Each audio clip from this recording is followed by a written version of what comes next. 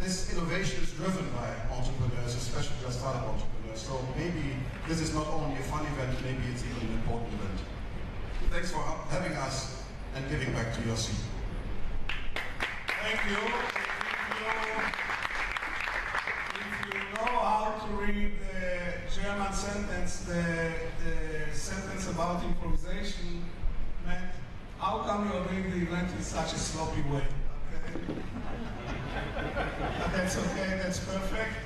I would like to join Mr. Cullen on the thanks to Steffi, which she really initiated the whole thing. She will come here, she will be here tomorrow morning at 10:30. When she comes, all of you should scream very loudly, "We love you, Steffi." We are now going to make a first exercise. When I count to 3, all of you scream, "We love you, Steffi." 1, 2, 3.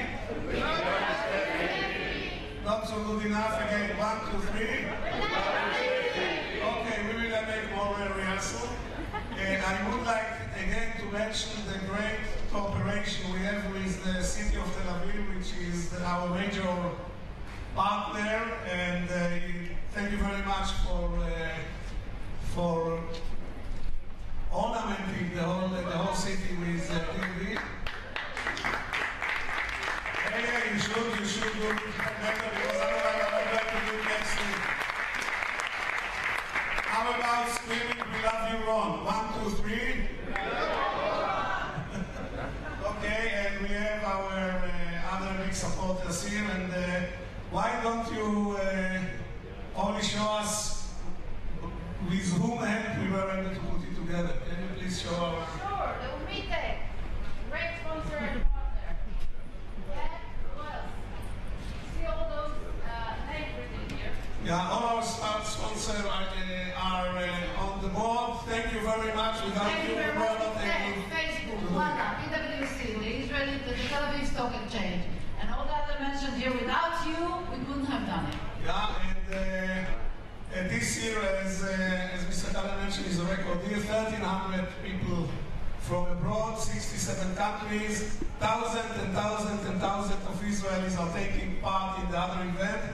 I would like to finish by mentioning that we went out of our way to create 10, almost 70 events which are free for everybody to register and to go, in order to enable the thousands of Israelis to enjoy our guests from abroad who are unable to be accommodated in the Tachana because of the limitation. Yesterday, the CTO of Amazon told us to their event only 3,000 Israelis registered, which is like an amazing number.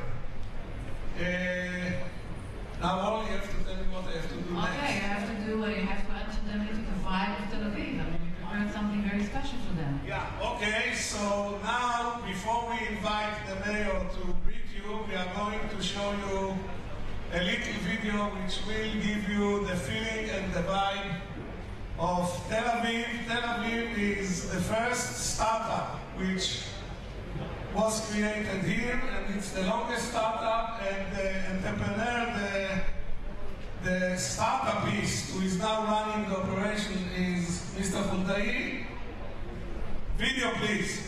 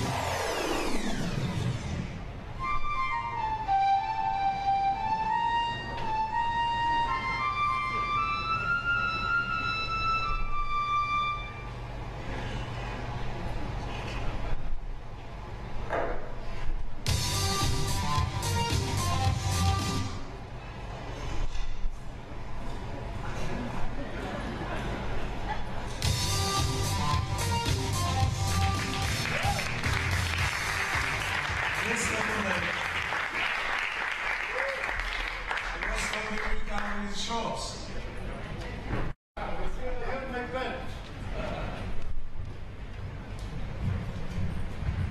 Oh, good morning. Don't worry. As you see, I have my pants now. And I'm happy to welcome you all to Tel Aviv during our Innovation Week. We've chosen a perfect city to discuss technology and innovation in the heart of Israel's startup nation. Tel Aviv-Yafo is the home of 700 early-age startups, hundreds of established tech companies, global R&D centers, and many meetups and conferences. Ladies and gentlemen, you know, there is a reason why the game of mud court, which we just saw on the film, in the video clip, is so popular in Israel. You know why? No. Because to play mud court is like to creating a startup. You have to be fast, you have to be focused, and most importantly, you have to be a team player. Mud court is the only game in the world where you don't have to beat your opponent, but rather continue playing. They say that good entrepreneurs are usually good mud court players. There is only one way to find out if this is true. So who is the volunteer to start? Where is the mud court? Yeah. 2 volunteers. Come on. We have 1. Another is over. Yeah, we have 2. Please welcome Eran and Hila for a photo play.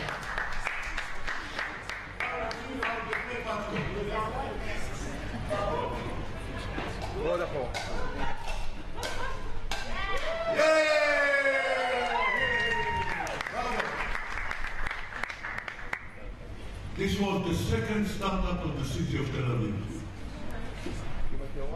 Ladies and gentlemen, on serious note, there is a lot of talk about Israeli technology and the great wealth and the fortune that it brings into the country. This is true, but not for everyone. While many people and companies in Israel enjoy prosperity, there are many more that do not enjoy the fruits of our startup nation. We in the municipality of Tel Aviv-Yafo see our role as making technology and innovation accessible to all. And we focus a great deal both on education and on making municipal services innovative. We have spread free Wi-Fi in our streets. We open municipal data to developers. We have very sophisticated urban apps. And if you ask me what excited me most, then the answer is technology that it meant to truly improve the lives of people. This is why the Tel Aviv conference is the center of the very large event, Innovation Week, high-tech to tens of thousands of Israelis in the public sphere. This is our main mission. And one more short word. I know that some of you coming to Israel after a very traveling summer might cause hesitation. So I'm happy you did not hesitate, and I'm happy you have come here, and I see as a sign of confidence and friendship. So thank you all. Enjoy the Innovation Week and find good partners. Thank you very much.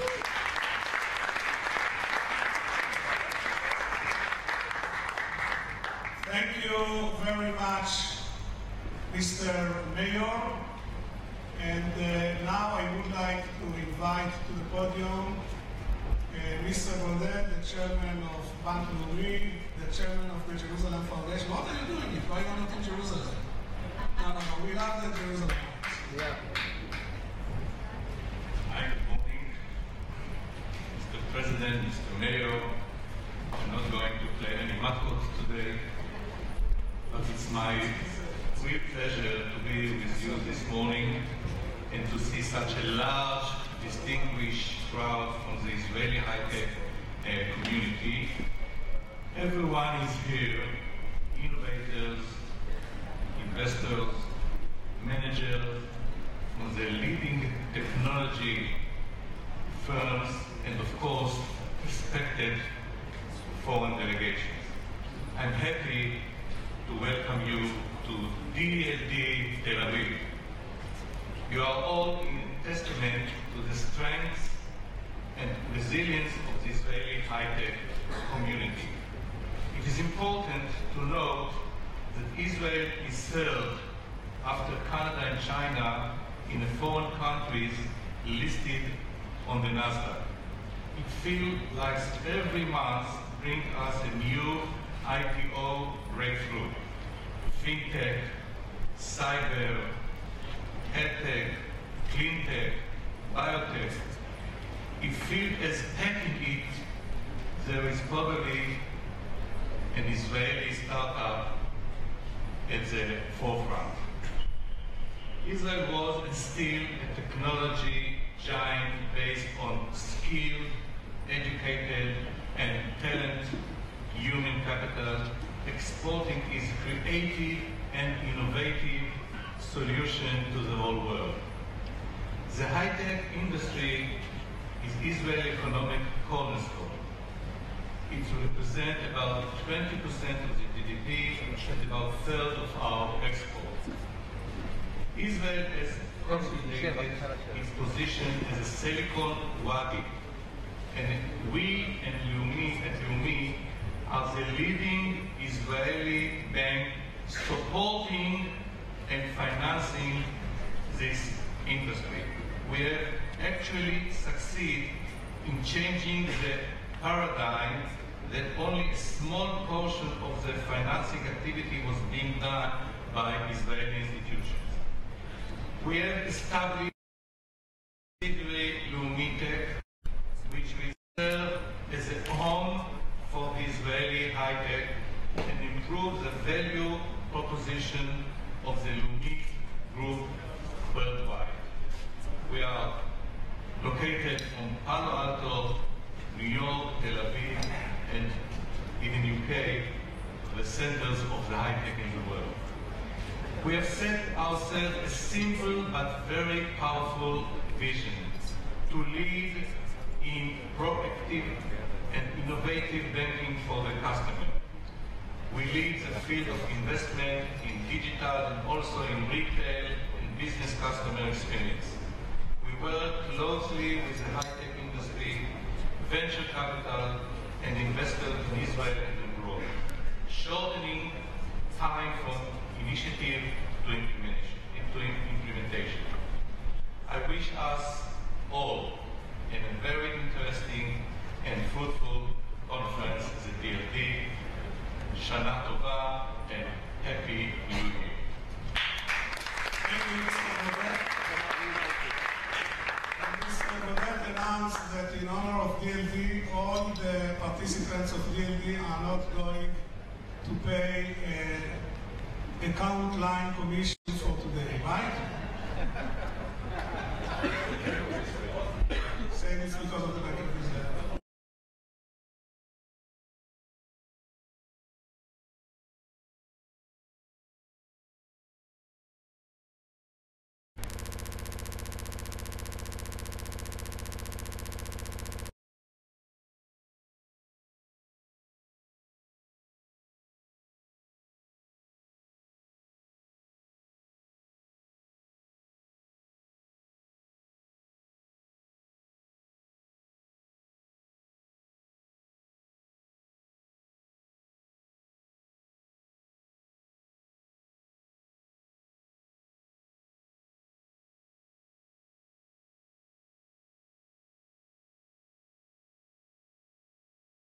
We can call it a tradition. I welcome all the high-tech representatives who are here and will take part in this colorful and vital event that leading and conducting by my friend Yossi Vardi that nobody can compete in. We promise to do our best in supporting and escorting companies from its very early stage until they become solid, valuable and well-established part of Israeli economy. I hope to see you all become a part of the Tel Aviv Stock Exchange indexes in the very near future. For the opening of the bell ceremony, I'm glad to invite to the stage first Mr. Shimon Peres.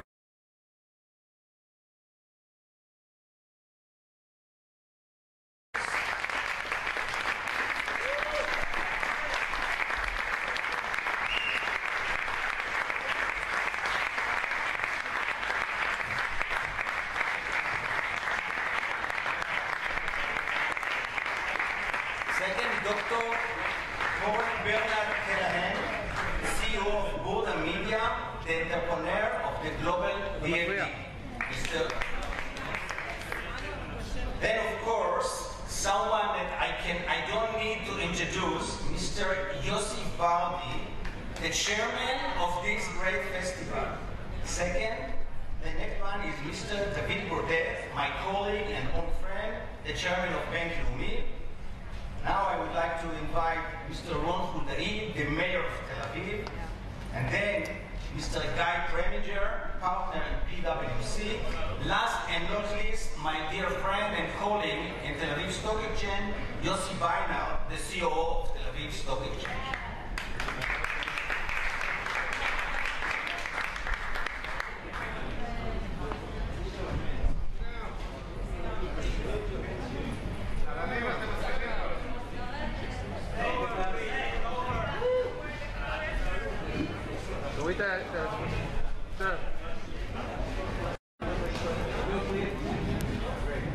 גברת, לשבת עם המצלמה, תודה. 4, 3, 2, 1.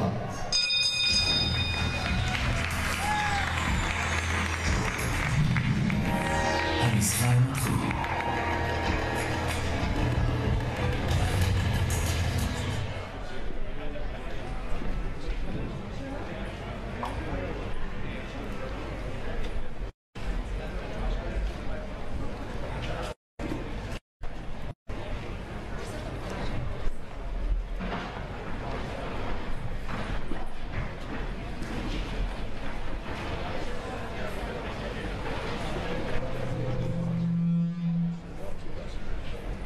Good morning, Mr. Peres. Thank you very much for joining us again to this fireside chat.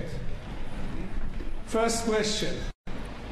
You joined the labor market recently, the job market. You joined it recently. How do you find the market after being president? The job market, you know, new employment. Ashu.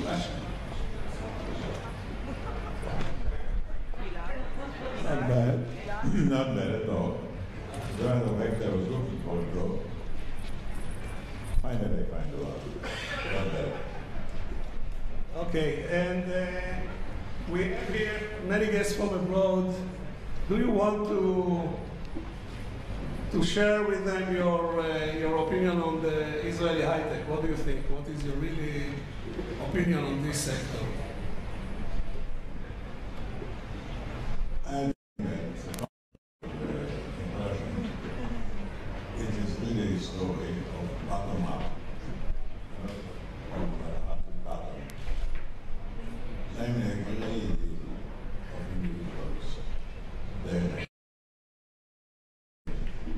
taking business. And informality, and not looking for any order. You know, our concept is that the world is, the Genesis was in total balagan, as we call it. No. Balagan in English is total.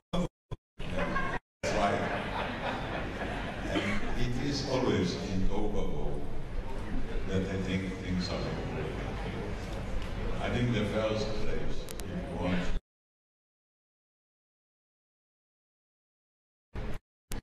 people are free and go administrate and then take a wife, have a drink.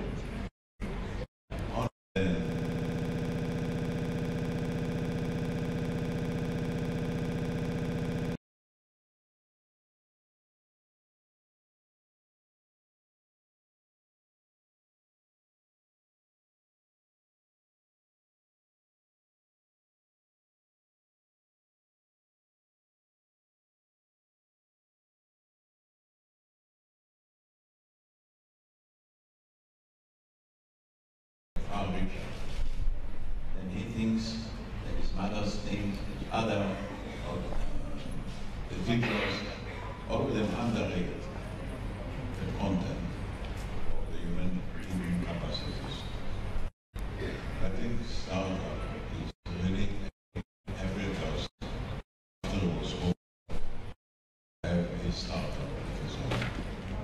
So it's a story of many daring people, many dreaming people, many people are freedom-minded. And I read the books, so it was started as this organization, that organization. Well, since I can say that I was at the start, and I believe that I know how it started. It didn't start in an organized way. It started by pioneers, daring people, are not afraid to dream, are not afraid to take a risk, and then you can really fly high. When you look at the virtues of your generation, when they created this wonderful startup, which is called the State of Israel, and you look on modern day startupists, the people which are doing stuff today, how do you compare these two people? Do you see a continuation of the DNA, or do you see something totally new? Well, at the beginning, the people who really introduced the startup faced a tremendous opposition. You weren't considered serious people. You know, one of the funny things, among my other jobs, I was Minister of Finance, and I found out that in the Minister of Finance, they recognized how well as industry, software. When I told the people in the ministry we are going to recognize software as an industry, they thought that I'm crazy. So everybody was looking upon it as some crazy idea, something that they looked to be. And now, first of all, there is a wider support and more understanding. And it raised a new echelon of people who were not jumping ahead, but looking ahead, and then jumping ahead. It's a new atmosphere. And I believe that I am dissatisfied with the new community of investors, scientists, is that they don't understand how serious their responsibility is. They are much behind their own learned faculty. I think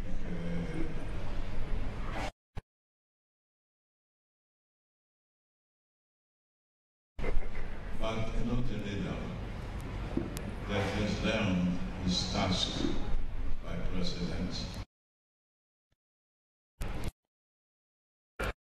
who doesn't look for existing ways, but he starts walking, and while he walks, he paves a way.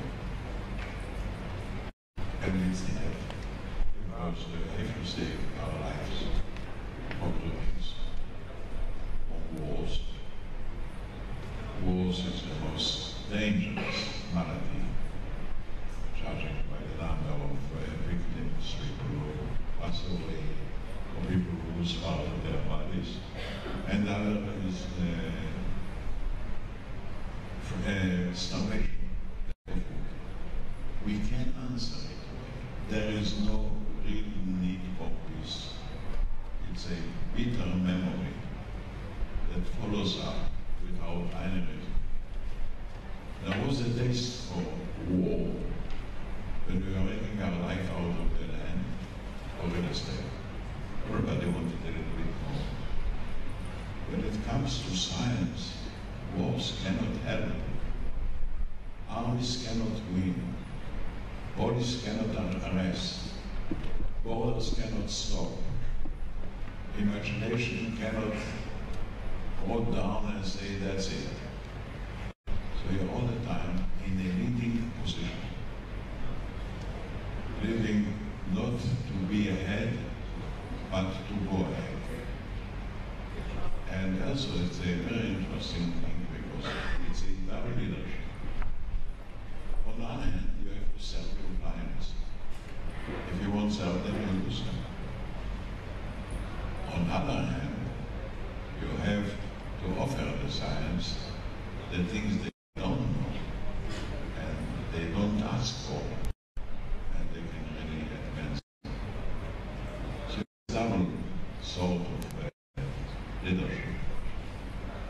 In real terms, personal, in groups. And if I want prayer, don't become a government. I say now at the Savior, they won't have one organization, another organization, God forbids. Organizations are limiting.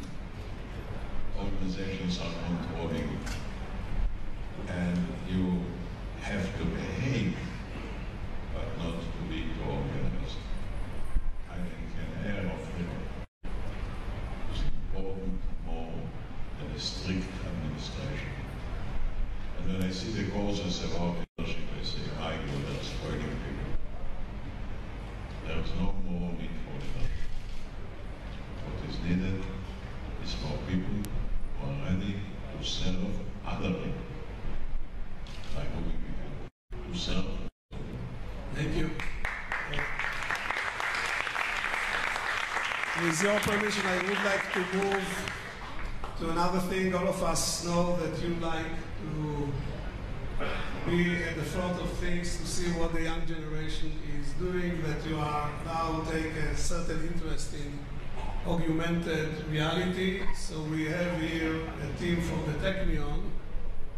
We want to show you something and think.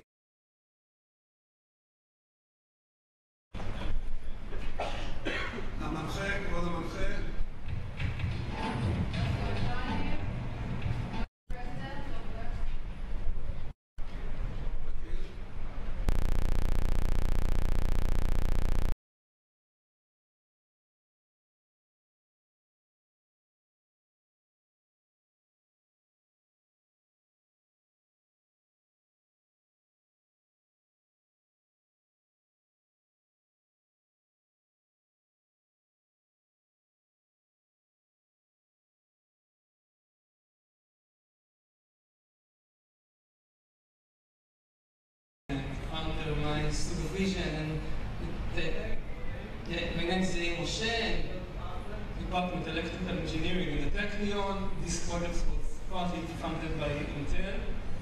And this is the final project of the students for gaining their BSc degree in our department. Pinball game is a classical arcade game where you have to cause a ball made of steel. You have to gain a maximum amount of points, and when the ball hits some obstacles, you gain more points. When the ball falls to the bottom of the game, you lose. Mr. President, when is the last time you played an arcade game? I never stopped.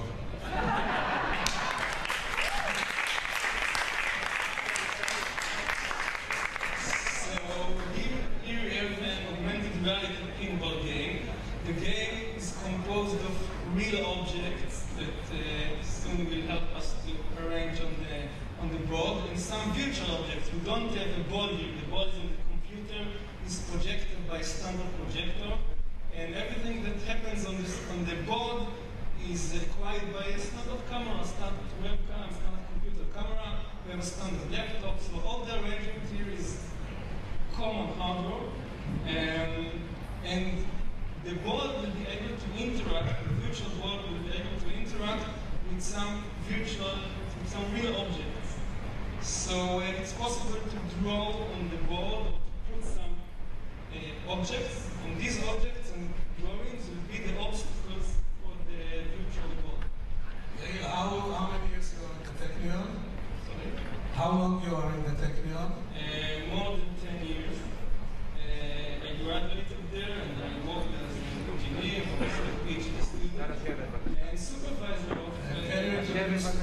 two young colleagues. Yes, this is Gal Hanati. This is Gal Brave. Another student is Tony Broad, Gal Steinfeld, and they did all the work. Okay, let's go to work. Please go to the board.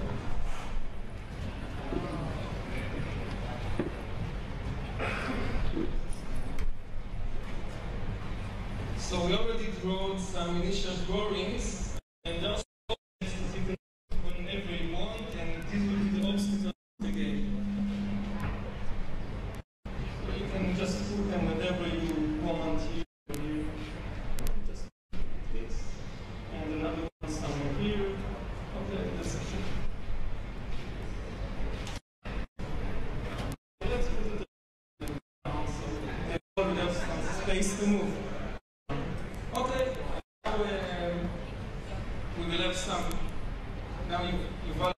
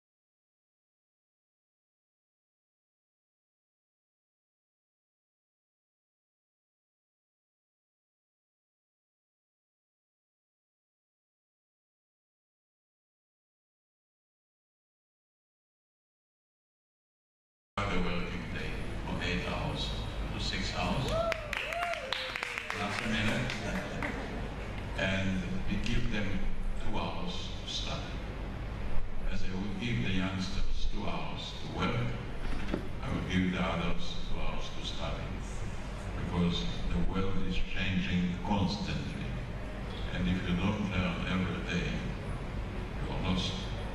You're lagging behind. If I can say it in the right way, everybody knows that he has to eat 3 times a day. You eat 3 times a day, you become fat. If you will eat 3 times a day, you become wise. This is known as the new Peres diet.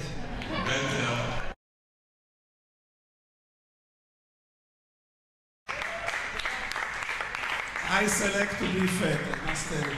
Mr. Peres, on behalf of everybody, I would like to wish you many, many more years of activity and helping the state of Israel and everybody else. Thank you very much.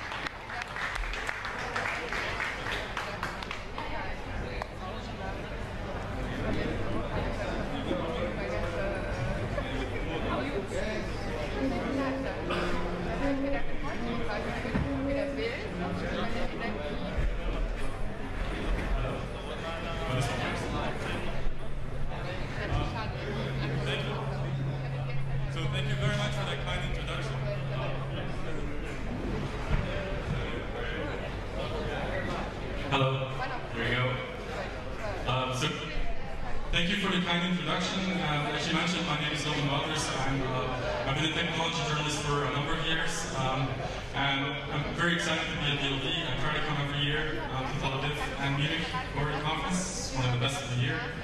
And we have a very exciting panel today, so very happy to introduce my panelists. And you can all come up on stage, and we'll do a quick round of introductions.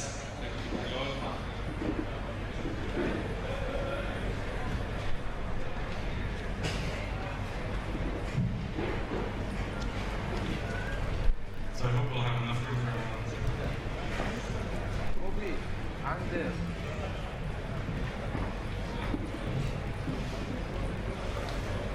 All right, so we're going to kick off with very brief introduction from all of the panelists, so you know who's actually sitting here and what we're going to talk about.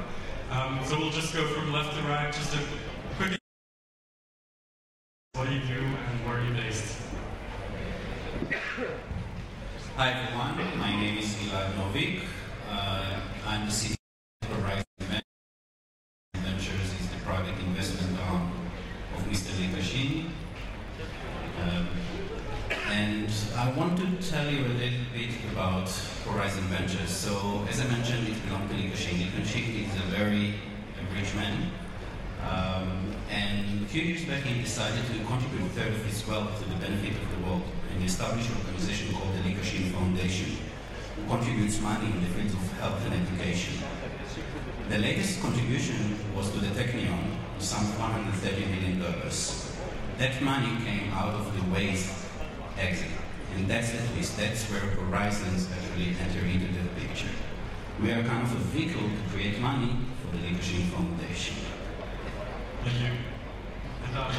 Hi, I'm Vitaly Sirota, serial entrepreneur, involved in different fields, including internet, hardware, software, main focus, medical devices, medical technologies, mobile health.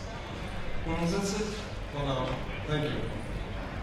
Hi everyone, my name is Daniel Kanati and I'm the founder of Rodium.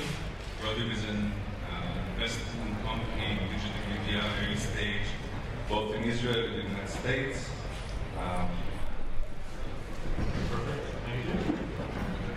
Hi, I'm Marcus Battisti. I'm the Managing Director for Retail Capital in Western Europe and Israel, and I'm Vice President of the Retail Corporation. Basically, we are, I guess most of you already know us, but we are the investment arm of Intel. We invest from $350 million to about $1 billion every year.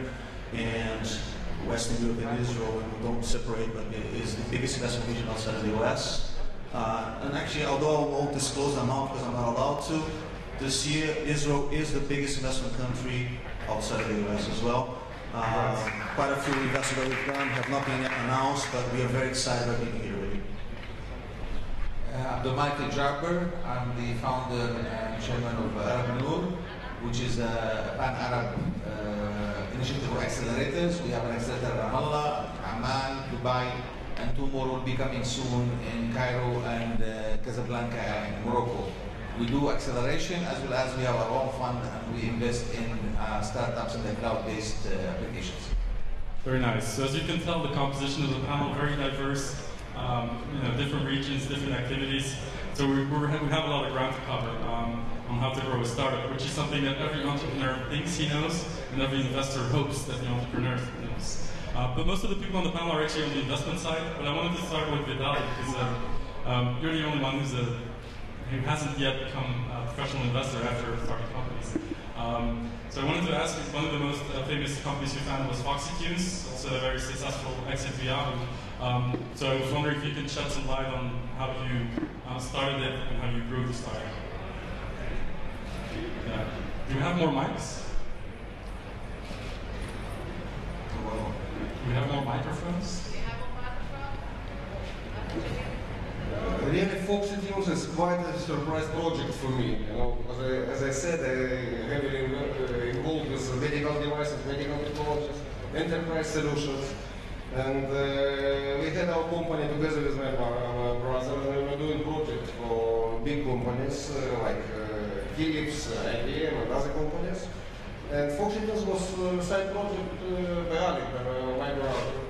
Firefox was the first version. It was possible to create extensions, and Alex wanted to try what is possible to do with it. We created a number of extensions, and FoxyTunes is the best known. It started as a hobby project. Yes, as a hobby project, and we saw organic growth. It was clear that it makes sense to put some attention to this product. It took us about a year to start to work on sales product and switch it on Fatima, everything. That's it. So when you made that jump to more consumer tech, browser plugin, what did you learn coming from a different field? A lot, a lot. Main takeaways? Yes, but what I believe the most important lesson that users don't have vision. users are very good to give you feedback. But we get a lot of communication with our users, and most of the users responded to features that we had. Nobody was talking about what was obvious for us from the beginning. So we saw it as a workflow, and we saw a website behind it, and nobody was asking for this. So it was a very nice. So Daniel, you were an entrepreneur turned investor. Obviously, you've been involved in a lot of startups as very early stage investor as well. So what are some of the things you've learned in some of the biggest companies you've been involved with in the past? And you can feel free to name them. What are some of the things you learned in over a decade of investing? So we learn every day new things, but I think we learned that the most important aspect of a startup is the people who run it, and that would be the biggest chance for a startup to succeed. To have the right team, the right people around, the right investors, the right advisors, and the right network, the right clients, all the way to growing a startup. It sounds a lot like utopia to me. Right? Sounds a lot like utopia to me to have all that. That's what you would want to have such a success. And how many times does it actually happen? Like, what percentage of startups that you were involved with actually had that combination? I think all of our startups that are alive now have that combination. So I'm very proud of all of them. It's impressive. Gilad, actually, a question to you. Your official role is CTO of Horizon. So this is one of the first times I've actually heard a venture capital firm be also CTO. So I was wondering, what does your role entail? Do you actively invest? Do you do hands-on with the startups portfolio on a technical level? What's your role? So I think CTO is only a title. I do a little bit more than just actually going through the technology aspect of things. I think my day-to-day role is in different levels. The first one is to scout for new companies. I'm doing a lot of scouting. We have a portfolio of around 60 companies. Only in Israel we invested in 27 companies in the past 3 years.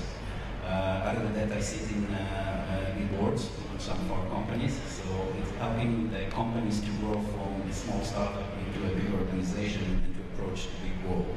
So that's another part. And the third part is organizing some portfolio events, making the right introductions to the right people, and helping the CEOs of the companies to get to the places that they want to be at. Do you think that's a big competitive advantage compared to other firms? You have this technical baggage? So, in our case, I think we bring some value by introducing the companies to some of our operational teams. So we have 30 mobile operators, locally, from the 3. So this is a good asset for the startups to run on mobile operators. The second aspect is our companies in China. So we see ourselves kind of get with China. We have a company called Tom.com, who are the sole distributor of Skype, when it comes to Skype in China, with more than 100 million downloads that you can actually ride on top of it. So this is a big asset if you want to grow your user base quickly. And the third leg is our portfolio companies in the US. We've got investments in companies like Facebook, Spotify, Second Market. Some of the success stories that we have, like Skype, Siri, Waze, Navo, Summit, DeepMind, and the others, which are fully integrated into the big brands. So this is a big value for startups that want to grow up. Aviv, a completely different question for you. You've played a huge role in developing the entrepreneurial scene in the Arab-speaking world, MENA region. You've been involved as an angel investor with the accelerator as a business executive before that. What I'm wondering is, as a journalist, I travel a lot, so I talk to entrepreneurs from all over the place. What I've found is an entrepreneur will be an entrepreneur anyway. But there's always his surroundings, either the cultural differences, the business environment, government. So there's a lot of stuff that has an impact on his business. So I was wondering if you could shed some light on your specialty. Just take it on. Thank you very much. It's a pleasure to be here. I think the story in the region, Arab world, will differ because if you look at the Israeli ecosystem or ecosystem in North America or Europe,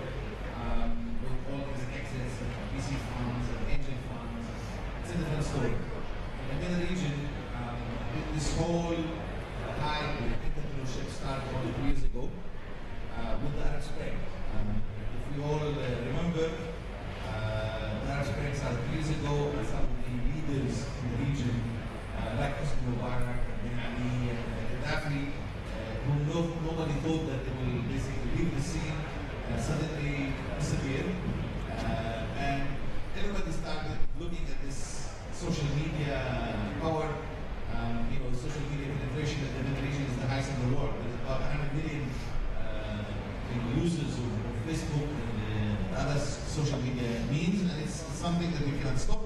And basically, the leaders of the region discovered suddenly that there's something called youth. By the way, 70% of the population of the region is below 34, 50% below 25. So you're talking about huge, large numbers of young, energetic youth. And the highest unemployment is among those who with degrees. And the higher the degree, the more the unemployment, which is a serious problem. So a lot of efforts started happening in the region to try to do something about it. Now, do something about it, obviously, the old ways of solving this problem through public sector doesn't work because the non-oil countries have serious financial problems. Take any of the non-oil countries, Jordan, Egypt, they have financial crisis. They cannot really solve unemployment through public sector. And the oil-rich countries, just pick a country like Kuwait, 95% of the working Kuwaitis are working for the government. So with 95%, how many more can you hire? So it's a problem. So you have to come up with a new approach, which is why you see all these initiatives of incubators, accelerators, angel funds, VC funds happening in the region. And I think we will go to the era of exits and $100 million to $200 million exits.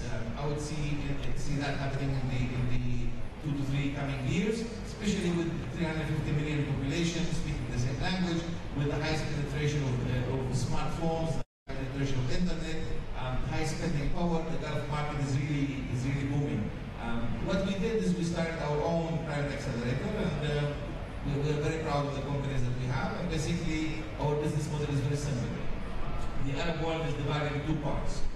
One part where people have, I believe DNA is the same all over the world. I don't think there's a smart nation and a stupid nation. I think everybody has something to deliver, but sometimes the ecosystem. So I think the Arab world is divided in 2 parts. One part, countries like Palestine, Jordan, Lebanon, Syria, where you have a motive to succeed. If you don't succeed, you stay poor. So there's a motive, there's a fire. And the other part of the Arab world where you don't have to work because there's so much money. If you take Qatar, the income per capita is more than $100,000. Why would you even bother to do something and work? Because there's so much money. So the kitchen, our business model is very simple. The kitchen is in the countries where there is this motive. So that's why we have in Jordan, we have in the West Bank, and we're having Egypt and Morocco because there is a motive for young people to make it. And basically the restaurants, the target market is the Gulf. So that Dubai is not actually a kitchen, it's more of a delivery for the consumer. It's an interesting way of looking at it. Thank you. Marcus, does Intel Capital actively invest in the MENA region, or is it mostly US, Western Europe?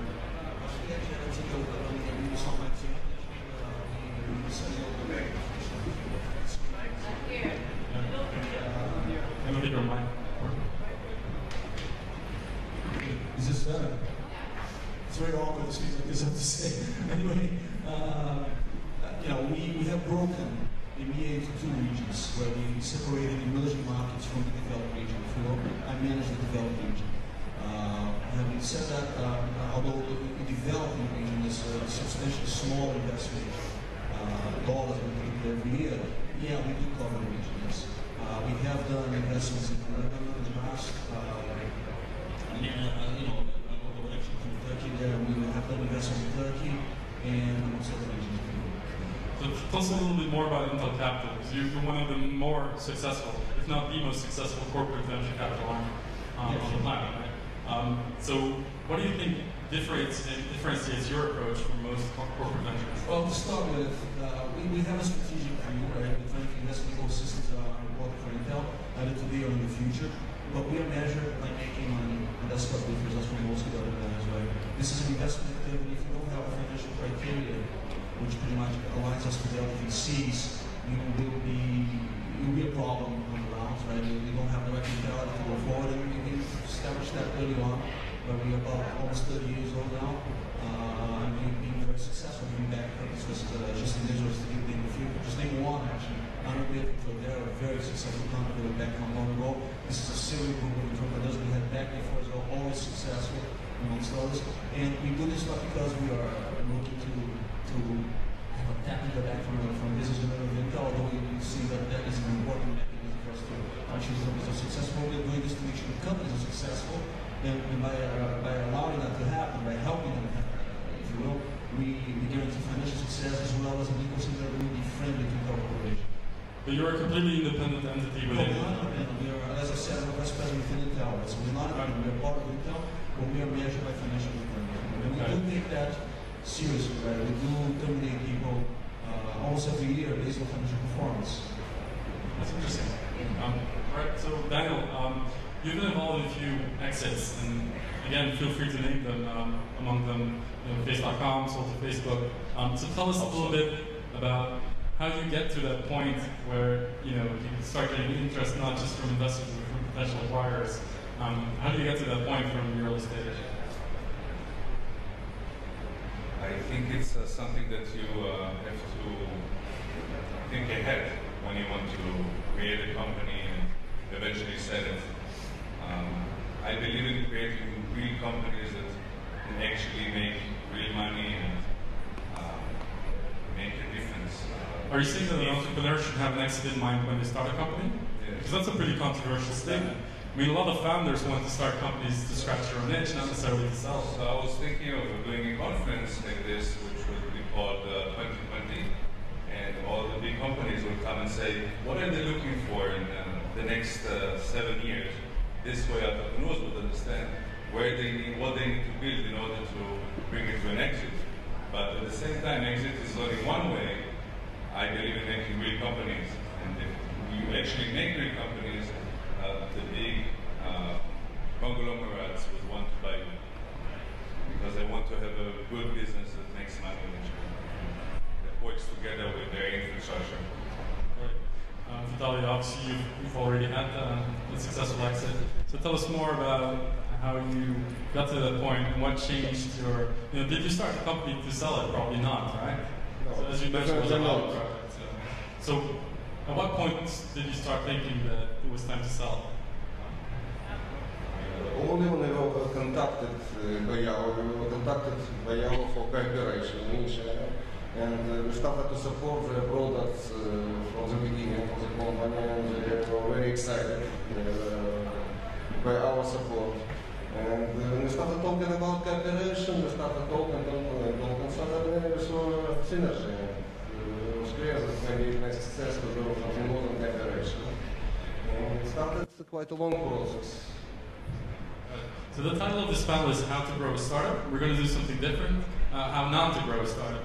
Obviously, you've all been involved in a number of companies. So what are some of the mistakes that you've seen entrepreneurs make the most in scaling companies? It's a very, very good point, because first of all, you should not grow the company and startup too early. Okay? And we always should remember that we start from good idea. And in many cases, great ideas are near the good ideas. Okay? And when we are going to market and start and do some activities and get some feedback, it's quite possible to discover an idea which is better than what we saw from the beginning. And there is a big advantage before growth. If you don't have any installed base, you have no customers, you have full flexibility to change both directions, both product and everything. Okay? And before you grow, you should be sure that the product is ready. Okay, it's art, it's not science. You should not over-improve it, over-optimize it. But it should be ready, it should be not too bad. And you should be sure that it's really the direction you want to go. You're never sure, but you have to look around and see it, double check it before you go forward, that there is nothing else that that maybe it makes sense to double check and maybe start from small beta size, small amount of people, A/B testing, check different opportunities, and only after that to go forward and something else. Thank you. Gilad, same question. What are some of the things that entrepreneurs tend to stumble over once they start scaling? Okay, so I think there are few levels. The first one is the human level, so to choose the right partners. Sometimes there are some cases that people do not get along, and when the company is starting to grow, there are some problems between people. So choose wisely your partners. Secondly, I think is the question of focus. So when you think about growth, you need to think whether you're actually running to a specific market, are you approaching a specific market, or are you running globally? If it's a specific market, are you going to do it step by step, or jumping into that market at the same time? So it's a lot of question of focus. That's one of the main problems that we actually saw. Right. Focus and human interaction, basic human interaction. It's very interesting. I want to ask the same question actually, because I think it's very human interaction. I think the most important part. Yeah. Having all the right combination. Something I always hear all the investors say, we invest in people, not ideas. I think it's kind of a no-brainer, right? Same question, really, because I wanted to dive deeper into that. Yeah, I think the points that were mentioned, something I mean, all that sometimes if you have the clear market and the clear market need, and I'll just tell you one of the initiatives that we are doing right now. Dubai is one of the world hubs. Dubai is really a very successful business model, and the Sheikh of Dubai announced 3 initiatives. The first initiative, Dubai is a smart city, and he wants Dubai to be a smart government. He wants to be the smartest government on earth. Second, Dubai as a hub for Islamic finance. And the third thing is the export of money. So the initiative we are doing with the government, because to be a smart government, you have to have an endless number of smart solutions to cover all the aspects of life, transportation, health, education, etc. And the same thing for a hub for Islamic finance. You have more than 1 billion Muslims, and then you have to have all these different ideas for Islamic financial solutions. So what we did actually is we agreed with the government that we're going to pick 10 entrepreneurs from 50 different cities. So each city we're going to choose 10 different entrepreneurs from that particular city, and we'll fly them to Dubai. So we're going to have 500 entrepreneurs who would arrive to Dubai, and then the officials of the different initiatives would come and will present in front of these 500 entrepreneurs the vision for Dubai for the next 20 years. And then they're going to be left for 3 days to come up with ideas. 3 days later, they will pitch their ideas in front of the Executive Council, and our plan is to choose 50. 50 of those to stay. They will be staying in Dubai, the fund is there, the space is there. Now, if you ask me why you are choosing from 50 different cities, the answer is very simple. The population of Dubai, only 10% are Emiratis and 90% are foreigners. There are 140 different nationalities in Dubai. So there's no way you could have, if you go to London, it's mainly English people. If you go to America, it's Americans. But in Dubai, no. So you have to have the different tastes and the different minds from around the globe to be able to figure out the smart solutions that will cater for the needs and the likings and minds of those who live in Dubai. And then, with these solutions, the government is the customer. If the customer is there, you have no issue of selling it. And then the Sheikh of Dubai is thinking, okay, I want to make it in Dubai and then take it to the world. So even scalability is taken care of. So that's a different business model that we are running right now in Dubai. It sounds like a major hackathon sponsored by the Dubai government. Interesting. So Marcos, let's talk about growing a startup. Depends on how you define growth. Is it number of employees? Sorry, how you grow startup, which is the title of the panel. It can mean different things. It can mean growth in revenue, it can mean growth in employees, growth in reach, impact. But one of the things I want to touch on is internationalization, meaning that if a company, for example, starts in Israel, when do you make the jump to other countries, either selling or opening offices? And you've seen a lot of this as an investor, obviously. So what are some of the things that entrepreneurs should keep in mind when they expand to other countries? Sure. I think I'm actually going to bring some questions on this. Sure, go ahead. And to be frank, I won't talk about Israel jumping internationally is an easy option because people, there's a lot of tradition already in this country here about creating startups and moving them abroad and just focusing on bigger markets.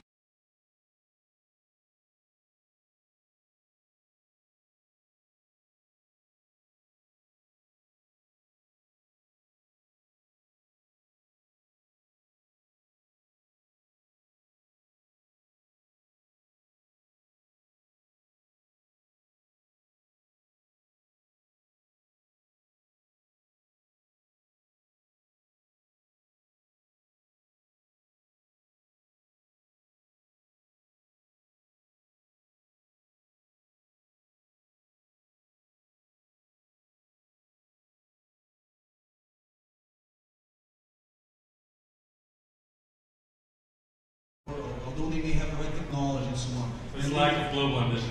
Yeah, there's a lack of global vision we find sometimes. So the role of the international VC, and emphasize the international VC, because we do get very good regional VCs in countries like that, is actually to open the minds up of everybody else and say, look, there's a big opportunity here, and with the instruments that I have, and I believe there are only 4 or 5 instruments that VC really has that to help the companies, that we can help you there, right? So some of those instruments are carrots, if you will, and some of them are sticks. Right? And being big, we tend to need every single deal we do. We tend to need the biggest investor, second biggest investor. Being big matters because it can actually push a little bit to do that. On that point, I'm always, this is anecdotal, and I'm always amused when I cover Israeli companies and they have 2 persons in the US and 500 in Israel, and they'll still call themselves an American company with R&D in Israel. It's always very amusing. So it's not always easy to figure out where they're actually based or where the product is made. I think one of the problems in Europe, which is my area of expertise, is that it's not just the lack of global ambition. It's just it's often language barrier. It's cultural differences that stop entrepreneurs from expanding to the US or Asia, which are huge markets usually for them.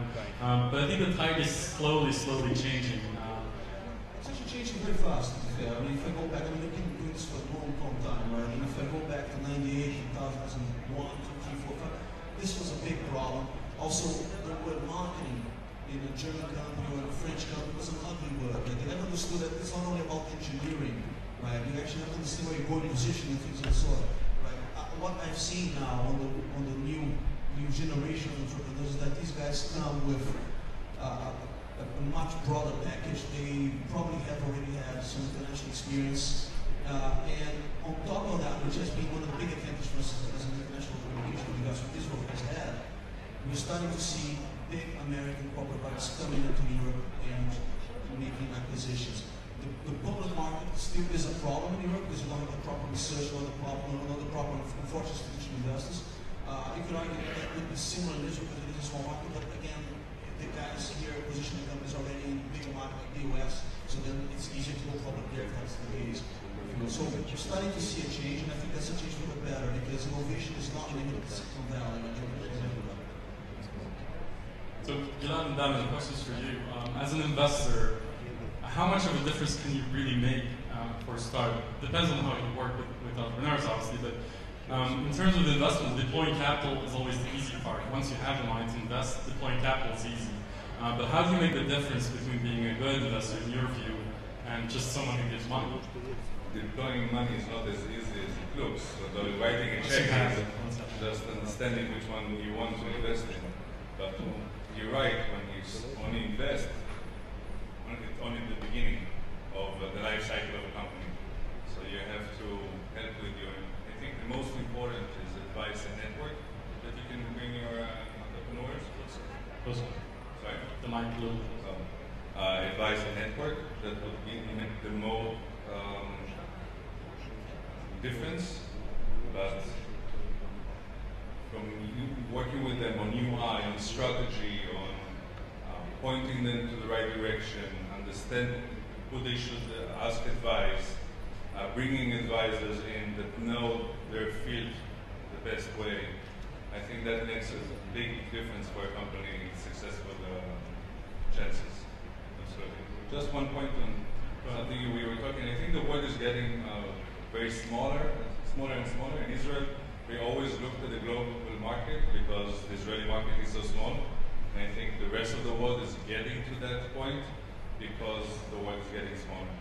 Facebook, Twitter, and other social networks make it closer and it's easier to market products. And I think it will be smaller and smaller with time, especially when language barrier will be dismissed. And that's something everybody's working on.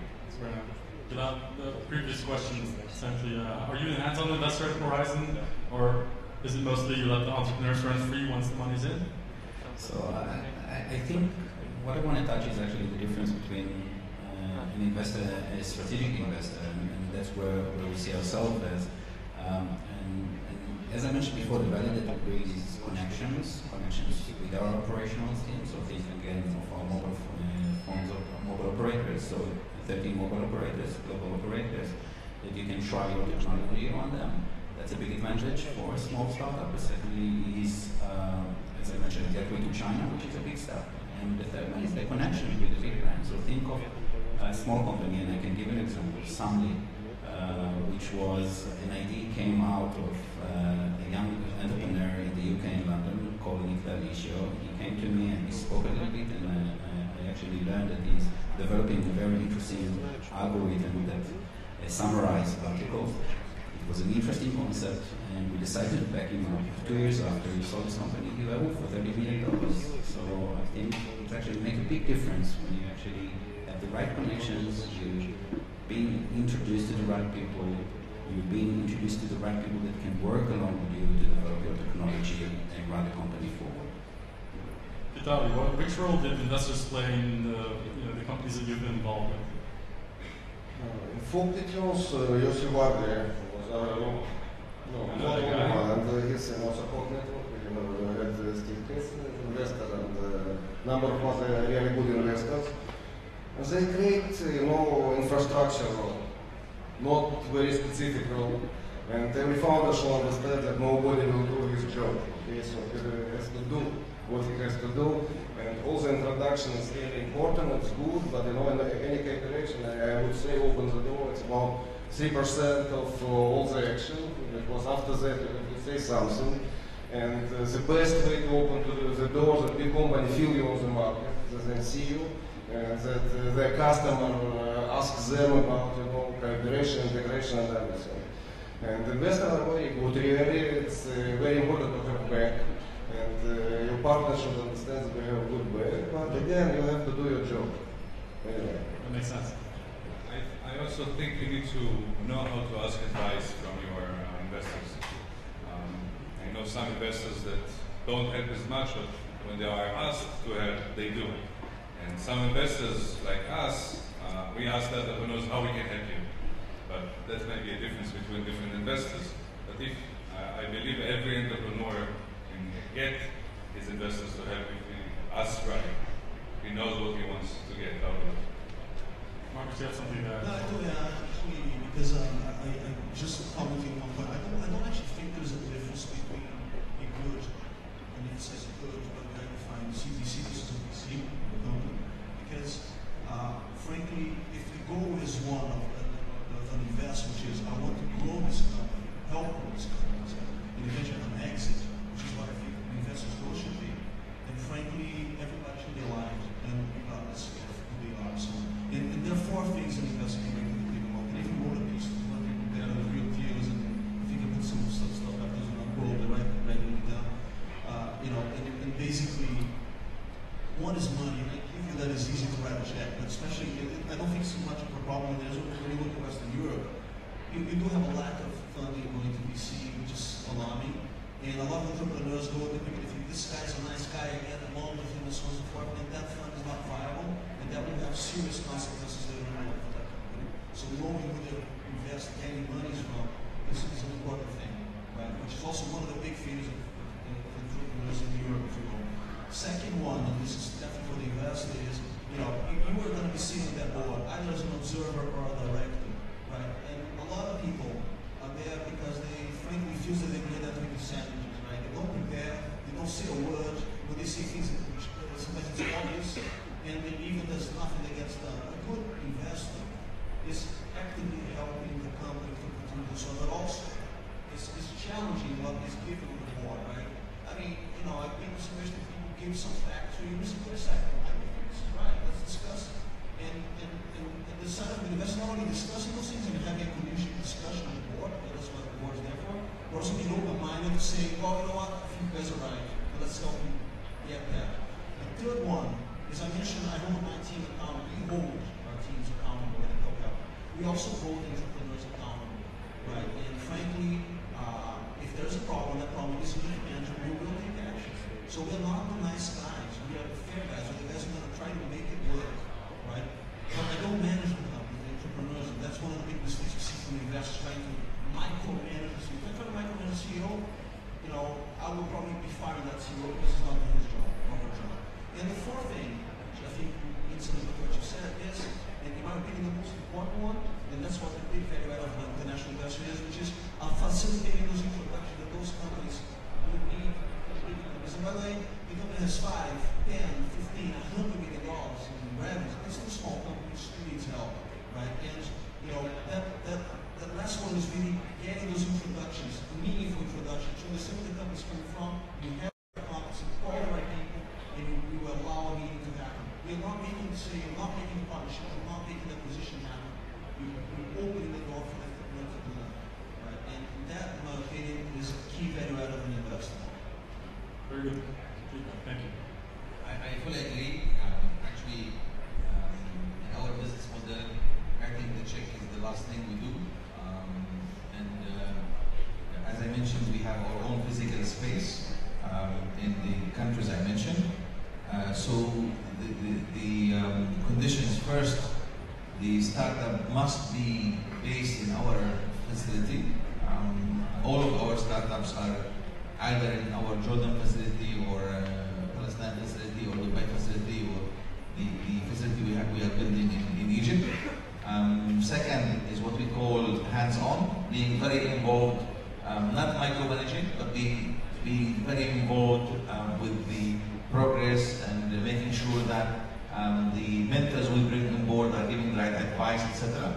And the third thing is what we call door opening.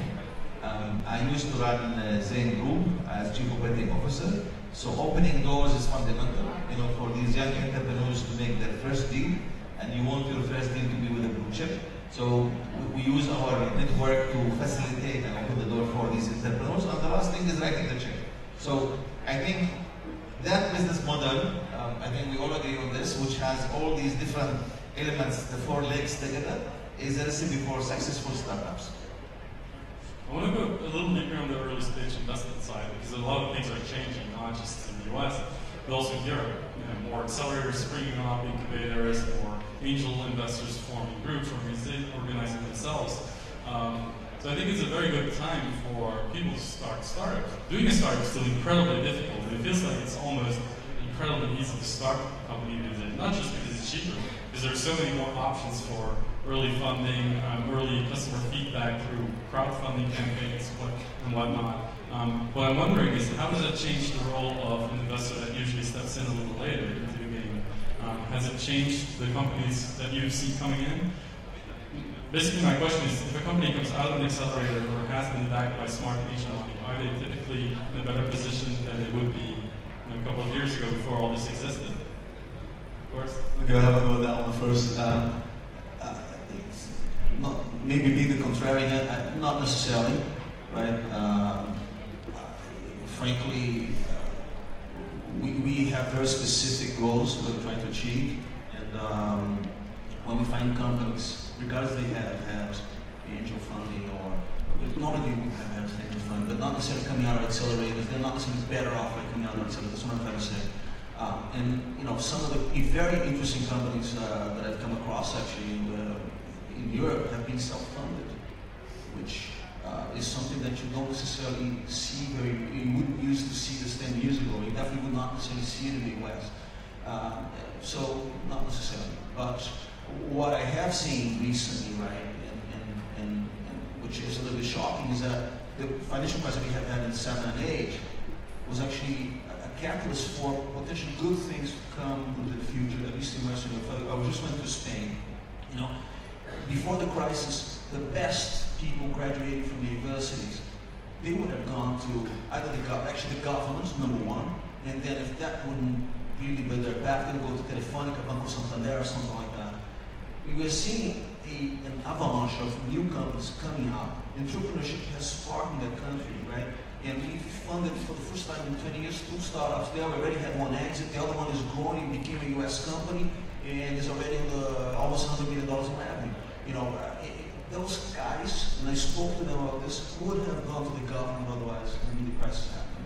And this has been a positive change. Okay, I'm not suggesting that let's have another price, but that's great, because it isn't. But you know, we have seen that in Germany. We've seen the model of rocket internet coming in and actually, you know, shaking the cradle of the country, if you will, and actually starting a lot of the companies, you know, interesting enough. So now, those companies are not necessarily companies I would invest in because they're not in the right sector for me. But we are seeing also this spark of entrepreneurship that is coming out of Europe. And I think one of the, in Israel, right, one of the challenges though, this is, as you mentioned, a market that is getting closer. And we are seeing a lot of competition not only local, but also internationally. And, you know, we are competing against companies that get funded in the US, which the round size are huge compared to Israel and to the As are the valuations that come with it. As are the valuations, but valuations frankly are temporary. I think the only thing that really matters is the final valuation. We have the exit. That there, I don't necessarily value so much, but the size and the rounds do matter, right? And I think, especially if you're late stage, you're raising a very large round, competing with somebody who is more cash strapped, that company with more resources will have an advantage.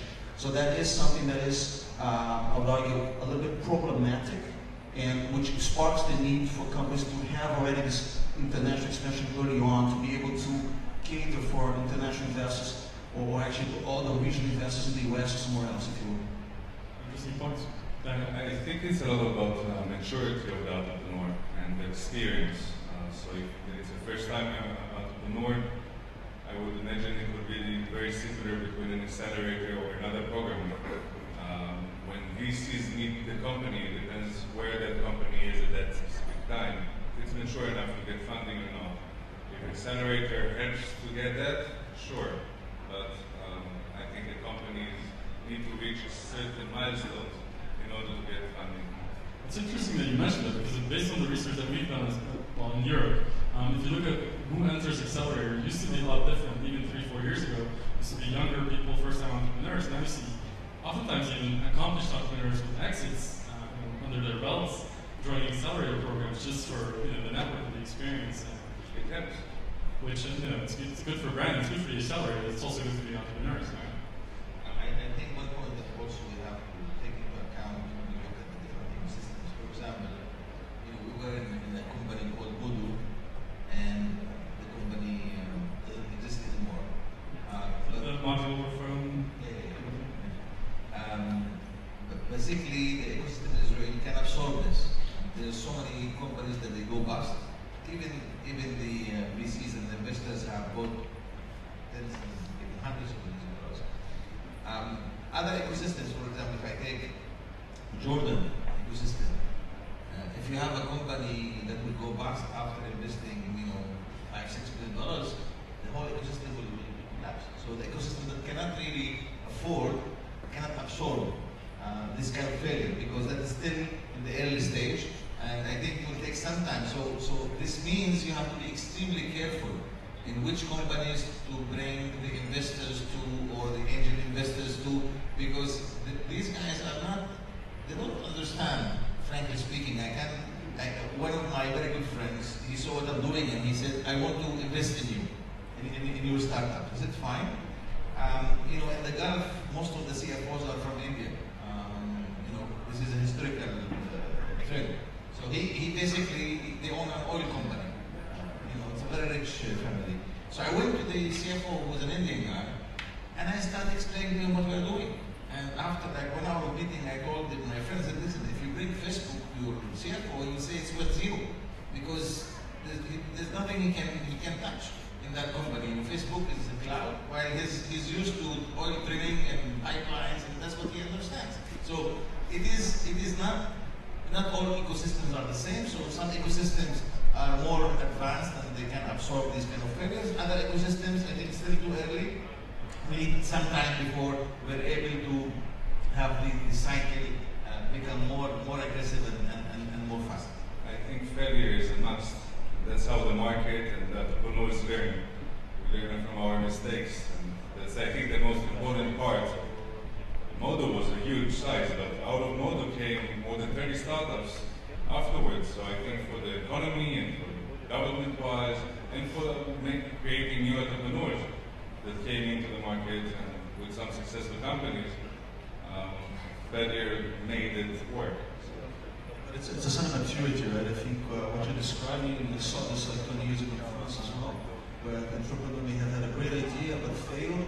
That's it. It was the end for, not necessarily for the ecosystem, but for that team would never get funding again. And I think what I mentioned about the last 5-6 years of being a big improvement in Western Europe specifically is that stigma is not there anymore. People are aware that, you know what, every 10 startups that come up, 9.7 will fail, so the likelihood is that these guys will fail, but that is not necessarily a bad thing, as you said. I think it's a case by case, so in terms of the quality of the companies and exploring the startup scenes both in London, Barcelona, Berlin and Tel Aviv, you can find good companies in every place. You just need to find the right one. It's true. The kind of company that started anywhere. Let's take Eastern Europe, for example, where they have a lot of the early stage funds are backed by governments, which isn't necessarily better or worse, it's just different. Do you really think that a company, that an entrepreneur can start a company anywhere and scale it globally? Or do you think there's still some issues with the fragmentation, the cultural differences? So of course there are some issues. So for example in Berlin you see that they target the local market compared to other places, centers that actually start work globally from day one. So it's the language, so in Germany they will aim beginning to work in German. And here in Tel Aviv I think they are working in English from day one, the way to target the market. And yeah, that's one of the main problems. It's the working process, to think from the beginning globally. Danny, your thoughts on, because you invest pretty much anywhere, right? As long as it's a good opportunity, but you try to stay close to your company. So we try to invest where our nose is. So we have a little money in California representing us, and we invest there. We help our companies from having a presence in Silicon Valley. We invest in Israel. We just love Israel for so many years now. We can't stop. It's interesting. You have partners in Aviv, which is uber competitive in terms of investments. All the firms are there. Lots of international firms have partners there. How do you still compete with one person in Aviv? Well, only foreign VCs in Israel have a local presence in Silicon Valley. Obviously, although they have a local presence here, Israeli VCs don't have any presence in Silicon Valley. I think it's a shame because we see that being active there actually helps companies. Maybe that bridge between Israel and the United States, where actually the market is most of the time. We love Asia and Europe as well. The market is there, the company has to be there. We're talking about the last question before. And having ability to invest both here and there makes, I think, another difference because the relationships are different. I don't want to dwell on the Valley too much, but you sold a company, obviously, Yahoo, which is based in the Valley. But if I'm not mistaken, you didn't make the move to Yahoo, but your brother did, right? What was the reasoning behind that? We made the move, we didn't start as a process, but we were cooperating with many companies. But you didn't physically move to California? Myself? Yes. No. All the team moved. And I'm returning them one by one. My COO right now is making a relocation back to join my new company today. And I didn't want to because I don't change my location because it's possible today everything is global and there is no need to move. But you have to move, not relocation, but you have to move to any place for meetings with personal meetings with people because you really have opportunities when you meet people, when you talk to people.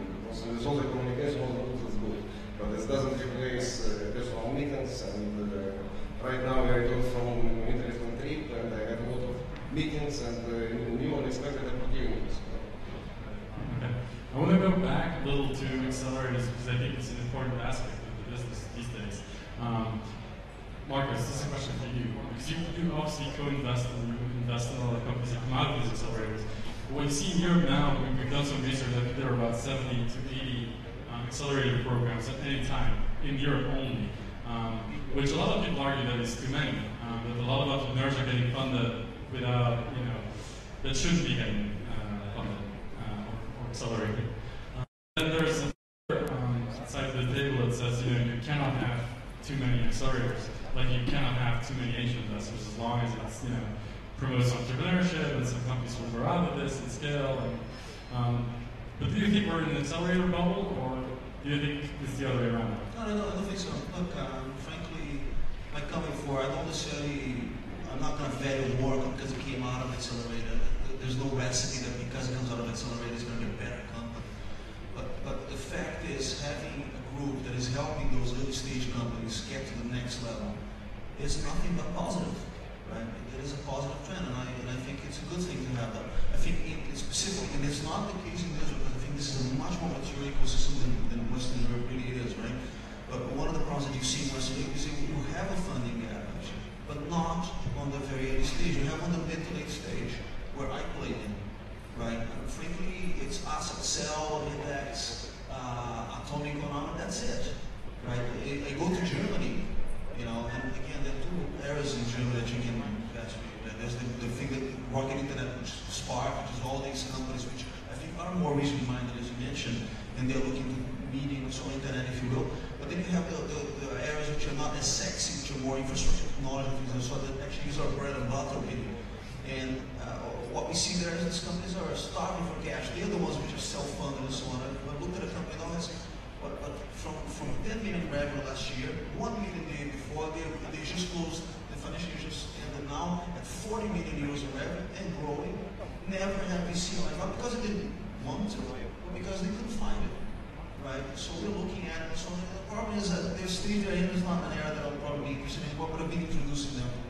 So no, I don't think it's a problem. I think what the problem is, as I said, is this mid to late stage funding gap and this government intervention that you mentioned, which could be looked at as a positive. I actually don't think it is a positive. I think governments don't really know what they're doing, and they're putting extra regulation coming in with some strings attached to what they do, which frankly are problematic. And I think government's tax money should be used for other things. Now, having said that, R&D tax programs that Europe does are very positive.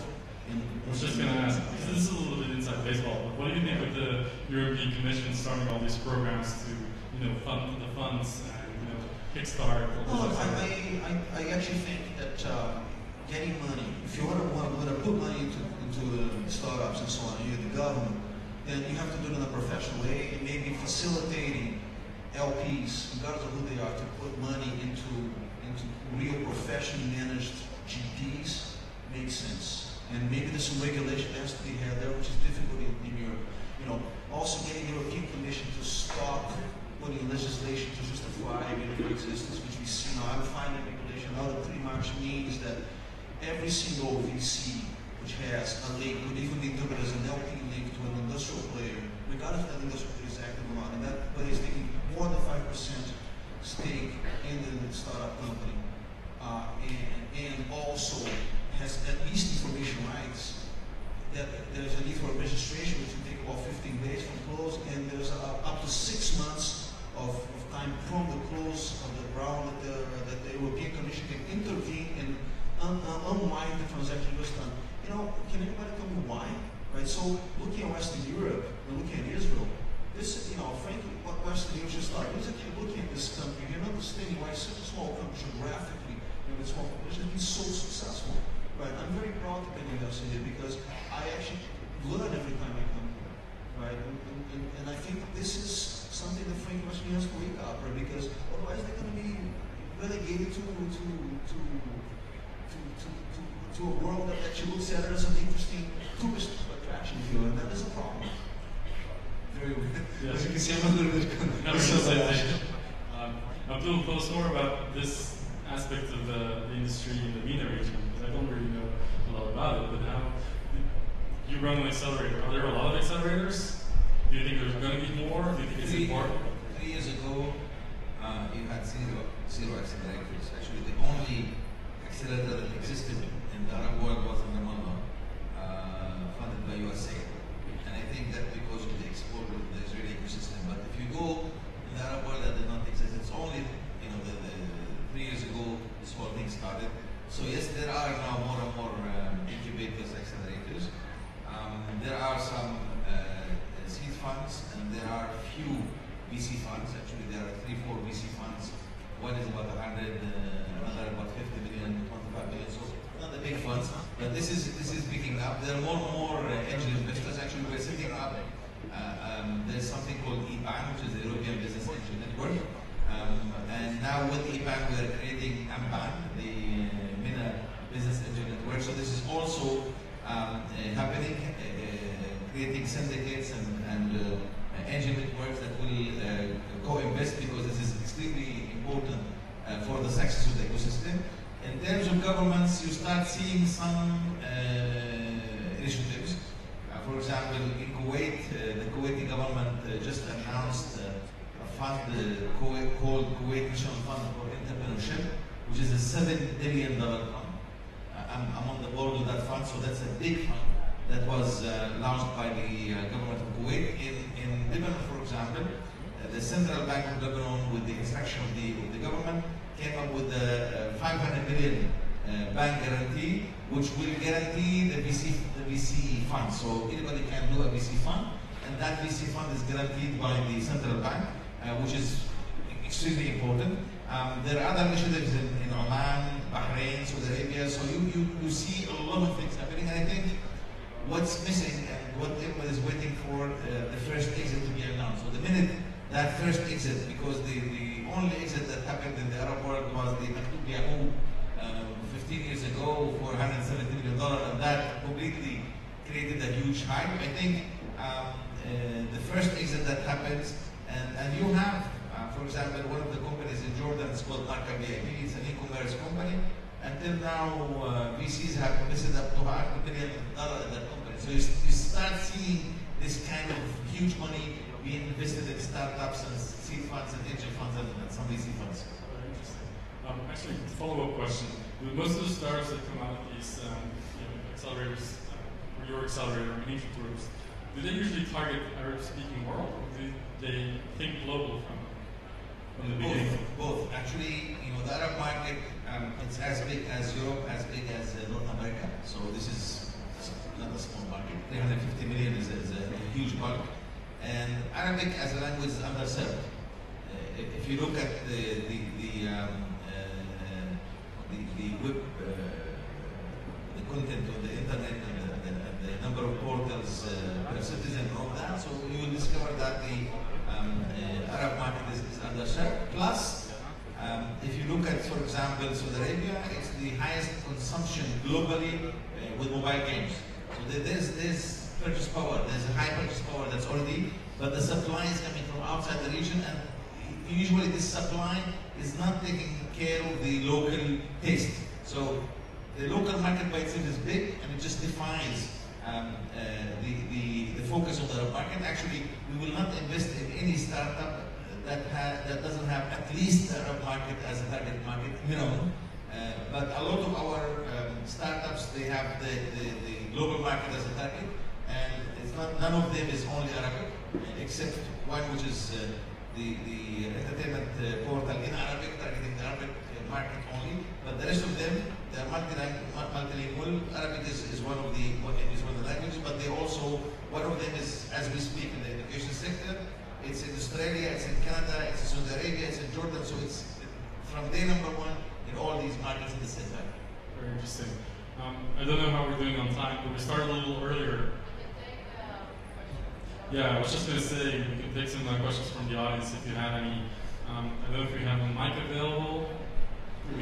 So if anyone has a question, just raise your hand, and we'll come to you with a mic. Or not. A single startup in the room that wants to ask questions to these fine gentlemen.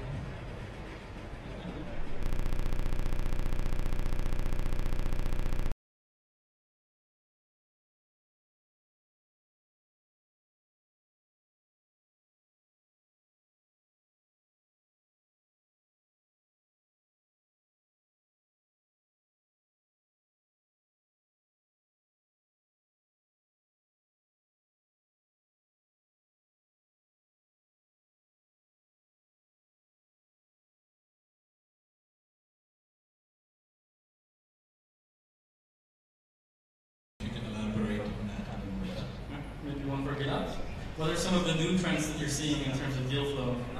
So I think in the past 12 months we see a lot of focus in artificial intelligence, big data, augmented reality. Those three fields are in cyber, of course, which actually taking a lot of focus of new startups globally.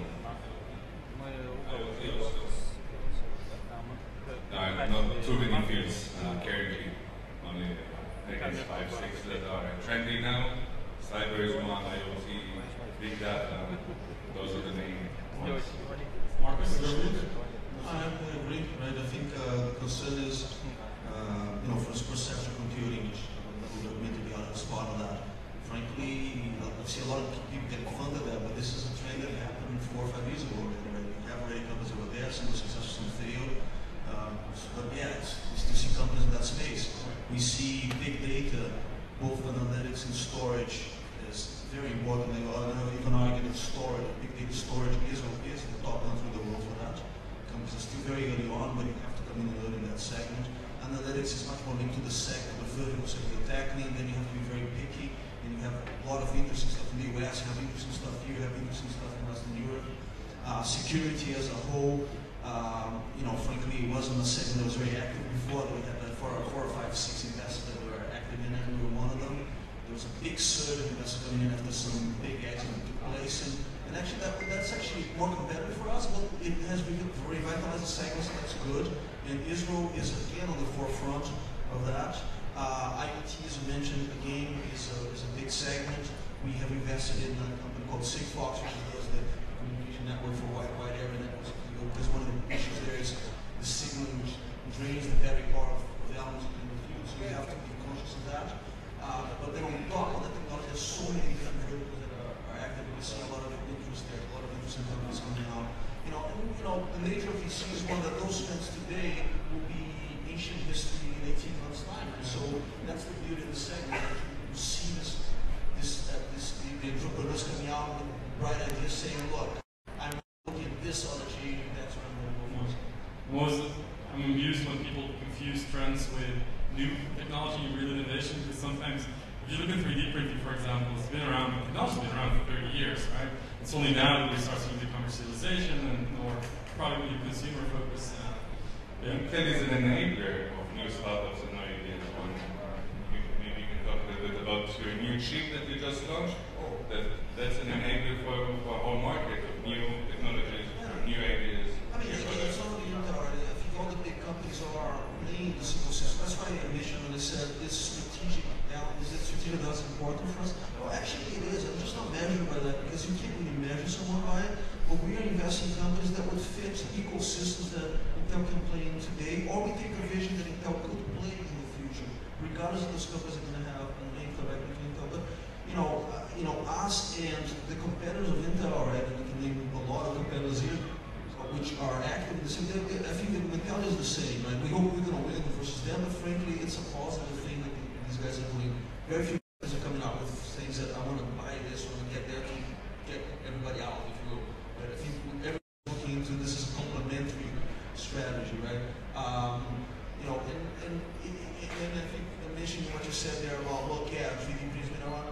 You mentioned one thing that Intel has been associated with this effort that took place 10, 15 years ago. Wi-Fi had been around for what, 15 years? But then it never came out. Really, it doesn't work well. Well, what I'm trying to say that the introduction of big companies in the segment, and I think in that case was us, made it happen, right? But Intel alone would not have made it happen. But the fact that there was this big number of startups that were interested in that is the beauty of it, right? Is that exactly. And the big companies, they are very big. Obviously, they have cash, they can invest, they have their own R&D programs, which one linked to the core of those companies is a powerhouse. But when you're talking about the fringes where the actual innovation is coming up, this is really where the entrepreneurs come from, right? Where they have to be active in, and that makes a big difference. Some of that innovation is disruptive to the big companies themselves. But okay, more to talk about after the panel. A lot to talk about. Sorry. No worries. Last question. Hi. My name is Amir Fisher. I'm leading a company coming out of Technion Institute of Technology. We're developing a 3D interactive platform for education projects. And my question is, what's your take on education technology? Anyone specific from the panel? Or? No, it's general. All right. Actually, I'd like to hear each one of them because everyone brings a different perspective on it. Fair enough. Educational technology. We invested in a company, actually that company is out of Nazareth. And it is a social education platform, cloud-based, that has an amazing new offering, connecting teachers, students, parents, and school administration. It has all the features that is required, from the basic stuff, registration, grades, etc., to the interactive content and education material, to all the business intelligence dashboards to assess and evaluate the performance of schools, teachers, etc.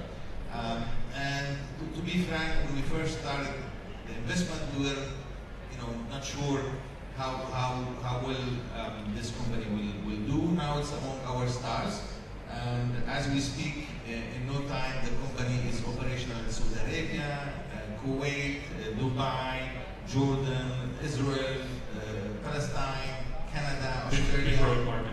Right. Big growth market. Yeah, it's big growth, and it's really doing extremely well. So I think there's a lot of, in the MENA region, the budget already tens of billions of dollars. There's so much money there, and to enhance and upgrade the education systems. And I think everybody now accepts and understands that the so-called e-books or digital content is nothing.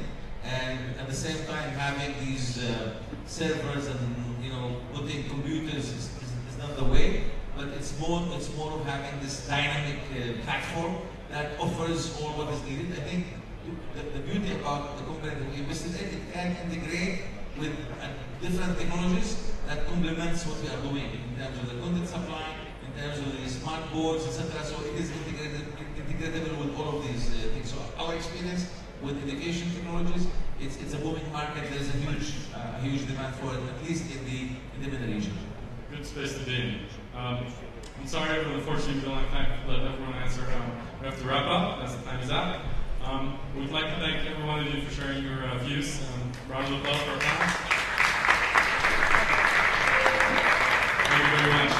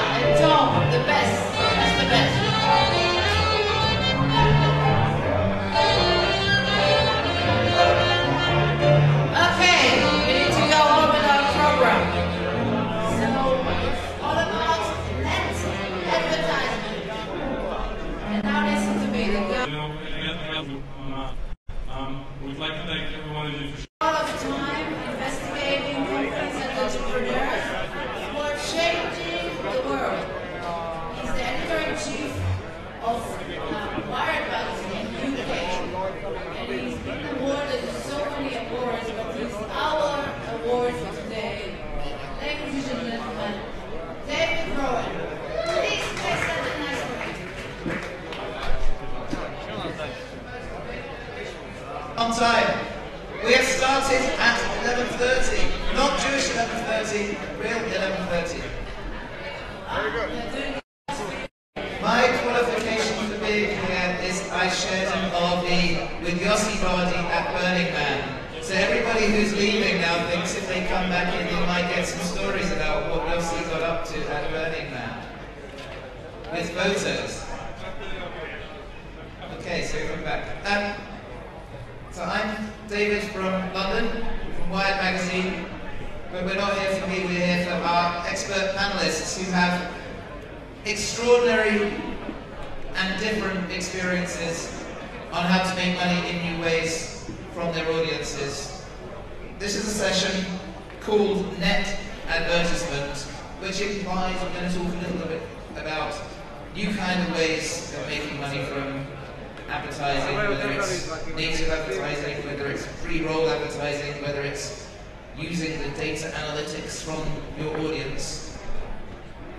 And I'm going to start by introducing each of the panelists and to talk about the most interesting innovation that they have seen. Could be something they've been involved with or just something else they've seen. Because I think the key, at a time of rapid change, at a time when conventional publishers are having to rethink how they monetize content audiences, who is winning? Who's got the ideas that are scalable? Annelies van der Belt has been in traditional media, in inky print newspapers, and now is working for a company business. DC Thompson is a big Scottish company, and among other things, they run a family history business. Annelies, tell us what you've learned in your transition and what you're seeing now that's exciting. I was very surprised to be invited for this panel because for the first time in my life I run a website that does not derive revenues from advertisement. At the same time, I'm also on the board of a Dutch media company, so I'm still involved with the advertising space. And I would like to say I really like TV advertising, and I shouldn't say that in this audience, but I'd like to state it still, because I think it's still the most influential TV, cinema advertising. And there should be a message for all of us out here to make sure that we're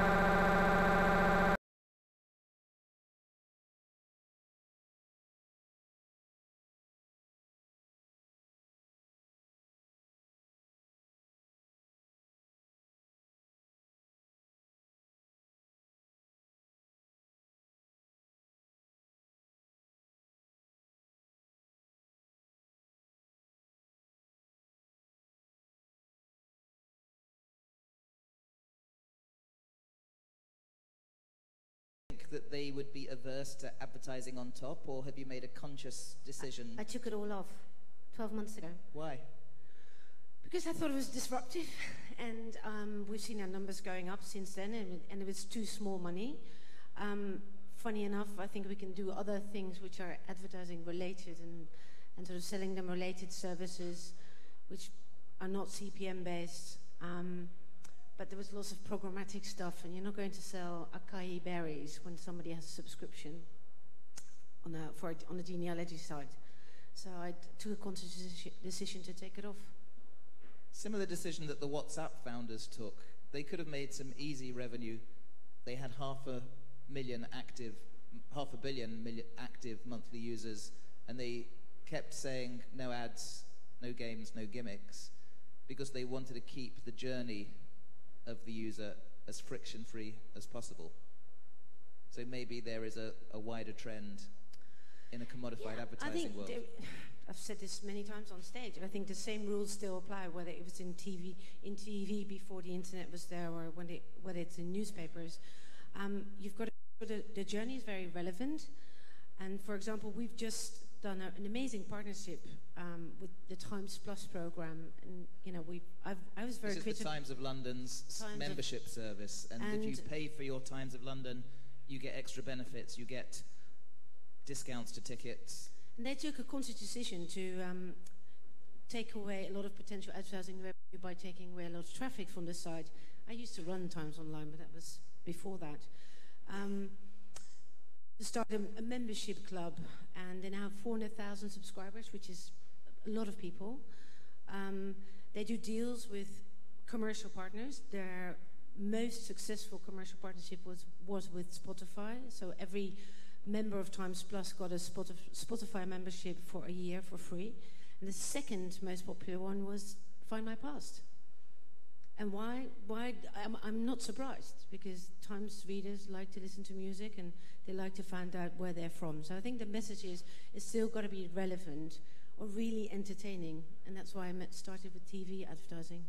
So when you build a close relationship with your community, they choose to join, you know who they are, they're with you every week of the year, you can upsell services in a more meaningful way. Yeah, and then people are willing to pay for it. It's funny, we did a promotion. We did a promotion with the Times. People have to pay. We did.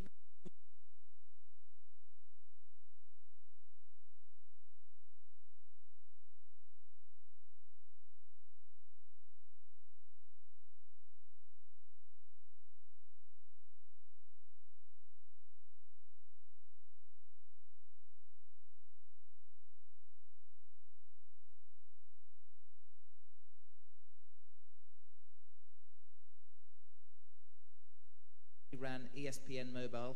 He is about to take over as head of mobile for Amadeus, this humongous database of airline movements and prices. What's cool that you've seen, Michael, maybe involving mobile? And it'll be simple to answer, and I think it's effective, which is the inauguration of advertising on Facebook. If you think about when Facebook went public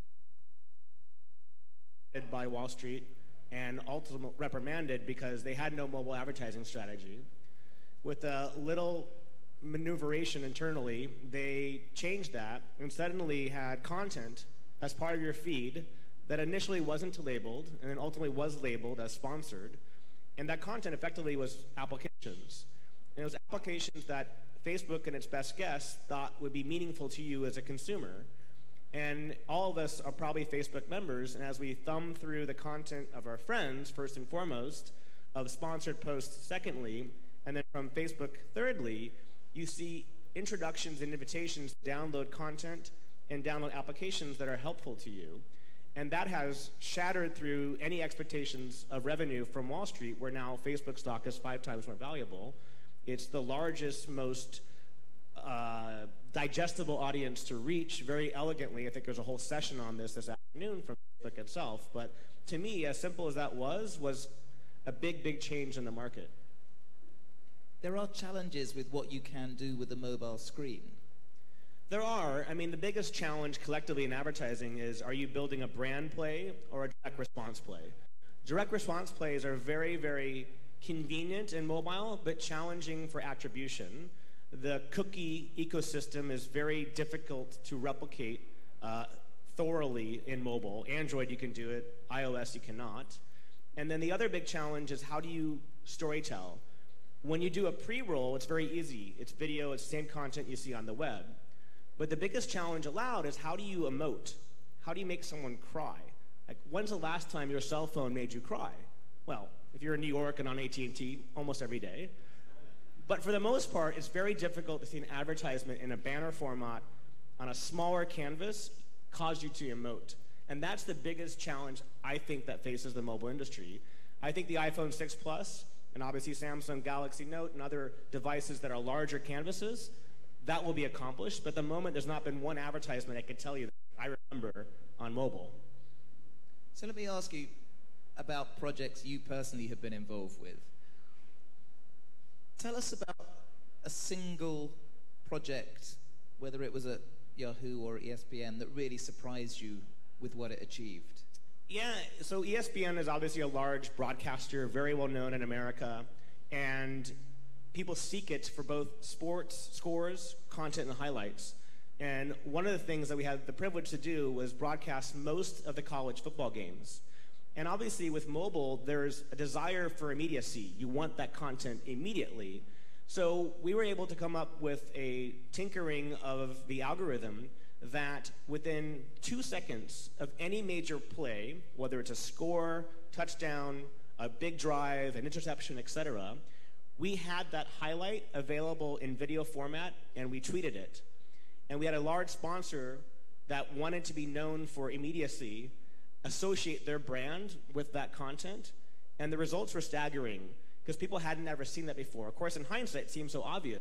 never, as a broadcaster, tweeted this content in real time within seconds, which if you've been in production, and certainly if you've been in television, isn't a trivial thing to accomplish. And it was very exciting for both our consumers, and then they were actually appreciative that a brand brought this content to them. There's a wider trend happening about immediacy. Audiences, markets don't want to wait. It's partly, I guess, why eBay's building eBay Now, delivering within an hour. It's why Amazon's building a supermarket chain, Amazon Fresh, with same-day delivery. But it's also, I guess, why you're starting to get websites like Medium telling you how many minutes it's going to take reading each link, because they accept that time is the one thing we don't have enough of. Well, I was even taking advantage of the free coupon for Get Taxi last night, and I'm a big Uber user, and it's even more immediate. It gives you the seconds countdown, not just the minutes. So I think you're right. I think with a mobile economy, everyone has ADD. Half of you are on your phone right now, but you're also listening or not. And having that opportunity to know how many seconds am I away from having to make a decision, or how many seconds am I away from having to board a train, is going to only be more empowering. To me, it's so frustrating going to New York City subways. Certain lines have the countdowns, other lines, forget about it. It's a spray and pray. Whereas in markets like when a train is coming or not. So I think that information economy with mobile is going to be exactly that. More and more immediate, more compulsory. It's interesting that Uber knows that any second it causes you friction, it delays you, you may walk away. So they don't make you type in your credit card number now when you start an account. They allow you to photograph using your phone, and it will read the card number. The best presentation I saw comparing the web economy to mobile was from 1-800-Flowers, and they reduced their sign-up form and their commerce form on the web by 80% for their mobile environment, for exactly that purpose, to eliminate any possible friction in that transaction. Yevin Gilmore, you run Yad 2. Tell us about, explain Yad 2, but also segue professionally into some of the cool stuff you've been seeing. So, if you don't know Yad 2 is the Hebrew word for hand and second hand, and we specialize in classified in real estate, cars, and second-hand products. It's a very straightforward matchmaking site between a buyer and a seller. It's disruption of the print moving to internet, and of course now moving to mobile. And it's a marketplace. If you would like to set some kind of an example of something exciting we've done lately, we launched an ability between people-to-people payment in installment in credit card. So it's the ability for me and my friend to negotiate on a bicycle that he would like to sell me. So of course, as an Israeli, I would come to his house and I would see the bicycle, and of course I would negotiate. But once we agreed on the price, I can pay in credit card and installment, which is a big thing in Israel, and he would get the money to his bank account, not to his credit card, not to his PayPal account. So this is a new monetization product we launched a few months ago, and it's getting us closer to the customer, closer to the transaction, and I see it as an interesting step. Did Yad 2 launch as mobile first, or did you have to migrate the business from a desktop? It's a mobile-only product. So you didn't have this, how do we reinvent how we reach people? Yad 2, and I believe all internet colleagues of mine should be a mobile-first company. I talked about a lot with my friends when they're saying that they should move to mobile, and I say, guys, the customer already moved to the mobile. You might hurry up and catch him up, or somebody else will take the customer. So we are a mobile-first company, and everybody else should be the same. And what difference are you seeing in performance according to the size of the screen? Are your customers using tablets in a different way? Are they spending more on the smartphone? I think in Israel the penetration of tablet is smaller compared to the rest of the world. We are a very crazy company, crazy state. Everybody here has a smartphone. Every second grade kid has a smartphone. And we are a heavy user of smartphone. It's very personal. We do everything with our smartphone, even when we watch TV. Even even when we listen to a lecture, we still use our smartphone. So I don't see any difference. We come back to the site more often. I can say that today 40-50% of the traffic of Yad 2 is mobile, but I believe it will be 80%. Through the last activity of Tzuk Eitan, I think that most sites in Israel, especially the news site, had over 60% of traffic in mobile, and this is where we're going. Patiently waiting at the end with the red cap on is Inon Landenberg, who, among other things, is taking Israel into space with Space IL. The moon. It's better than space. Space is for amateurs. The moon makes it a real estate play. Yes. Owned by the Americans. Sheldon Adelson will own the gambling and the hotels, yeah? Yes. That's a good business model. But you also are the founder of a business called SFBI, which I worked out stands for Small Factory for Big Ideas. Exactly. What does it do? So we are trying to deal with the situation there is now in the world, which is quite complex, because all this conversation here was targeted around, from our point of view, all disciplines. We are dividing activities by mediums. And now you had a TV, you had a newspaper, you had a digital, and then it divided, split it into internet and then mobile. But in the end, there is a human being. And the human being is the center of everything. The medium is just a commodity, and it's a commodity that the reason why it's divided is because of old discipline of laws. You needed to get a permission to have a TV channel. You don't need a permission to have an app or a website. Everyone can open it. So what we are trying to do is we are trying to develop technologies that are focused on human needs. And we are trying to work in a field. All my life I worked in B2C. Everyone knows, of course, what is B2C, yeah?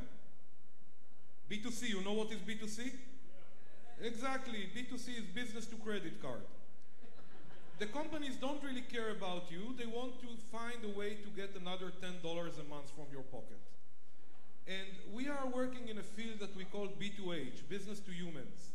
And what we believe is that if we develop human solutions, the humans will be willing to pay more to the companies from the other point of view. Now, just to understand, if we're talking on media, we don't have yet digital TV in Israel. We have PVRs, but we don't have digital TV.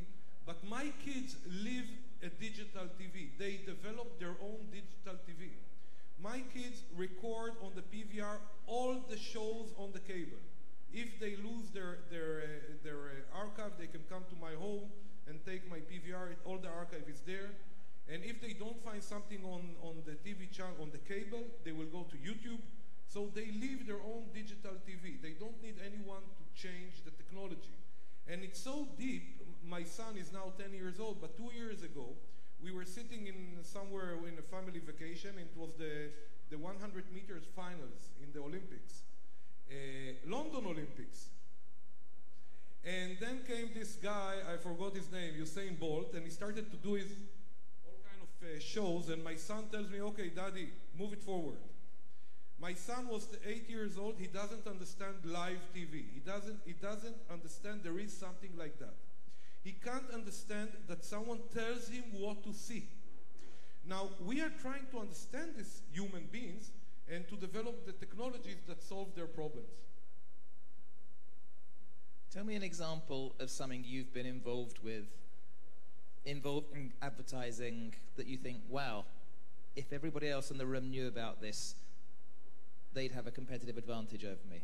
Okay, so most of the thing I work on, I can't talk because then my clients will be revealed.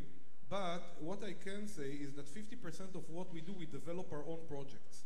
And we developed companies and incubate them and build them in an opposite way than most of the startups today, because we don't start from technology. We start from a need. We are looking for needs, for problems that we have on daily solution, then we plan the go-to-market plan, then we find the finance to do it and how we're going to make money, and then we develop the technology. So just as a small example and a British one, two of my friends invited me to play squash, which, you know, I don't really play squash. I was sitting outside probably smoking, but it was hot. It's Israel, so from time to time I entered for the air condition, and I saw that they are fighting. I asked them, why are you fighting? And they told me, we don't remember the score. It was 5, it was 7. So we developed a small hardware device that you wear on your hand or on the racket itself. And every time you make a point, you click on it, and it transmits to your iPad. And suddenly you have a scoreboard on the amateur court. But more than that, this is technology. But then we found out that there are a lot of small problems that humans have. Like, let's say we played last night tennis and you beat me, but only most of us know. Now all of them know. Suddenly you can share to your Facebook that you beat me. But these are small problems. The biggest problem you have is when you came to Tel Aviv, you were looking for someone to play with squash or tennis that is in your level. You don't want someone who is much better or much first ranking system for amateur players. Because if you want me and I want him, you are better than him. So you have your ranking, your global one, your local one, and between your friends.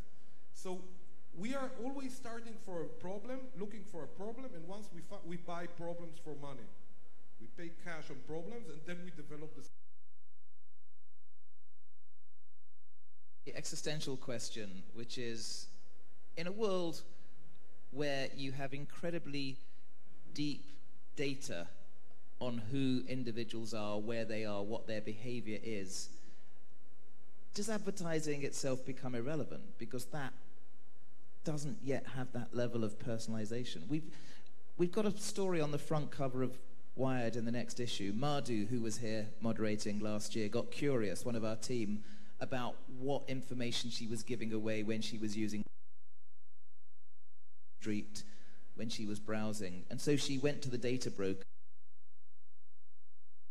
And what was really scary for her was a lot of information that was supposedly anonymized. You know, the health service selling patient data, your phone company selling data, could very easily be de-anonymized.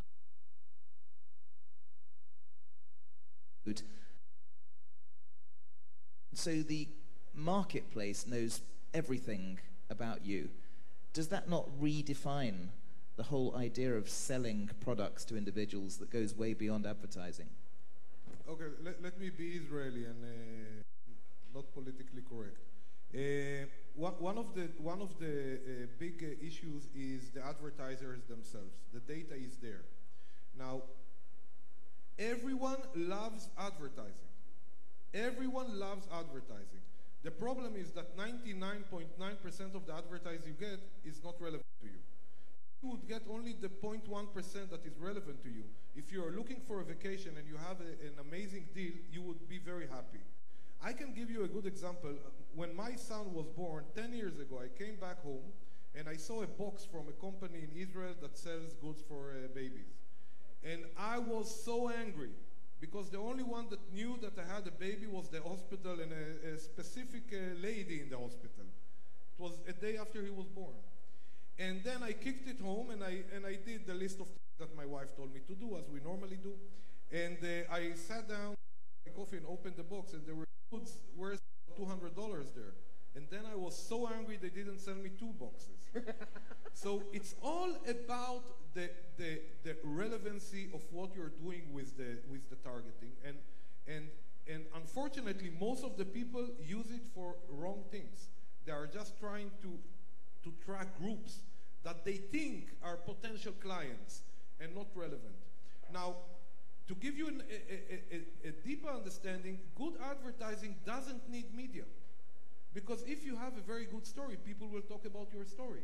Normally, we use media when our story is so-and-so. And then we need the impressions. Okay, Michael? I think you hit on the head. There's such a transformative movement right now that within the next 2 years, the CMO will be more empowered than the CIO. And I often counsel anyone who's advertising business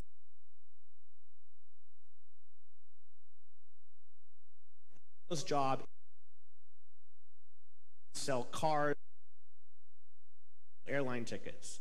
How you accomplish that is quite complicated. There are many ways to reach the user, the consumer. So what you have is an intersection of want versus need, where it's so easy to buy television. No one's ever been fired by buying television. It's so easy to buy things that are simple and make someone laugh that you can show, hey, look what we've done here. Even in the States,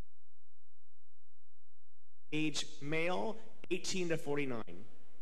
Since when does a 49-year-old and an 18-year-old have anything in common? So there's these antiquated models that are begging for change. There's data to empower it, but short of retarding a fallacy, I chose to search to come to Israel. It still thinks I'm looking to buy a ticket to Israel. Doesn't realize I'm here, doesn't give me complimentary options. So things have to change on the technical front to match the data. So the data is there. Marketers just get with the program. Last question from me. There's a lot of buzz about native advertising. This is the holy grail for some publishers, make advertising look like it's content. Annalise, you've made the transition from traditional publishers to the new digital world. Does native advertising have a future? Well, it's always been there, so it will always be there. But it's see, native advertising used to be called an advertorial, and you charge 45% more, I believe, I remember. It probably still is if you have an advertorial in Style magazine. But if this native advertising becomes intrusive and irrelevant, you won't be able to charge more for it. There's some of us out there, people like BuzzFeed, are making quite a lot of money for advertising, but they're also pretty smart about it. They make it clear that it's native advertising because the consumer is not an idiot. I used to run a website called LiveJournal in Russia, and we had a lot of native advertising. We had a lot of bloggers who sold their stuff in LiveJournal, and we had many discussions about it, whether we would allow people to sell their stuff in LiveJournal, and then we said, well, actually the user is not an idiot. They know when stuff's being sold to them. So I think it definitely has a future, but we have to be smart about it. And then sometimes in the ad space, like the targeting stuff, we think that machines can take it all, can take over the emotive side of advertising. And I think it's both. You can't just have a machine. Because I also got the ad for a hotel room in Tel Aviv this morning, and I thought, well, I woke up in Tel Aviv this morning. This is not very smart. So to conclude, advertising has to become deep, personal, data-driven knowledge of those individuals. But I think the information is there, and if you're running retargeting the right way, you can be very efficient. So traveling to Tel Aviv might not be the right example, but if you're looking for an apartment, so you're on the search for an apartment for the next 3 months, and if I know that you're looking for a 3-bedroom apartment in the town of Petah Tikva, while you're searching the web, I can keep on offering you the right offers. Another thing I can do is once you stop searching for an apartment, which means you already bought an apartment, this is the right time for me to offer you the next step of advertising, taking a mortgage, refinancing a mortgage, or an apartment on the moon. Listen, we're out of time. Thank you very much, Yavin, Michael, Inon, Annalise.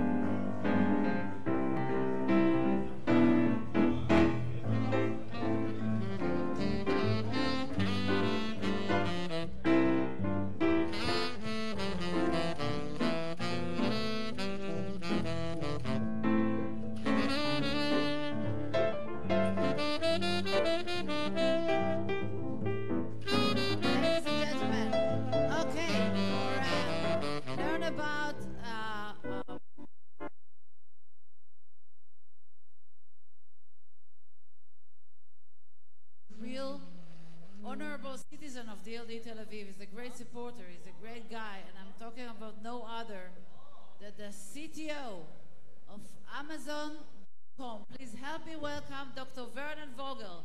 Thank you.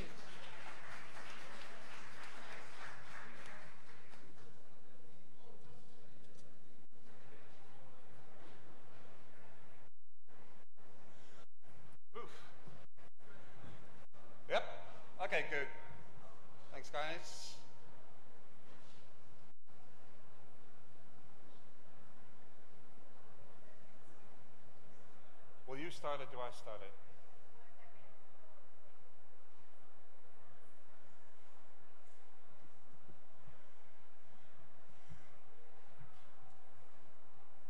Yep.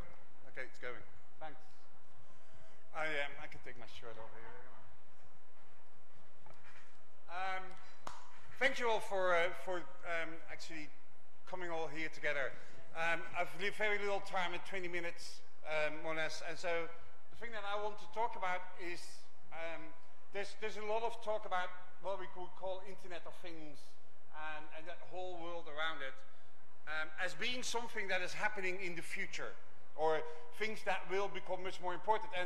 And we have in our cloud computing division so many customers that are already doing this, that I would sort of give you a very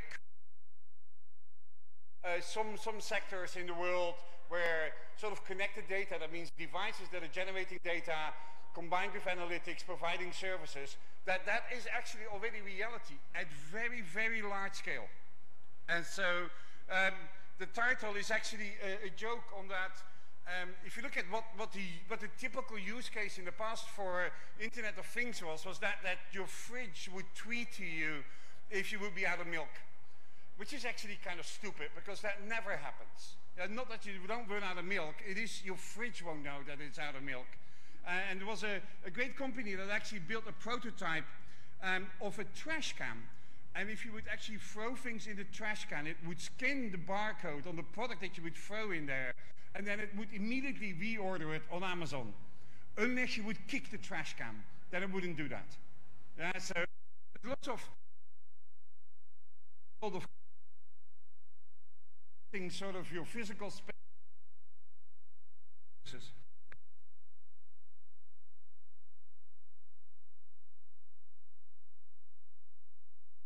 Amazon Fresh is our grocery delivery, real-time grocery delivery service in at the moment 3 West Coast cities.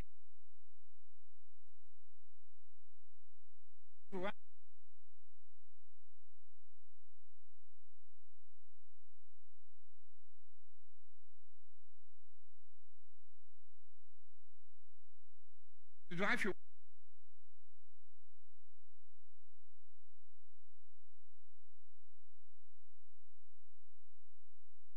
world becomes more and more enhanced with physical stuff, and the physical world becomes more and more enhanced with digital services, most of those analytics driven. And one of the big drivers of all this connected data is, for example, this statement: the first day of a baby's life, about 70% of the content, the size is being collected about the data, and it's only the beginning. And in the past, we always looked at things like that, stuff that you wanted to watch or things that you wanted to listen to. But these are becoming data streams to can be analyzed. And we'll find some examples later on where you see that video no longer is video something that you watch. A video is just a data stream to be analyzed. And so I'll just pick a number of areas. There's a few areas that I'm going to skip, like retail and things like that. But I think first and foremost, you look at science. Again, book is the fourth paradigm that all talks about the whole shift from, in the past, science, that's the URL for the book if you're interested in it. Thousands of years ago, scientists did only observations. They looked at the sky, wrote them down. Hundreds of years ago, scientists became theorists. They started writing down theories about how this apple that fell down probably did something like gravity. And then decades ago, we had all of the new models that scientists were building, which we then computed through to look whether they are anywhere close to reality. And all of that sort of is going out of the window because the fourth paradigm in research, or in actually the sort of analytics, is all about facts. It's all about collecting facts. And this is not just for, let's say, physicists or things like that. Many other data scientists, like psychology, like archaeology, all of them are becoming data-driven scientists. And what we see is that it's not just companies that need data scientists. It is actually that most of the scientists themselves need to become data scientists as well, even in areas that are not traditional data-driven. And much of this world, actually, for these scientists, is also this world of connected devices. One example is, for example, the first time when we did the human genome, I think it cost us a few $1 billion to synthesize the first human genome. We're now at the point that we have thousands of these genomes available. And the reason why we can actually have thousands of genomes available of humans to compare is because the devices that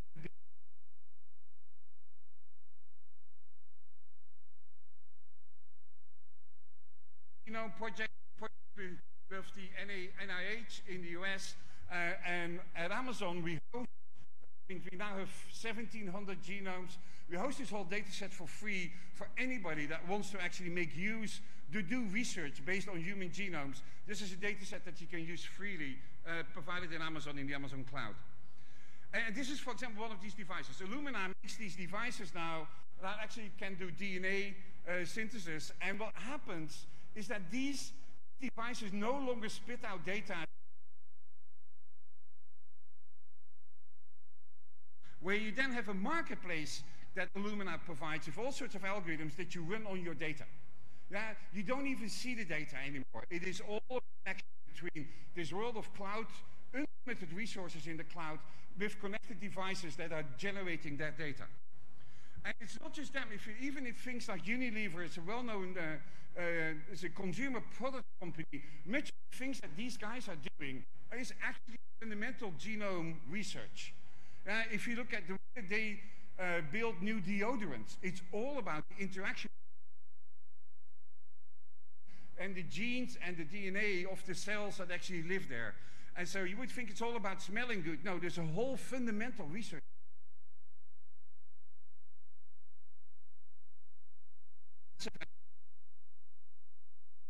Some other scientific things, this is the oceanographic that just sit on the oceans, that just measure waves, things like that. That's all past. There's no longer happening. They now have sensors at the bottom of the ocean, all the oceans. And all of that data flows directly into the cloud where researchers then can collaborate on actually that data together.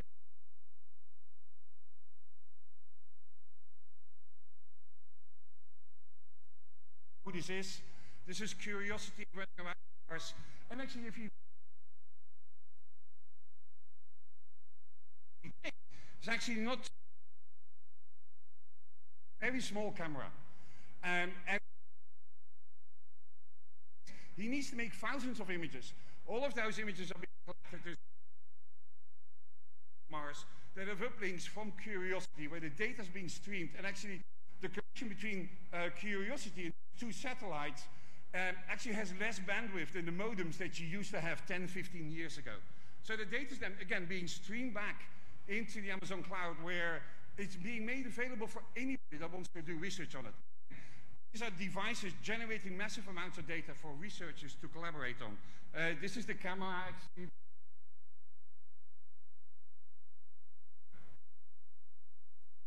Out in 2002, 2003, and you know, if you build once you've actually built them. That's how these guys are good. So if you look at the consumer world of connected devices, lots of cool stuff is happening there. You probably have heard about Dropcam. Dropcam actually on a daily basis uploads, generates more data, more video than that goes into YouTube. These guys, and this is a good example of, I don't know if you know, you put it somewhere in your house, and this video stream that comes from it is a video stream to be analyzed automatically. So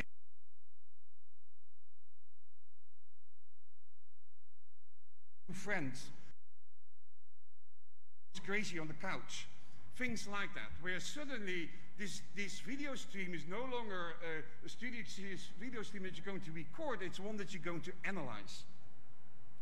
And of course, much of the consumer things, and especially if you think about consumer devices, you know, we have many of these what I would call healthcare or lose weight apps on our phones. I have all of them on my phone, and you can see it's really effective.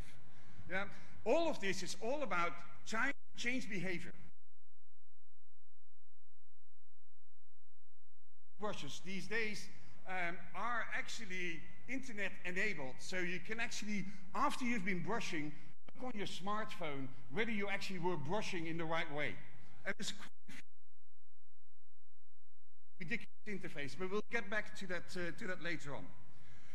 Another great device, great example of a device trying to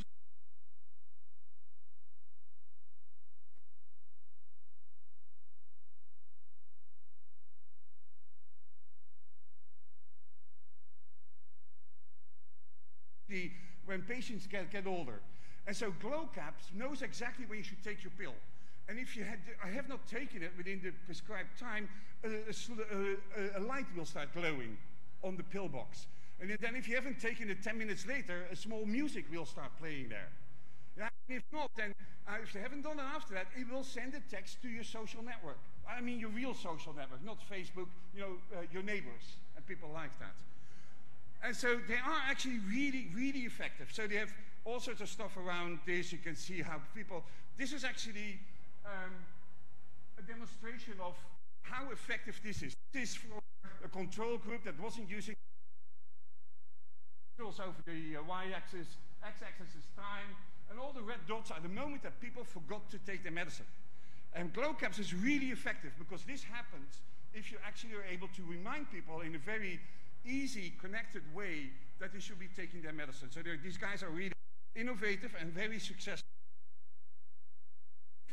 Consumer world is that of insurances. These guys, this insurance company, give you an app on your phone that will keep track of about how you drive. Yeah? And so it will analyze how you drive, whether you drive within the speed limit, whether you are a good driver. And if that's the case, then you'll use that data to lower your premium. So basically here's a self-regulating app that helps you lower your premium if you can prove to the insurance company that you are actually a good driver. Let's go somewhere else. Let's go from consumer all the way over to industrial. The industrial world is definitely one that is exploding with this Internet of Things connected data approach. A good example is GE here. They are instrumenting all the massive gas turbines with lots of sensors to figure out the efficiency of that. Apparently, if they're able to improve the efficiency by 1%, this saves enormous amounts of dollars for their customers. And so they have all of this data and flows, again, it flows into a cloud environment where analytics are being done to actually drive improving the use of these turbines. Shell is another example. They are dropping sensors in each of their oil wells. And they have, each of these sensors generate about a petabyte of data. And they have 10,000 of these oil wells where they want to drop these things in.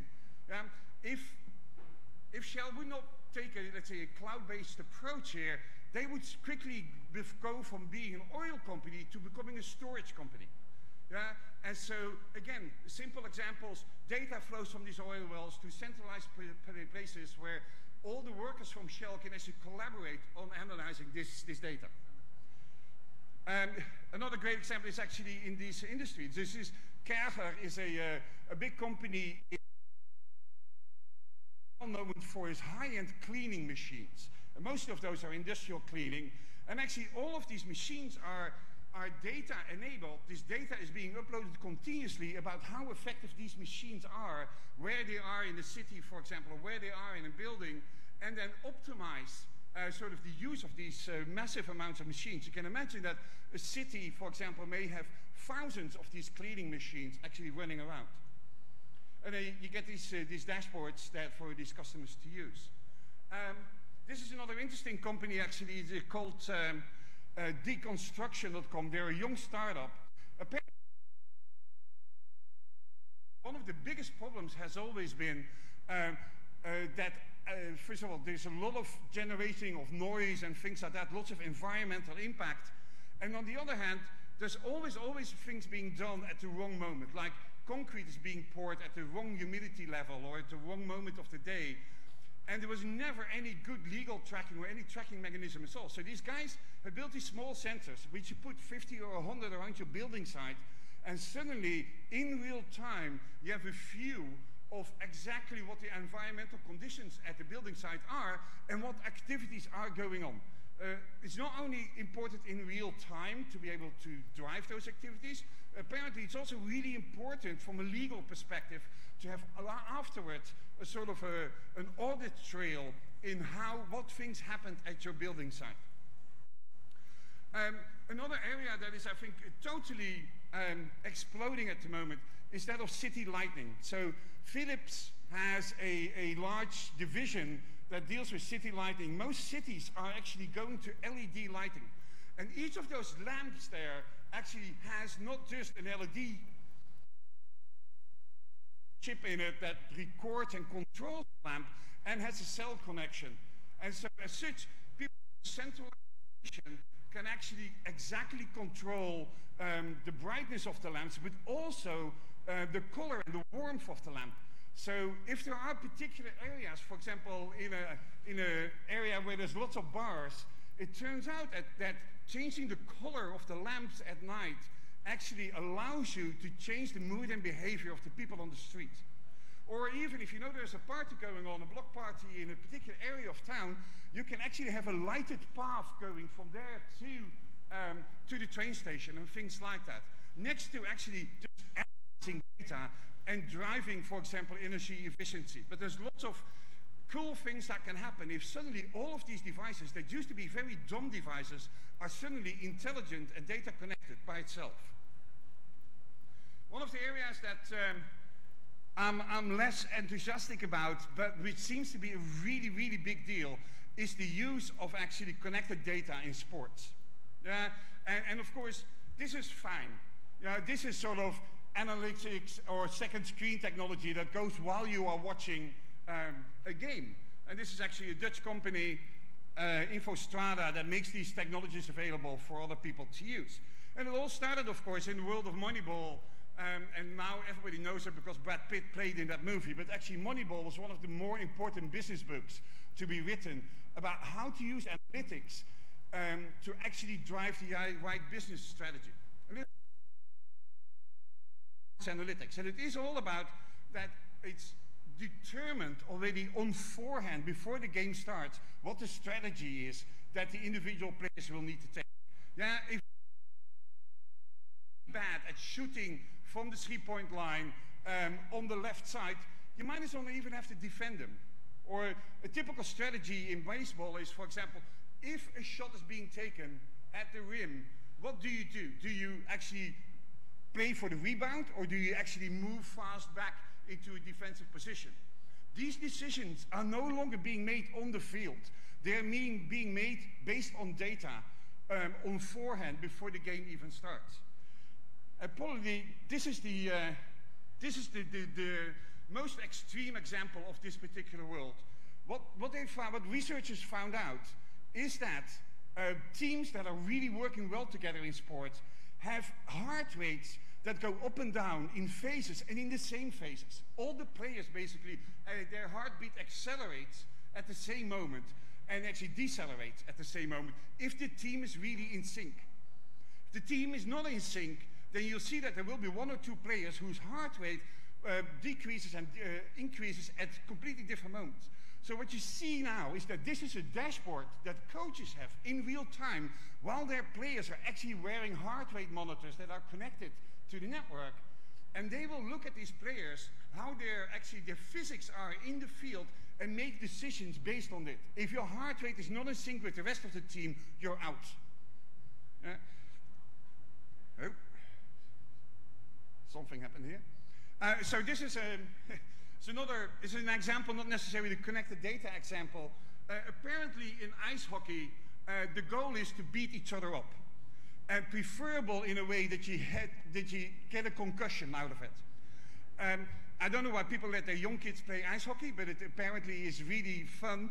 But if you want to protect your kids from actually getting a concussion, you can put one of these strips that you see up there on the top of their helmet. And at the end of a game, you take this strip, you put it in your laptop, and it will analyze the data of on that strip about how hard your kid was hit during ice hockey, and then sort of calculates the likelihood that your kid actually is on its way to having a concussion. Maybe you shouldn't have to play ice hockey in the first place, but hey. There's a connection, of course, between data, because generators of data, and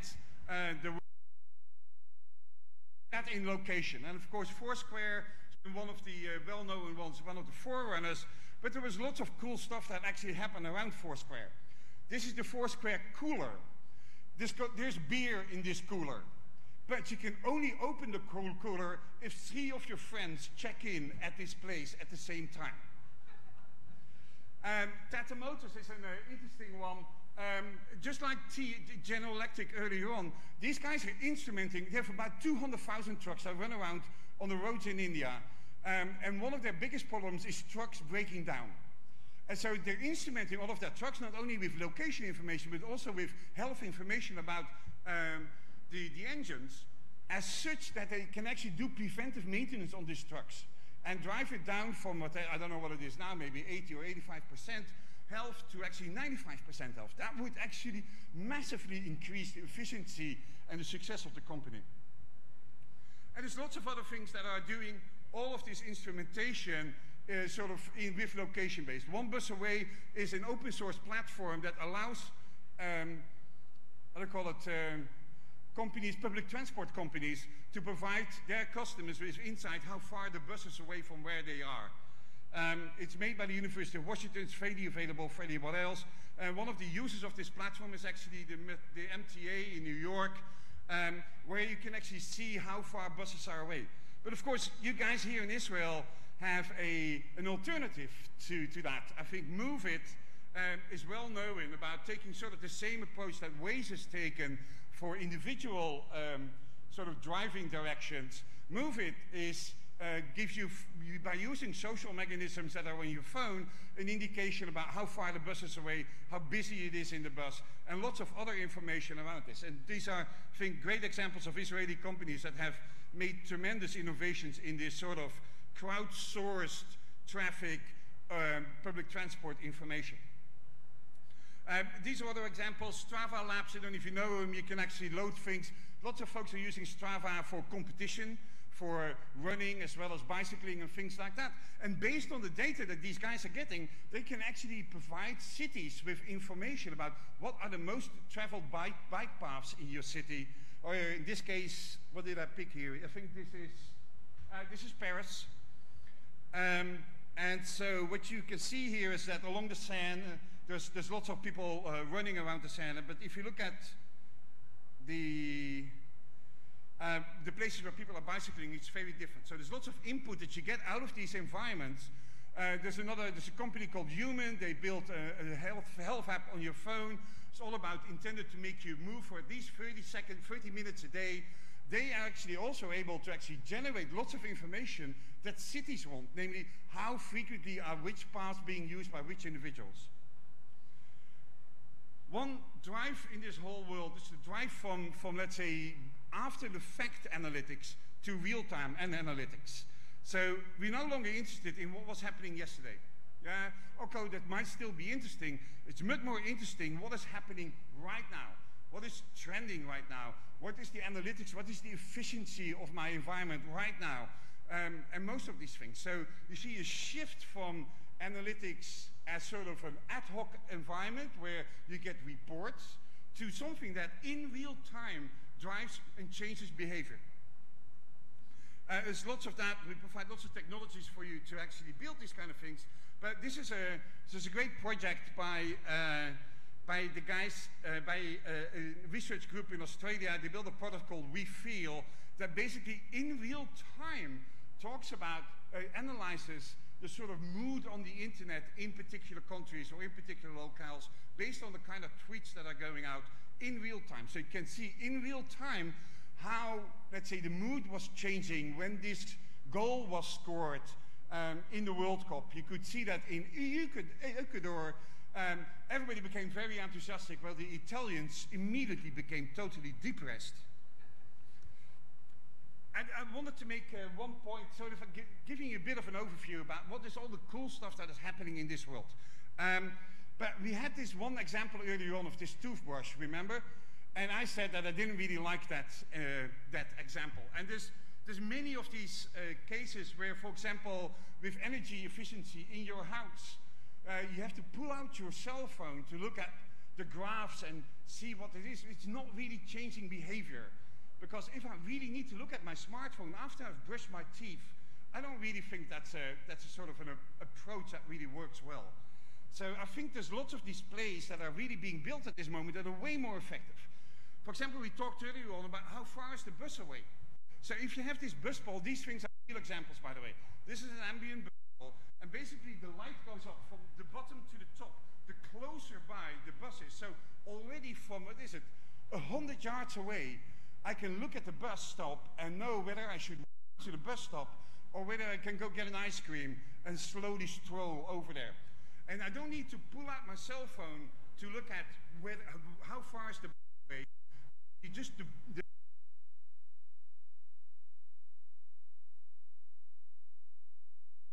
this is sort of one of these things for energy efficiency. In general, if we look at clocks, we only glance at clocks for milliseconds to get an idea what the time is. And also, if you really want to change behavior in terms of energy usage, a clock is a great place to actually present you with that information. You only need to say how much green you are about your cell phone with numbers and graphs to actually drive that change. And this is a real example of an energy company.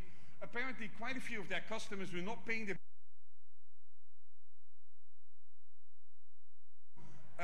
approach. You had to prepay to be able to use the electricity. Even then, apparently, they were still not paying their bills on time, and they would be sitting watching television at night, and poof, lights would go out because you customers a lamp that they could put.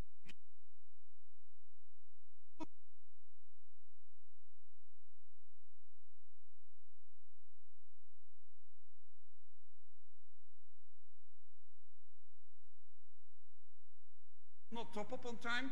If they've been given this lamp, they all top up on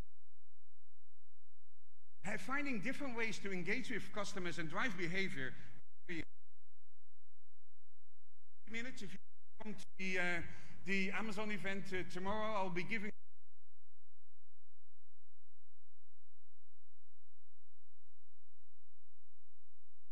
something that enables both and processing of this data. And if you guys ever need to reach me, that's me. Thank you. Great.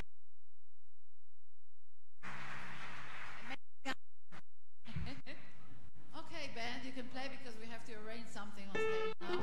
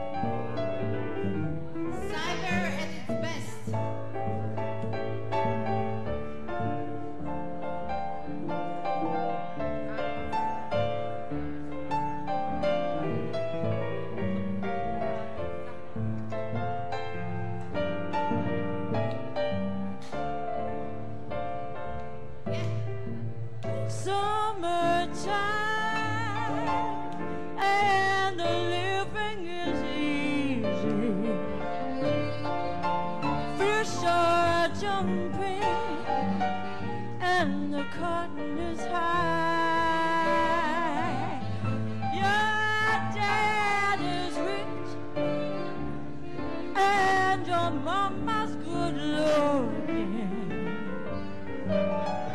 So come on, baby, don't you cry.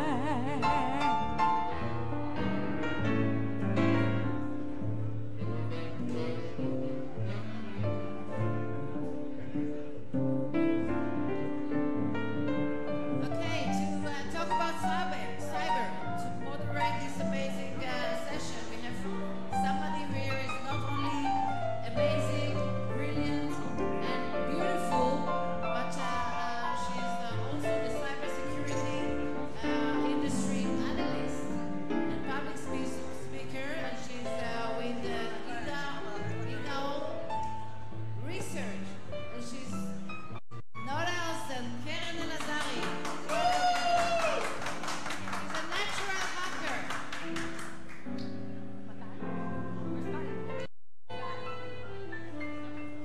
Thank you. Thank you so much. I love that song, Summertime. Mel has had the misfortune of hearing me try to sing it. And so I think you guys should be very grateful. We've got professional musicians on stage. And we actually have some more surprises coming up in a minute. So I'm happy to be with you right now. We're going to talk about the future of cybersecurity. Now, cybersecurity is such a growing field. It's such a dynamic field. It's an $80 billion industry. And to help me identify what's going to happen with the future of cybersecurity, I decided to turn to science fiction. I decided to go to Hollywood, where my own inspirations came from. People who know me know that Angelina Jolie in the movie Hackers, the year 1995, I was 14 at the time. After watching that movie, I knew that being a hacker is what I should be doing. So today, I have a distinguished panel of some of the best cybersecurity experts, some of the worst hackers, and some of the apparently great dancers. Yeah, let's give it up for them. Some great dancers and musicians on stage as well. And my friends, my hacker friends, my cybersecurity friends are going to help me with deciding. We're going to use Hollywood. We're going to do a little Oscar show, an Academy Award show for the best and the worst depictions of hackers in movies. And we'll use that to see what we can learn about what's coming around the corner. There are so many incredible technologies that are going to change our lives, but we don't know how they're going to do it. And so I hope Hollywood can help us imagine that. And to help us get started, I'd like to introduce a good friend, Mr. Matan Sharf. Please help me welcome him to the stage, Matan. And Matan is gonna give us the nominations for the Best Hacker Awards. Take it. There you go. Thank you very much, Keren. Hi, everyone. How are y'all doing? Okay, so I'm a very, very good hacker, but I'm not a very good technical person, so I forgot to connect the audio. So is this the golden thing here, I'm imagining? Oh, there's one way to find out, right?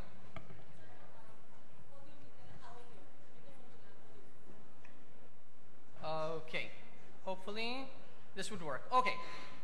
Yeah, no, I don't know. I can't hear anything. Is this the audio from the computer?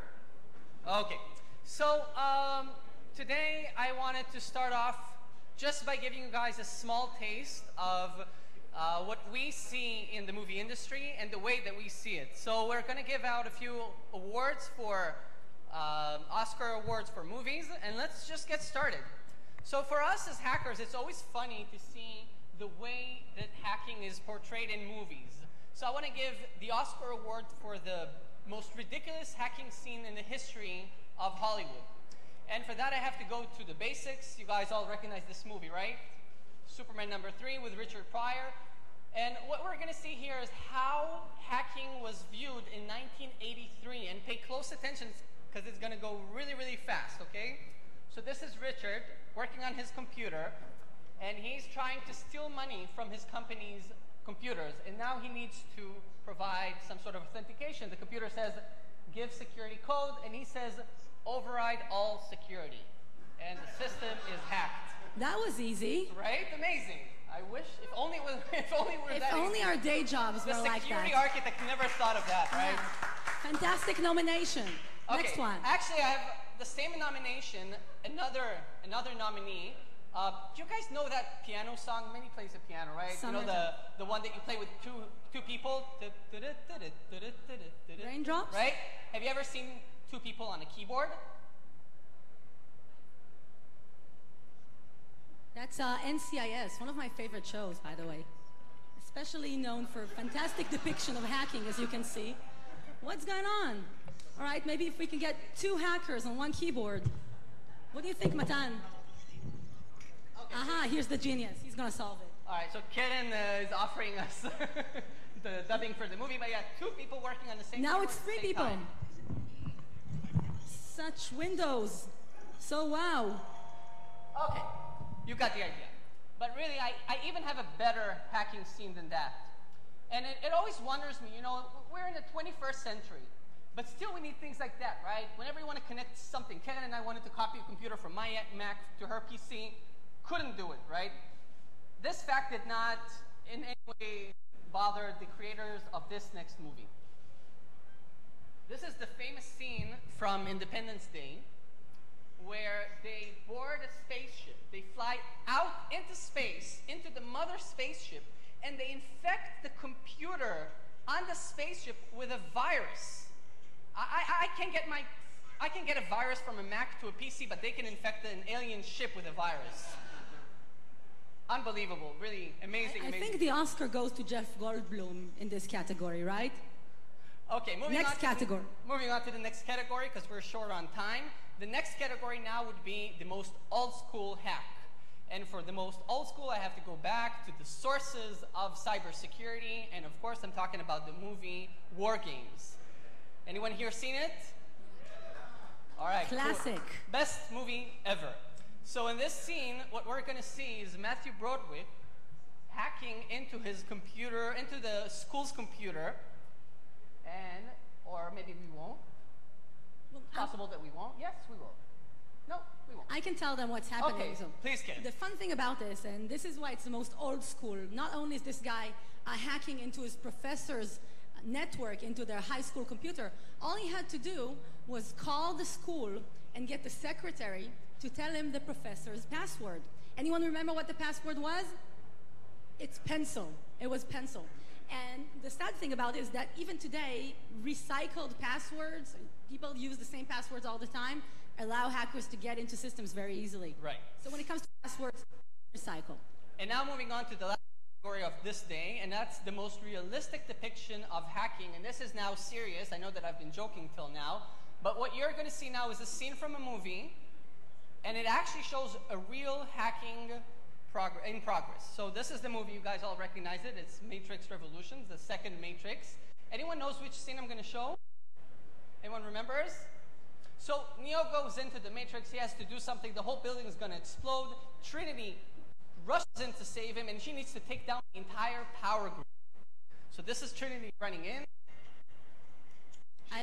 Computer. Now the computer is protected with a password. So she uses a tool called SSH nuke, and she gains root access. The password, by the way, is Zion0101. I don't know if you caught that. She gets root access, and then to save Neo's life, she takes down the entire grid, and this is what it looks like. Now, the tool that she uses is called Nmap. It's a real tool that hackers use. It's an amazing tool. And the more interesting about it is that the people that wrote this tool are actually huge contributors to the industry in Hollywood. And you can go to nmap.org/movies and see all the movies and shows that they helped better their script to make it look more reliable. Thank you. After that short introduction.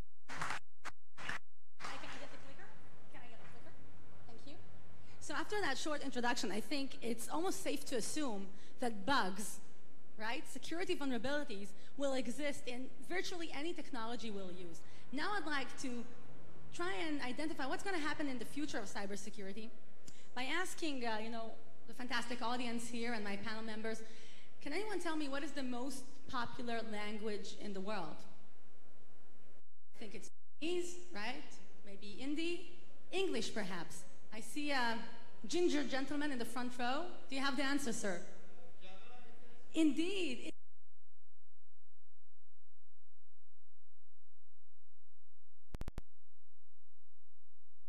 of devices. Devices, not just computers.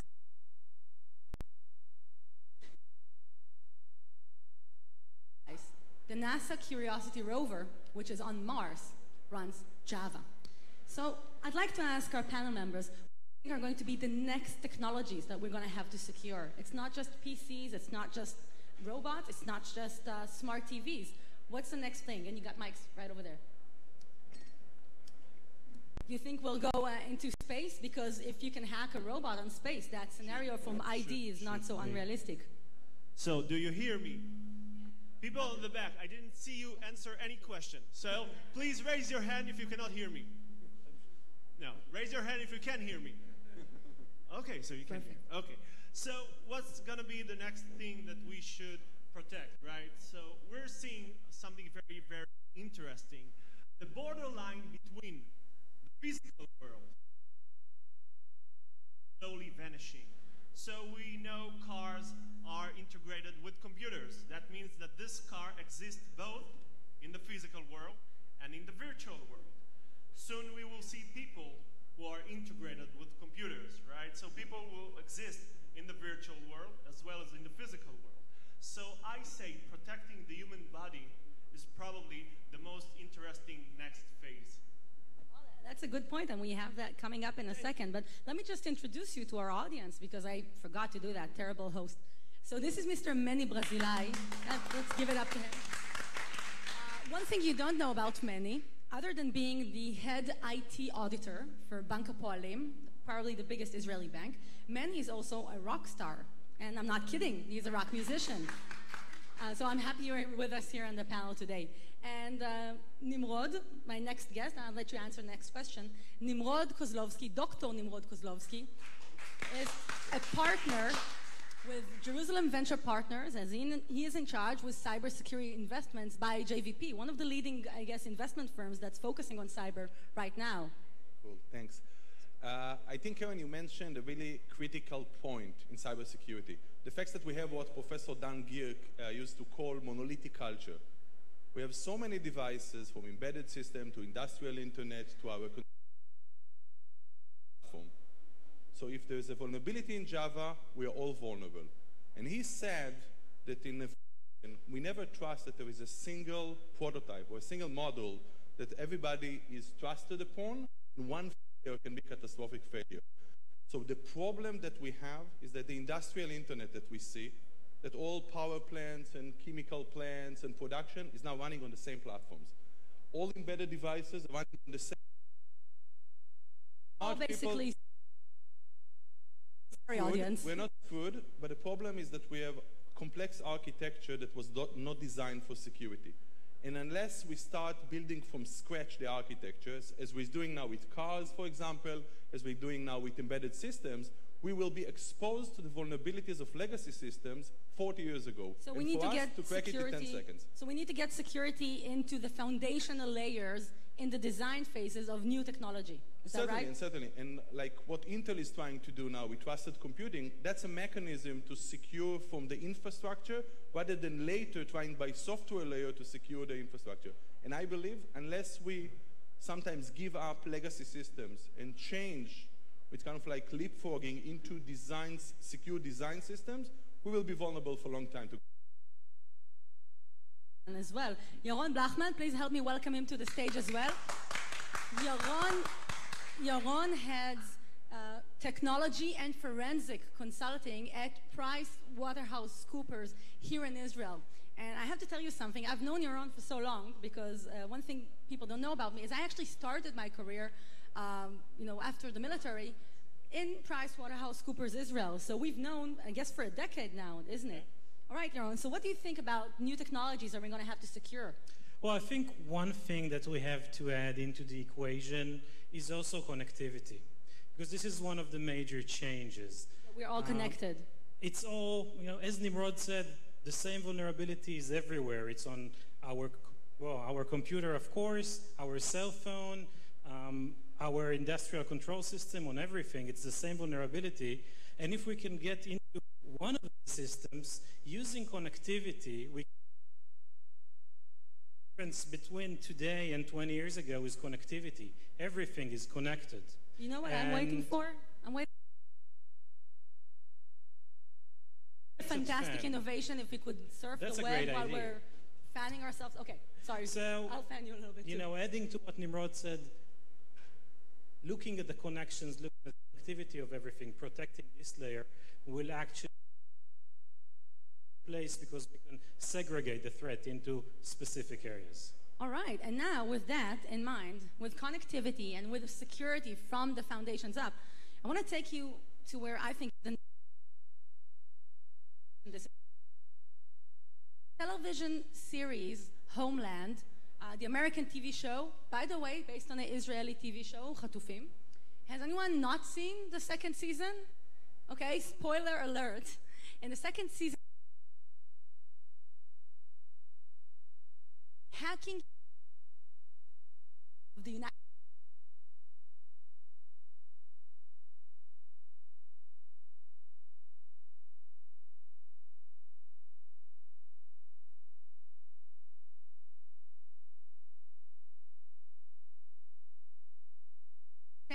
had his new implanted cardiac defibrillator installed.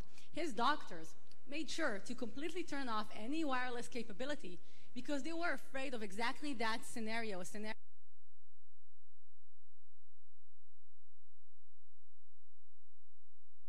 So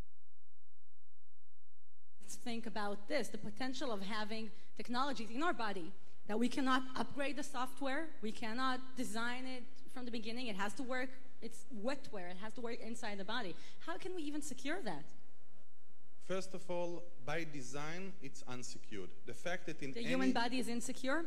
The human body is insecure when you have any connected device embedded in the body or inflated into the body, just by the fact that in any of these actually pacemakers, you have something like 200 modules.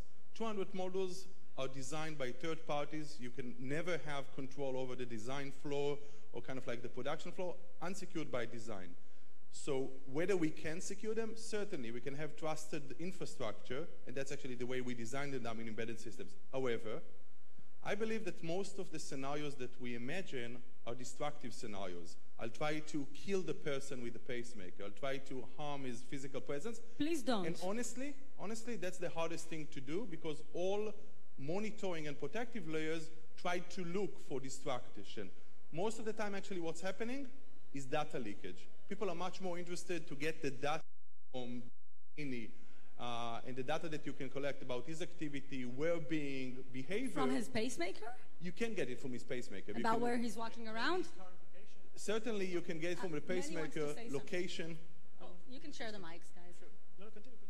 There are actually platforms now, connected platforms, that just by the fact of your behavior or physical presence can assess stress that you are in, can assess presence, can assess location, can get all this data and get a good profile of you. Sometimes they'll sell this profile for $1 for marketeers, but sometimes they'll take it for destructive intelligence. So it sounds to me, Nimrod, what you're talking about is that it doesn't take advanced technologies embedded in our body to track all of our activities online.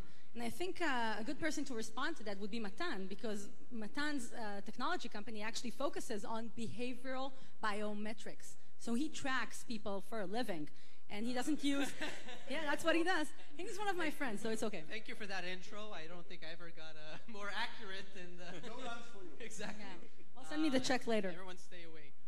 No, I totally agree with what Nimrod is saying and with what Karen is saying. I think that we already see, we don't have to wait till the technology makes its way physically into our bodies. Sensors today are already monitoring every single sample they can extract from a human body. So we have infrared cameras that monitor the body heat. We have heart rate monitors in cell phones now.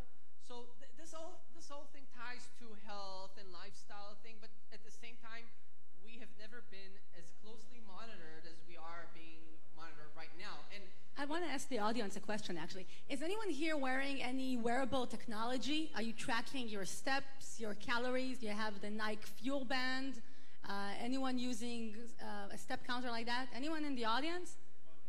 After One looking hand. what I did, nobody's By the gonna way, I like me. remember that at DLD, actually DLD 2 years ago, if I'm not mistaken, a lot of the people there started wearing those bands. So this is not even such a new phenomenon. We're all tracking this information about ourselves all the time, right? Right, and I think that much like any other type of technology, just like we have speed cameras or cameras just for monitoring purposes in cities, we are always going to have to find ourselves facing this dilemma of how much of our privacy are we willing to compromise for the good things that we get from it, if it's security, better health, etc., and how much are we actually willing to deal with negative phenomena of people that will take advantage of that information for That's a good commercial question. or other purposes. Manny, what do you think?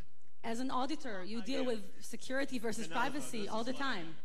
Yeah, so I want to say that thank you. So currently, people don't care. Don't care about security. Don't care about what? Don't care about security. It's not that we're not. You don't care about security, dear audience? Let me explain. Okay. It's not that we're not worried about it. It's not that when it happens, we're not yelling and screaming and saying that it shouldn't happen. But most of the time, people just use technology and they don't think about the threats.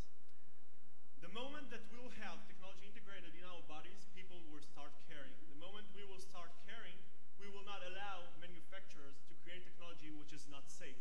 Then something might change, because currently manufacturers are in a position where they are in a lot of stress to create new technologies very, very quickly, right? So they don't have the time to do security by design. Security by design is a very important concept, and they don't have time to do that. So they're saying, we have a lot of competition, people only care about functionality. We want our phone to work. We don't care if it's safe at the beginning. So with the moment we will see So we have to start caring about security. We have to start demanding it from our technology vendors. I think we should, but I don't think that it will be possible till the moment that each and every one of us, including me, I'm part of it, okay? Each and every You're one part of the problem, will Manny. feel the problem every day. Manny, I think that most of the people won't really like to pay the price. They can afford it. They can't afford it. They don't want to pay the price for security. But it's different for companies, because companies can actually fail completely if they lose sensitive data, if one of their clients got, let's say, worst case scenario, dead due to their technology. So it's a different game for clients, for the consumers at the end, and for the companies. And companies should start to care. And there are a lot of startups here, a lot of people here. Startups, watch out. And some of you are holding sensitive data. If this data leaks out, it's a problem for the company, not really for the people whose data is leaked out, but for you. You've got your IP. You do want to start to think about protecting it. So I want to kind of come back to that point. I think when it comes to the balance between privacy and security, it's hard to forecast what our future will look like. But one thing that I'm constantly thinking about is, will we ever give up more of the decision-making in our lives to the synthetics, to the computer programs, the algorithms, the artificial intelligence? What do you think, guys? First of all, I think privacy is dead. Privacy is dead? Privacy is certainly dead. Oh my God, we have to sit Shiva. And it's a post-mortem discussion about privacy. We gave us privacy years back. We gave us privacy for... privacy is gone. Privacy is gone. It's a nice legal concept, but however, there's no market for privacy, and privacy lost in the market competition. And privacy also lost by the fact that there's no way for you to understand how much of your privacy you give up in every decision you take.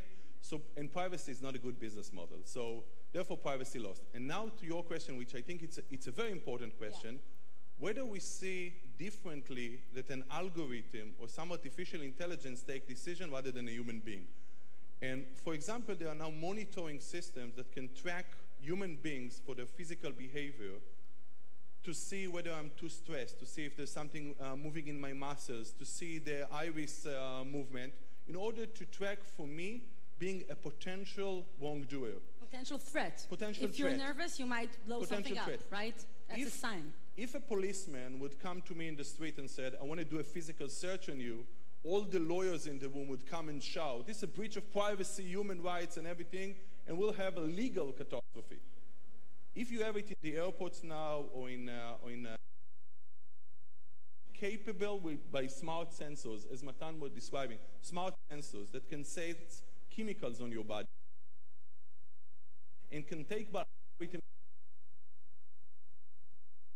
and therefore take action on you, we say, okay, it's a computer decision, artificial intelligence, and we do not invoke the same legal concerns. Why? Because we believe it's only a computer decision.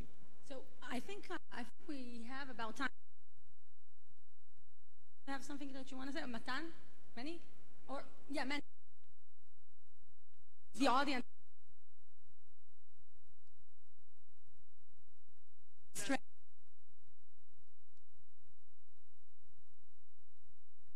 So what I'm going to do is that I'm going to go over there, all the way and then everyone will turn around, and I'll take a selfie of everyone on Dld, all the best guys and girls who are here, and we will have a great memory of this. So.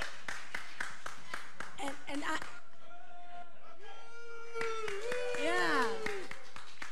And when Manny gets back from the very end, from the selfie, I have a question for the audience.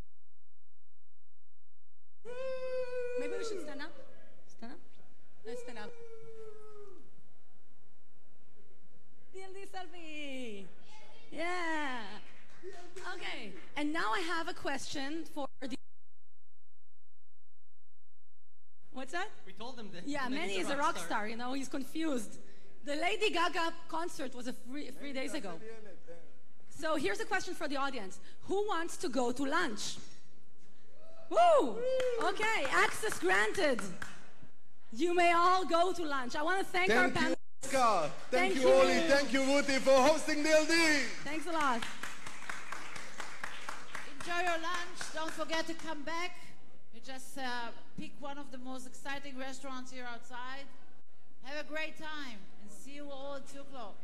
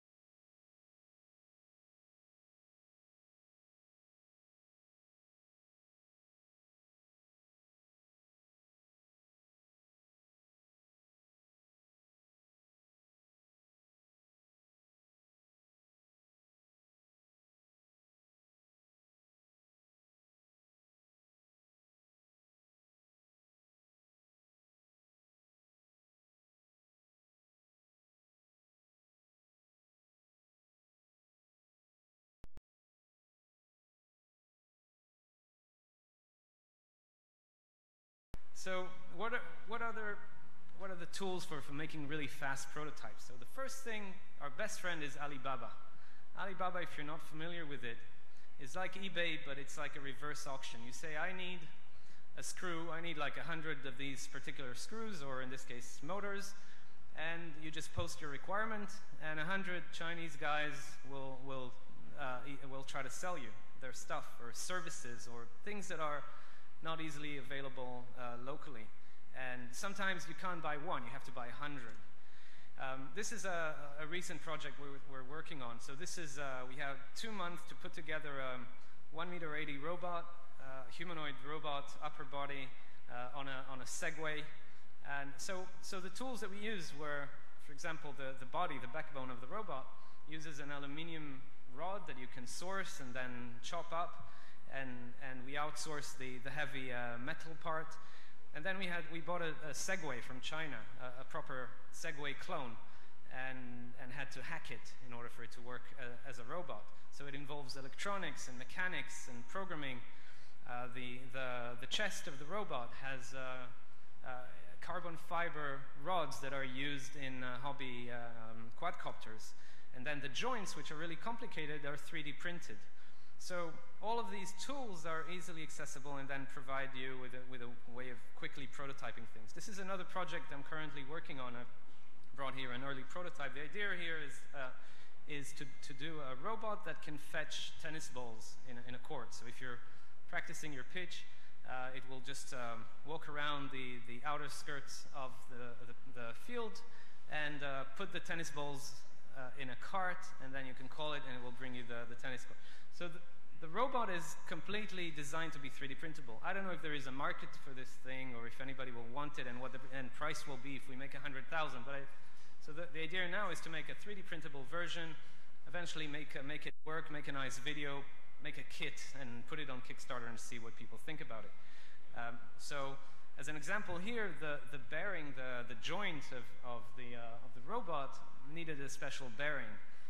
Buying one of these bearings in the UK is about £6.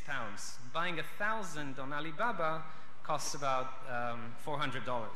So I had to buy 1,000, but if I plan, I probably eventually will use them all. So other interesting projects we did, this is a robot, a humanoid robot we did for Ulster University. So it's a 1.20 meter humanoid robot, has a lot of cameras and stereo vision and an i7 embedded computer, and the parts of all are made in a lab. So it's carbon fiber plates, 3D printed parts, fishing wire. Apparently fishing wire is made of Kevlar. It has amazing properties and you buy it by the kilometer. So you don't need to buy like proper industrial components for fast prototyping.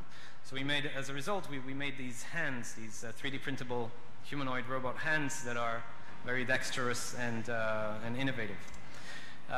Another thing that we do is sometimes workshops for education about robotics and 3D printing. In this case, the workshop attendees were given a small kit, a robotics kit from China, and they built it, and then they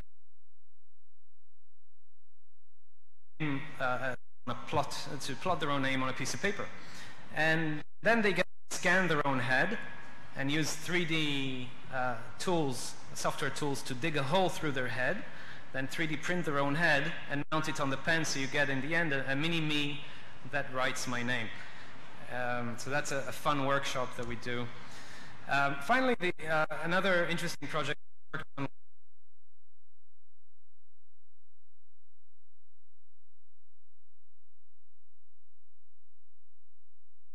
and with a lot of degrees of freedom, but where everything is 3D printable, so you can build it instead of having to use mass production techniques. So the first prototype was based basically on Honda Asimo. So taking the famous humanoid robot Asimo, looking at its structure and disassembling the degrees of freedom and then creating a backbone for a 3D printable version. This was a prototype. And then, again, another thing that's available that wasn't available in the past.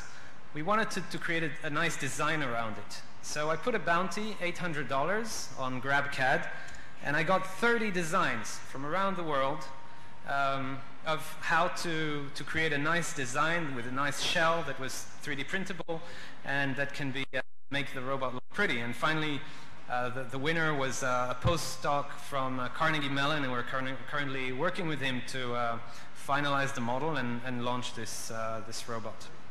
So, to finalize the idea of makers today, of this new makers revolution, it's not really a revolution. It's an evolution of something that has been going on for quite a long time. The difference is access to information and audacity of a lot of people that, without prior knowledge, they just engage in learning, and you can learn programming in 1 weekend. We've got here Mike who does 1 weekend crash course in programming,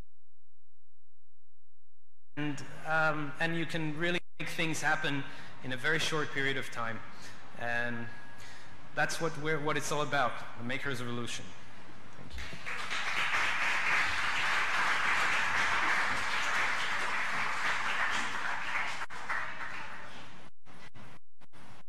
Okay, thank you, Limor. Our last maker for this session, hope it will never end, the makers, is Shai Abramson. Shai Abramson is the co-founder of Friendly Robot, and let me tell you, he's also the recipient of the Israel's National Defense Award. Ladies and gentlemen, Shai Abramson.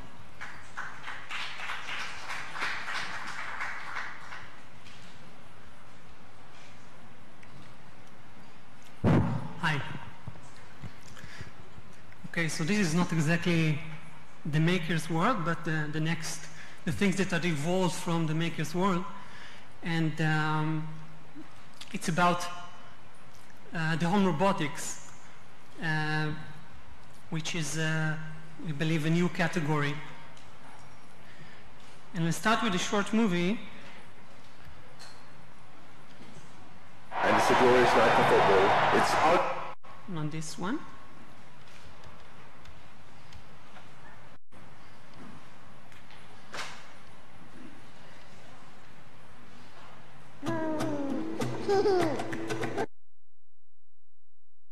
That in 20 years' time you'll own a robot that will mow your lawn. But today home robotics has become a commodity, and that has created a new problem. There are simply too many robots out there. That's why we've created the first ever 3-in-1 domestic robot, the Robo-Wow. The Robo-Wow is the only robot that can vacuum your home, clean your pool, and mow your lawn. The process of creating the Robo-Wow was quite a challenge. One of the first problems we encountered was its size. We also had a problem with sudden mode changes. Getting the Robo-Wow into the pool was easy.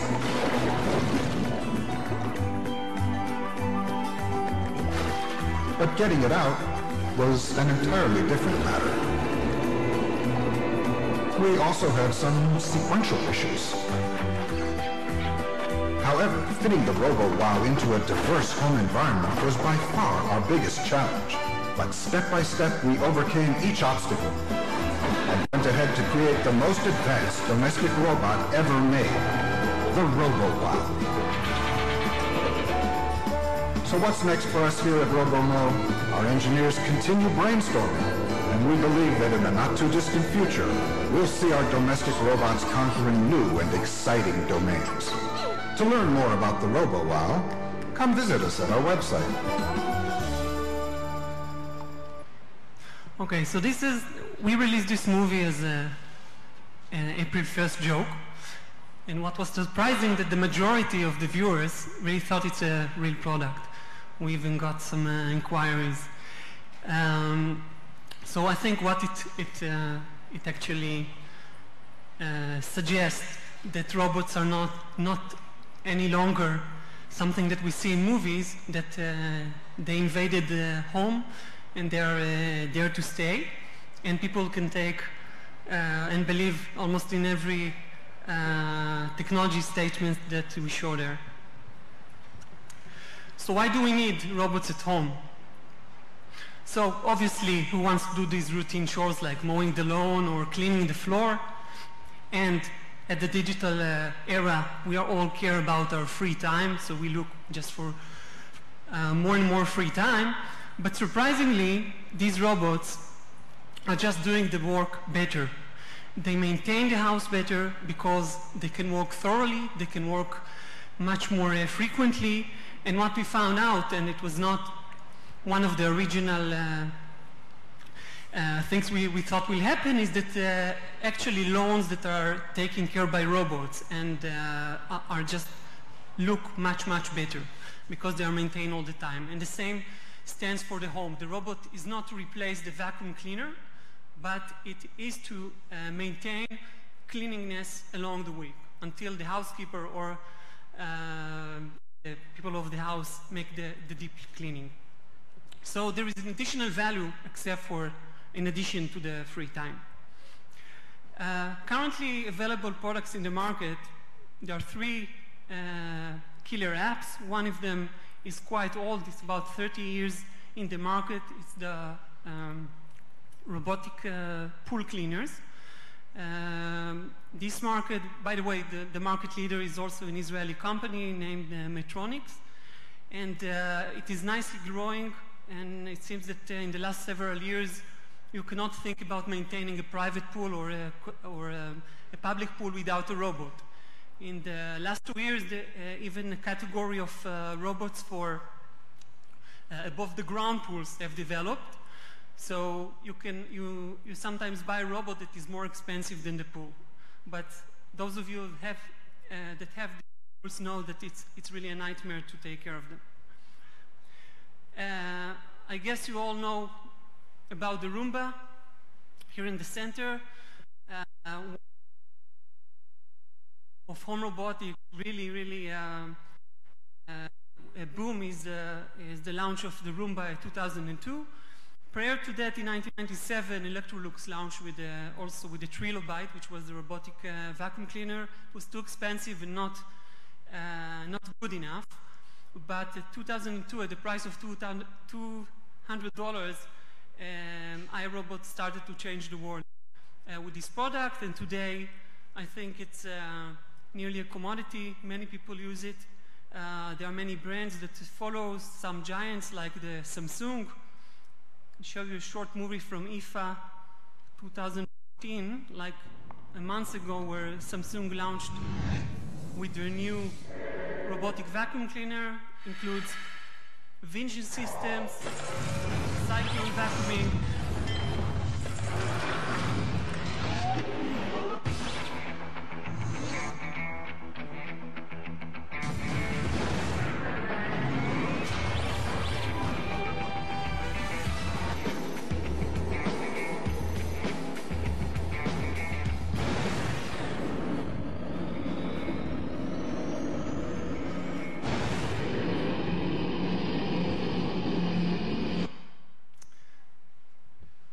and third, the 2.5 category is the robotic floor scrubbing. This is something that is not taking off yet, but iRobot have tried to make also a wet cleaner. This product is much more complicated because it needs first to sweep, soak, and then sweep the wet floor. It's not there yet, but it's coming. And what our company is currently focusing on are robotic lawnmowers. We actually founded the company 20 years ago with a vision of home robotics. It took quite a while to get to a real market, but in the last 10 years, this market is growing steadily at about 30 and even more % a year. Europe is the main market. There are some reasons that the US have not adopted these kind of products, but there are today dozens of products from more than 15 manufacturers. And because I was told that we should not put advertisements here, then I'll show you some movies by our customers. The point is that we have other automatic machines at home, like the dishwasher and the washing machine. But when it comes to a mobile robot, it triggers people's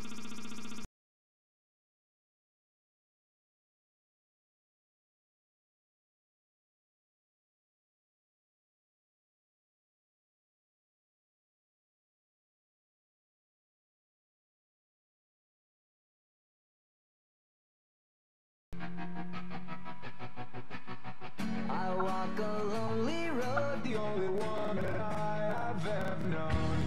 Don't know where it goes, but it's only me and I walk alone.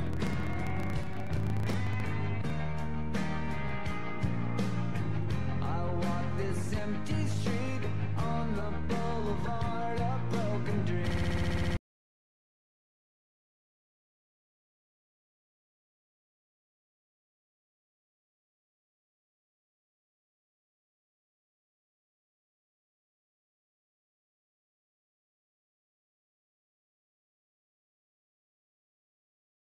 There have been attempts to make other products outside of the three. Some are gimmicks. A Chinese company called Ecovac is trying to make a robotic vacuum cleaner, robotic window cleaner.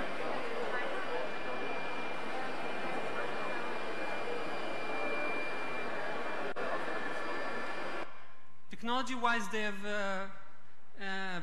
came quite to nice solutions, but the use case is still not too clear. Here's a small gimmick for the Independence Day for those of you who make barbecues. And covered from a hard day's work, it is time to turn to the one machine that can make it all go away with the push of a button. GrillBot. GrillBot does the dirty work with 3 powerful electric motors spinning 3 wire brushes that scrape away baked-on crust that makes grill cleaning a hassle. And this product in the center is an attempt to make, it's called Jibo, it's an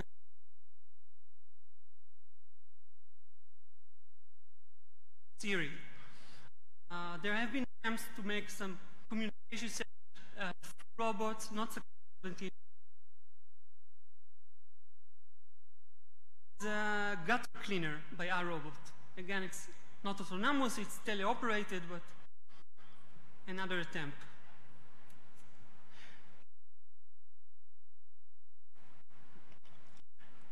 Robots are difficult products. They work for many hours and need to be carefully designed. And we buy robots and want to make sure they will not fail, they will not get stuck. So it's a lot of effort in the engineering and in the software. And in the platform that I've shown you, the products have matured to a satisfactory level. So now we are moving to the next stage of technology. And the third thing that robots need, what navigation can bring is more efficient work and actually less time.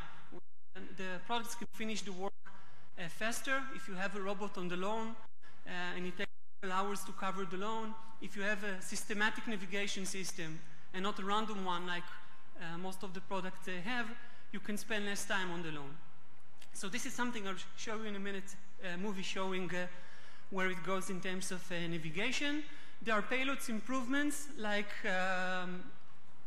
statements that a small robotic vacuum cleaner can vacuum as good as your big uprights, and there are attempts by Samsung and now by Dyson to put more suction power on the product. But yet, all these products, there is a great demand to make them quiet. Because they work for many hours in our environment, it's important that it will be quiet, and one of the amazing things in robotic lawnmowers that you expect the sound that you're used to on Saturday mornings, but they're so quiet that you can be 2-3 meters from the robot and not hear it. And we have invested in this a lot because European countries and Scandinavian countries are just freaks of silence, so we had to build the gears to be very quiet, and of course the cutting system. And connectivity, here it's not just a statement of what will the Internet of Things do, how the refrigerator communicate with the owner of the house. Here, connectivity, first of all, we have a set of smartphone applications that just brings you the full control of the robot, and it's, of course, a better panel than what we can put on the robot.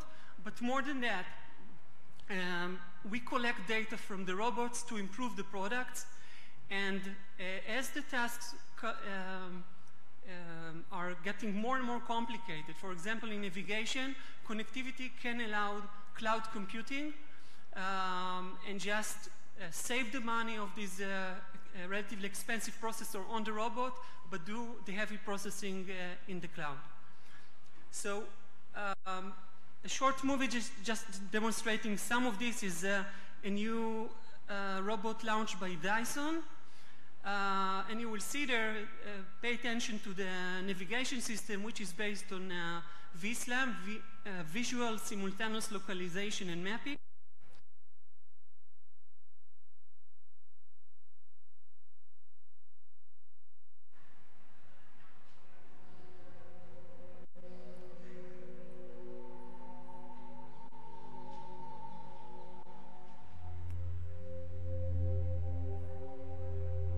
The Dyson 360i robot is powered by the high-speed Dyson digital motor. It's small and light, yet delivers higher suction than any other robot vacuum. A unique 360-degree vision system sees all the way around itself at once, selecting reference points to track and triangulate its position so it knows where it is, where it's been, and where it is yet to clean, systematically cleaning your home in 3-meter grids. Patented radial root cyclone technology generates powerful centrifugal forces to fling dust out of the air and into the bin. The robot's cleaner head spans the full width of the machine. Carbon fiber filaments remove fine dust from hard floors, and stiff nylon bristles remove ground-in dirt from carpets. Continuous tank tracks climb over obstacles and maintain speed and direction, ensuring it stays on course. And the Dyson Link app allows you to start, pause, and schedule your cleans, as well as monitor and update the Dyson 360i robot vacuum. The Dyson... Okay, some figures, last slides about the market. This is the last 5 years. We still don't have the figures of 2014, but you can see that all the 3 main categories are growing nicely. Like 2-digit growth rate. The floor cleaning is booming, already in the millions, but the lawn mowing is following nicely, and we really enjoy the prosperity in Europe. This market in 2013 totaled at $2 billion. iRobot is very dominant in the floor cleaning business, and they sell more than $500 million a year. This company started as with the defense project. Now 90% of their revenues are from the consumer market. And I'll finish with another short movie that we made for the World Cup. And it's a glorious night for football. It's Argentina versus Germany. The crowd is in full voice. The pressure's mounting as kickoff approaches. And they're off. Great movement by this brilliant little Mara. Fantastic passing as he dribbles down the field. He turns towards the goal. This will surely go in, and oh, that was completely uncalled for. He absolutely mowed him down. That's a red card if I ever saw one. The emotions are running very high. The crowd is furious. The manager's going quite berserk. It was surely destined to be a goal. Heroic stuff from this little Mo. He truly sacrificed his body for the sake of the team.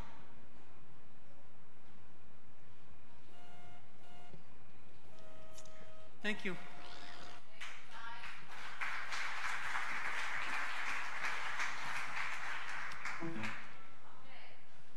We have a very special keynote speaker here, and he's going to talk about something that is very interesting. It's actually about reaching the connected consumer, and we're very lucky to have here with us today the chairman and CEO of Stylish Media Group. Please, Mr. Mark Worth. Thank you.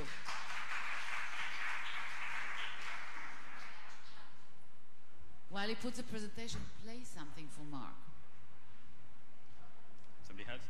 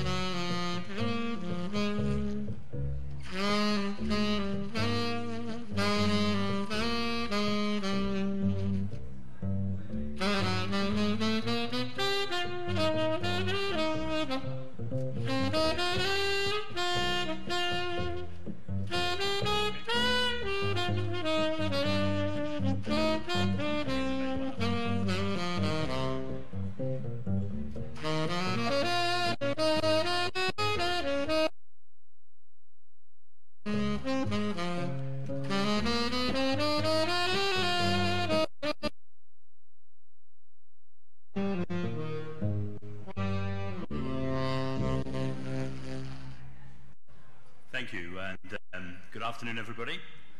I'm Mark Worth. I'm the founder, CEO, and chairman of Stylus Media Group. We provide research and advisory services to all consumer industries and work with over 350 global brands, advising the development and on engagement with the consumer. My presentation today encompasses some recent research that we've done around the consumers of the future, as well as technologies and retail strategies that are changing the way that we do business. It's a very cool presentation, and I enjoy it. Let's just... Well, we're not getting the slides. Sorry, guys.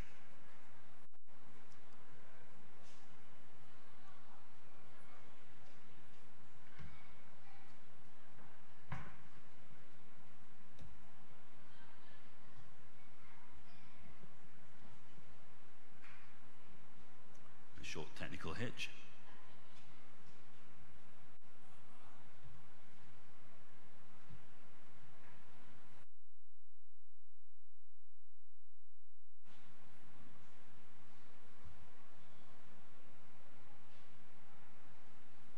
Okay. As we can always rely on the music. Music always goes on. Always happens at a tech conference, right? Yeah, the only place that you choose.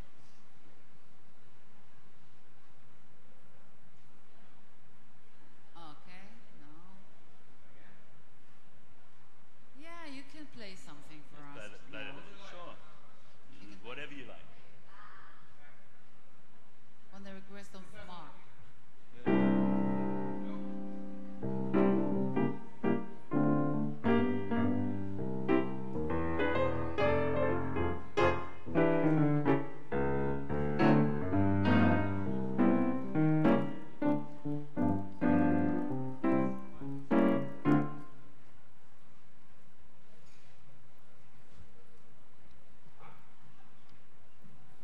Thank you.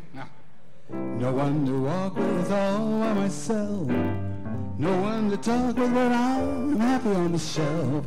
And misbehaving, I'm saving my love for you. I know for certain no one I love. I'm through a flirt that's just the one I'm thinking of. And misbehaving, I'm saving my love for you. Okay, we're back on again, okay. Thank you. So as I was saying before, the presentation today encompasses some research that my team has done recently around consumers of the future, as well as technologies and retail strategies that are changing the way that we do business. It's working. So I'm going to introduce you today to the Savvy Tech Generation Y and Generation Z communities. I want to talk a little bit about the technologies that you can embrace to appeal to these young innovators, And it represents a type of thinking that we've been developing over the last 4 years at Stylus, and considering the challenges that brands face in converting strong brand engagement to sales. So who are the next connected consumers? The future innovators currently described as Generation Y, who are the 20 to 33-year-olds, and Generation Z, who are the 5 to 19-year-olds. They are the consumers of the future, and understanding their motivations and tech habits will determine what will engage them. Start off talking about Generation Z, also known as tech zombies. Well-informed, media-savvy, keen to collaborate, today's 5 to 19-year-olds are super social workers who in many ways are growing up faster than any previous generation. They account for the population of the United States. But also in education. Generation Z are often called screen gazers. For them, technology is oxygen. According to a recent survey in July this year, 15% of UK children said that they would give up food and sleep to play more with their mobile phones. The digital world that Generation Z is growing up in is radically different to the one that their parents and older siblings faced. Even tattoos are digital. They can already buy packs of temporary digital tattoos from Motorola to unlock their mobile phones. That's, of course, if they don't want to wait the 2.3 seconds that it takes to use a password. And products are being designed that meet the needs of tech-savvy teens for this growing market in innovation. Earlier this year, a company called Marblue released the first headphones with an all-foam monobody design. The unusual material means that the headphones are almost indestructible, and most importantly, shareable. This is a really important attribute to note for this group. Tech-embedded beauty is another emerging category that will be targeted at Generation Z consumers. The Wearable Services project imagines a future of nail art in an age of wearable technology. The nails feature embedded sensors that can be personalized to provide the wearer with information about their daily interactions or create diary reminders for them. And when it comes to entertainment, Generation Z viewers favor non-linear forms of storytelling. Idna is an animated story from Ape Lab, which allows viewers to actively control their spatial experience of a film or animation on a mobile device. 160-degree experience, so users shift the device to focus on different visual and audio points as and when they want to, so that no two experiences of a story are the same. Storytelling tools like this could prove game-changing with an always-on mobile audience in both the entertainment and advertising fields.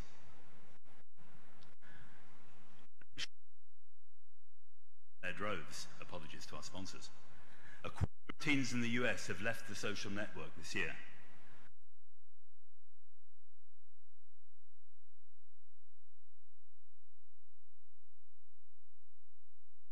Through any device. Instead, they're flocking to emoji-only social networks such as iMoji, which lets you convert selfies, animals, and celebrities into your own stickers. If teens are watching YouTube, they're not watching mainstream celebrities. They're obsessed with texting. Videos on YouTube. YouTube's biggest star is PewDiePie, if anybody's come across PewDiePie. He's a UK-based Swede who racked up 351 million views on his gaming channel in June alone. And as a comparison, it's 20 times more than CNN. Lack of filter and risk-taking spirit common among YouTube stars. In their eyes, authenticity is a route to is a generation for whom social media is media, and the little it's the most entrepreneurial generation.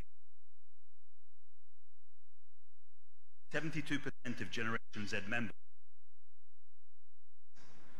coming from an era of rising self-employment and new ideas driven by rapid advancements in technology, children and teens are beginning to aspire to launch their own companies. You can take classes online or connect with experts before you're 10 years old. Teenagers are now giving influential TED Talks, building their reputation and networking before they've even left school. So how can brands win favor with these teen entrepreneurs? Shift from presenting new things to buy to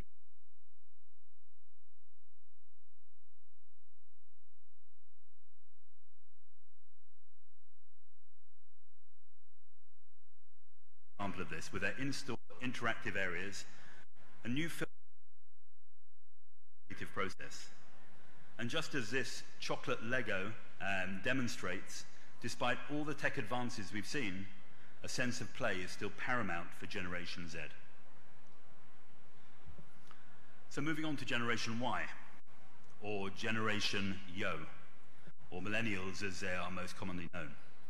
This generation of 20-somethings are sometimes regarded as entitled, jobless, obsessed with selfies. But really, are they? Although millennials are often described as narcissistic and anxious, the reality is that they're a generation that enjoys a strong sense of community. They use technology as a way to enhance their real-world experiences rather than escape from them.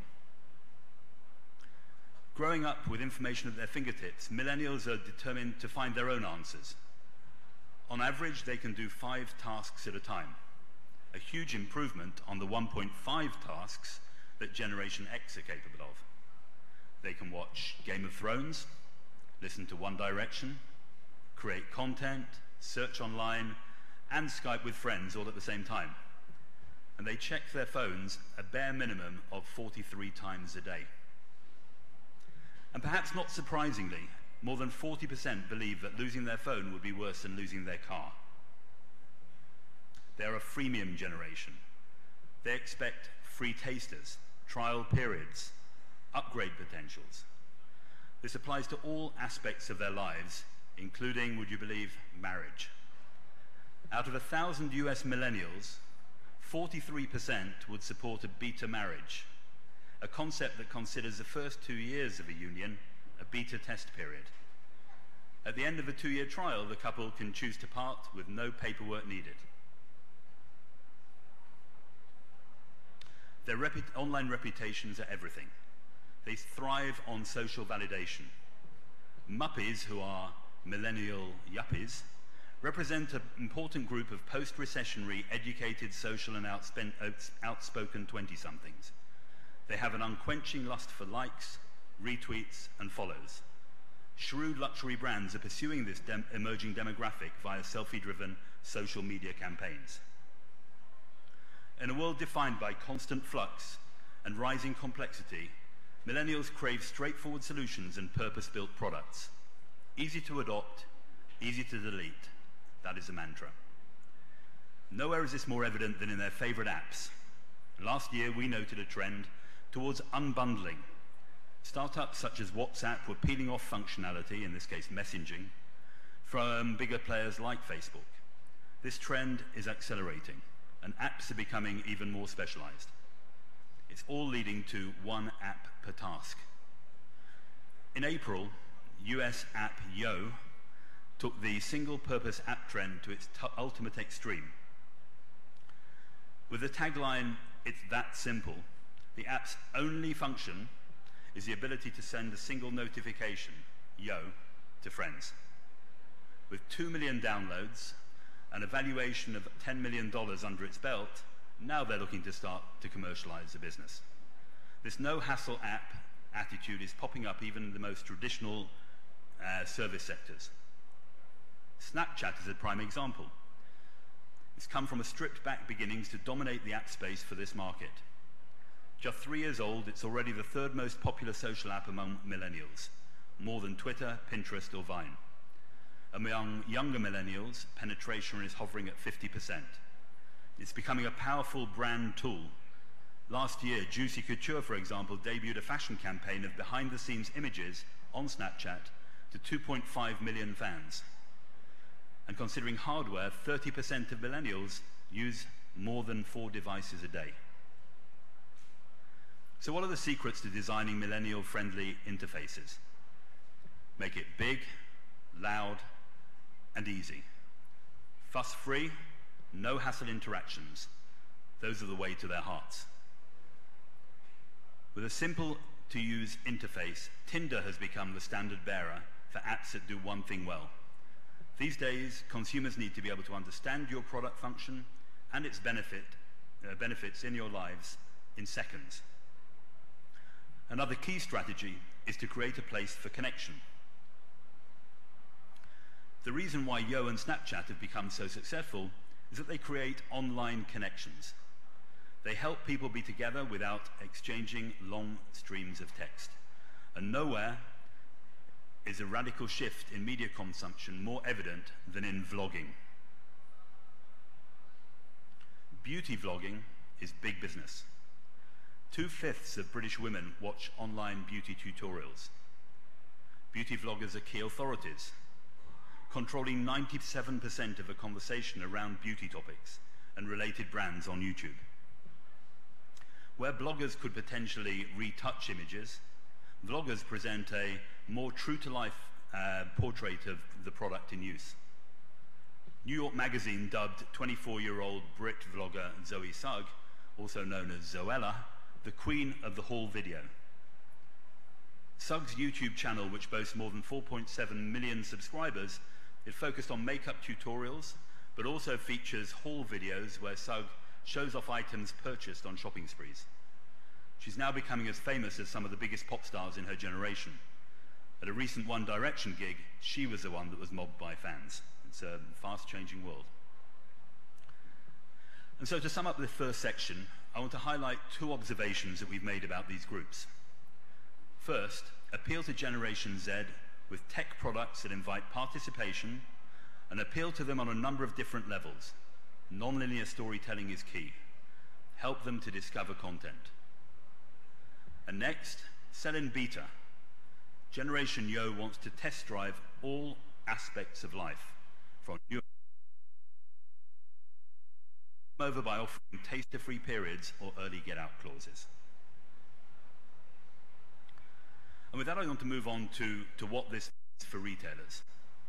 What we're seeing is that shoppers, all but especially the millennial generation and below, are increasingly disengaged to view the world in terms of channels. They just aren't that bothered. What this means is that the idea of omni-channel, let alone multi-channel, is already somewhat outdated. We really are in the Wild West of retail. Overall, modern consumers are a fickle bunch with more concerns about access, shareability, and fluidity than what channel they're using. Shopping in stores, via computers, mobile devices, social media, even through virtual commerce. Of course, all of these channels matter, but what matters most is the brand connections that let consumers keep their eyes on the prize as they hop around. This was something that we first analyzed last year in our trend Anywhere Retailing, an investigation of the move away from traditional linear retail towards a world of shoppable content, including buying from magazines, TV, blogs, and even each other. Last year, Nike released Nike Album with Finnish company Kiosk. Kiosk is a platform for brands and publishers that means digital content can be embedded with a layer of smart information that makes it dynamically shoppable. Basically, wherever the content ends up, the details are always relevant to the location. Bloggers all over the world could access Nike's material from which their readers could shop. The bloggers and Kiosk received a commission on all sales, and of course Nike's reach grew vastly. The blogger brand angle is especially key now because the promise of shoppable content becomes that much greater when the content is driven by the consumer community itself. We're witnessing a new breed of entrepreneurial consumers that look to each other, to those with whom they socialize or have shared interests, for advice and for inspiration. Here you see a set of top bloggers repped by New York blogerations agency Socialite that also owns fashion website fashionindie.com. It's currently in the process of commercializing its web pages with embedded links and a sidebar that displays just the shoppable items. social world, I don't mean Facebook. What really matters now is the much more visual sweet spots, namely Instagram. Instagram currently has almost 200 million users, 90% of which are millennials. It really epitomizes the peer influence mentality that's at the heart of the blogger culture. Nike currently holds top spot in terms of followers, with Adidas and Vans not far behind. And in terms of retail, previously Instagram was really just an ad space for brands, but now a host of third-party businesses are making it directly shoppable. Like to Know It is an Instagram-specific sales platform that emails a shoppable link to anyone who has liked a specifically tagged Instagram post. It also enables users to save items to return to them later. Now, here you have the US edition of Vogue, which has just started working with the platform. It takes a commission on any items bought, and it excellently highlights just how hybridized retail is becoming. This is monetized media and social. And it's also spawning retail platforms that are actually aping sites like Instagram. These platforms are learning from consumers' own behaviors, the stuff that's already piqued their imagination. Last month, we saw the launch of Spring, which works just like Instagram. Users see images from the brands they follow, and suggestions come via the buttons New and Discover. Their lists are curated by influencers. Products can be quickly scrolled through, enlarged, and then swiped away to carry on. Unlike some previous attempts at mimicking social sites, the critical thing here is that it's one touch to buy. The way it does it is that users upload information, sizes, shipping addresses, all at once, and no need to add anything further. There's not even a need for a shopping cart. And of course, this overall socialization of a retail experience is super relevant to the physical environment too. Karl Lagerfeld's flagships are still great examples of a brand that is grasping the value of sharing, but also immediacy. Its changing rooms are equipped with touch-screen photo booths, enabling shoppers to snap their outfits, apply car-inspired filters, or email. The idea of a increasingly important. Topshop and Forever 21 have both used dual in-store online photo booth campaigns that feed imagery of its shoppers doing things in-store across other media channels, giving teens their 15 minutes of fame and the brand feedback on a global scale. Sneaker Boy is a samples-only showroom space that does have staff, but they're mainly there just for service. Consumers check out items themselves via in-store tablets or Sneaker Boy's mobile app. What this shows is how tech in all aspects and all respects is really changing the way that consumers expect to experience retail in stores. Sneaker Boy provides a sense of control and, to an extent, privacy.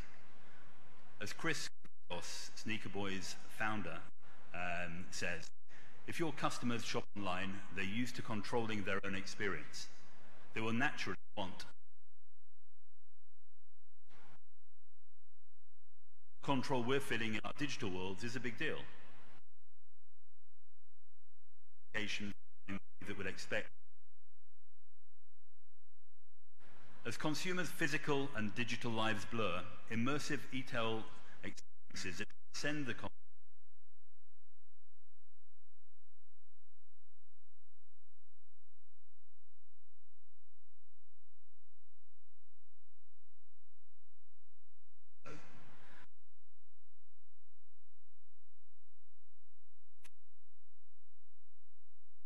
navigate with smartphones or keypads.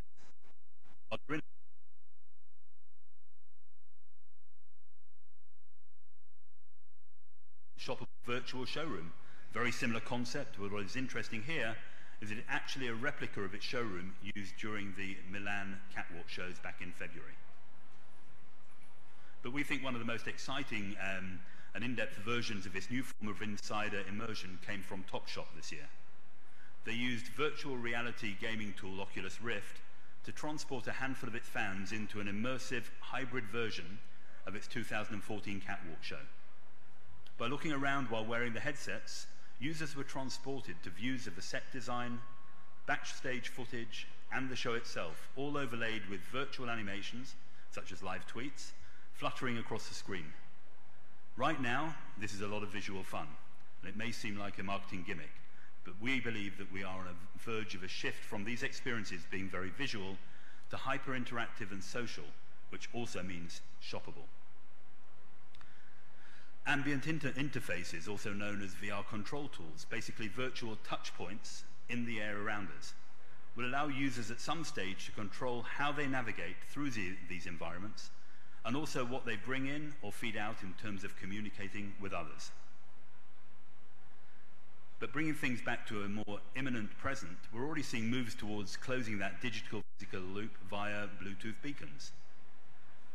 Basically, tiny wireless transmitters that are able to determine an individual's location to within inches, and then send them to relevant messages. The most interesting and useful scenarios happen when beacons are synchronized with branded apps that contain additional information, like previous purchases or wish lists. British company The App Business is currently developing a beacon solution for a British DIY brand that takes into account local weather data. So for instance, when you walk past the store on a sunny day, the user will be sent an offer for barbecue items. We see another system called VM Beacons that does a lot more than just give prompts. Users that have the app receive push notifications as they pass enabled windows, giving them information such as price, styling tips, and additional colors. They can also save items to an in-app wish list to review or buy later, or buy immediately via the app. If it's being used during store hours, a wayfinding feature provides easy directions for getting straight to the product in store. Apps that deliver info and access, shareable wish lists, and also direct line to a brand's own sales team are of huge importance, especially when those platforms let the user set the pace. As a taster from the convenience section, here's a new app called SnapUp, an example of what we're dubbing Keep Me Posted Commerce. Users can take a screenshot of any product from any shopping app or mobile website, shots that then become snaps that can be filed into lists. Those lists are shareable, trackable, and alert the user when the price alters. And another key startup that we're watching and we think is very important is a firm called, UK firm called Donkey. The system allows two-way interaction between brand and shopper. Plus users can also chat to their friends in the app, creating what the designers call a fully socialized customer relation management ecosystem. So to finish on an example of what really demonstrates the full digital-physical overlap, here's Neiman Marcus's service app. This app lets shoppers liaise with sales associates via text messages, browse products, create wish lists, and even arrange for products to be held in store. A built-in code reader lets customers scan in-store signage for product and trend information. And because the sales staff can see exactly the same details, it ultimately improves the service that they give. It's a holistic overview, but it's happening now. So what are the key takeaways? Non-linear thinking. Consumers are increasingly disinterested in what channel they're shopping from traditional channels right through to catwalks and blogs, as long as they get what they want. It's more important that the overall experience is however many turns it takes. Community connections. In an era arguably defined by the boom in social and interest-based networks, reaching individuals now means also targeting groups. Look to how they communicate for success. Consumer-centric control. Consumers now expect much more access to brands and control over the retail experience than ever before. From personalized multi-service apps to customized products, this is an era of generation co-create. And real-time relevance. Real-time really matters. In the sped-up world we now live in, a good retail experience should be relevant all the time and in every place. That concludes my presentation. I hope you found it to be of interest.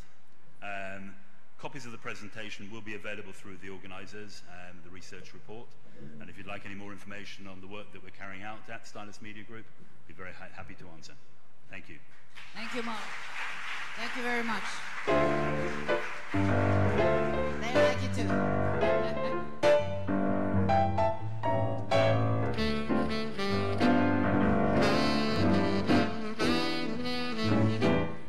So we are going to talk now about the emo. The emo is going to be conducted by somebody that grabbed behind the desk of the digital and internet. He's a digital and internet reporter of the leading business market laws.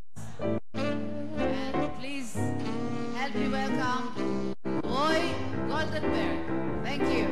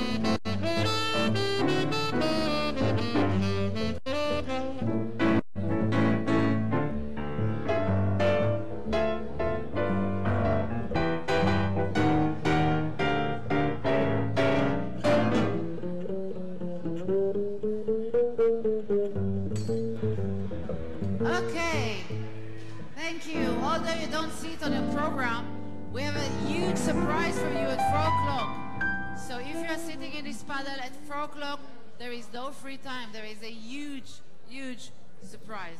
So you better stay here. For us, Microsoft is preparing something very special for us. Thank you.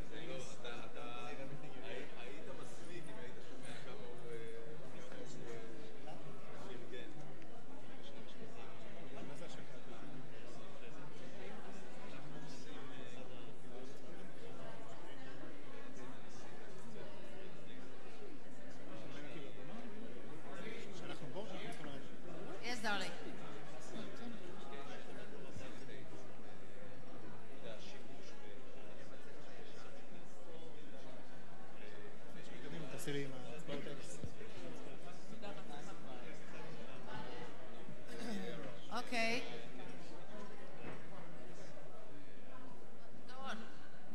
can The start? floor is yours, yes. All sure. right. We would like to start, so everybody please sit down.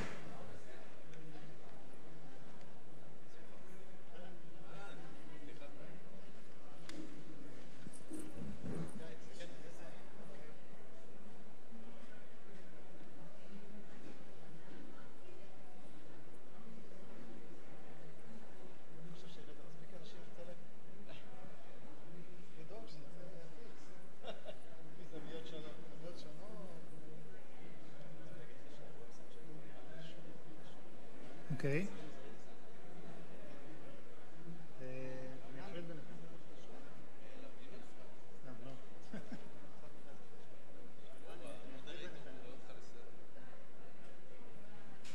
Okay, good afternoon everybody, and thank you all for coming to this panel.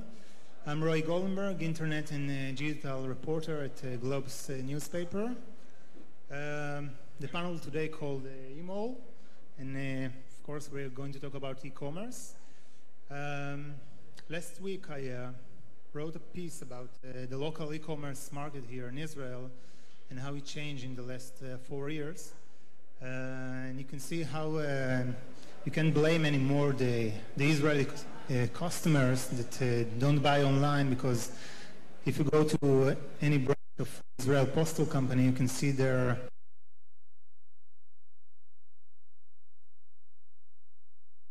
and etc. People buy online, Israel people buy online.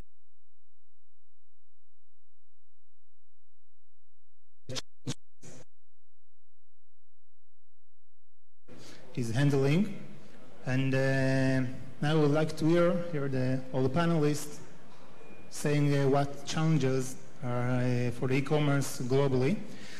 So let's start by everybody himself and say how he's related to the e-commerce.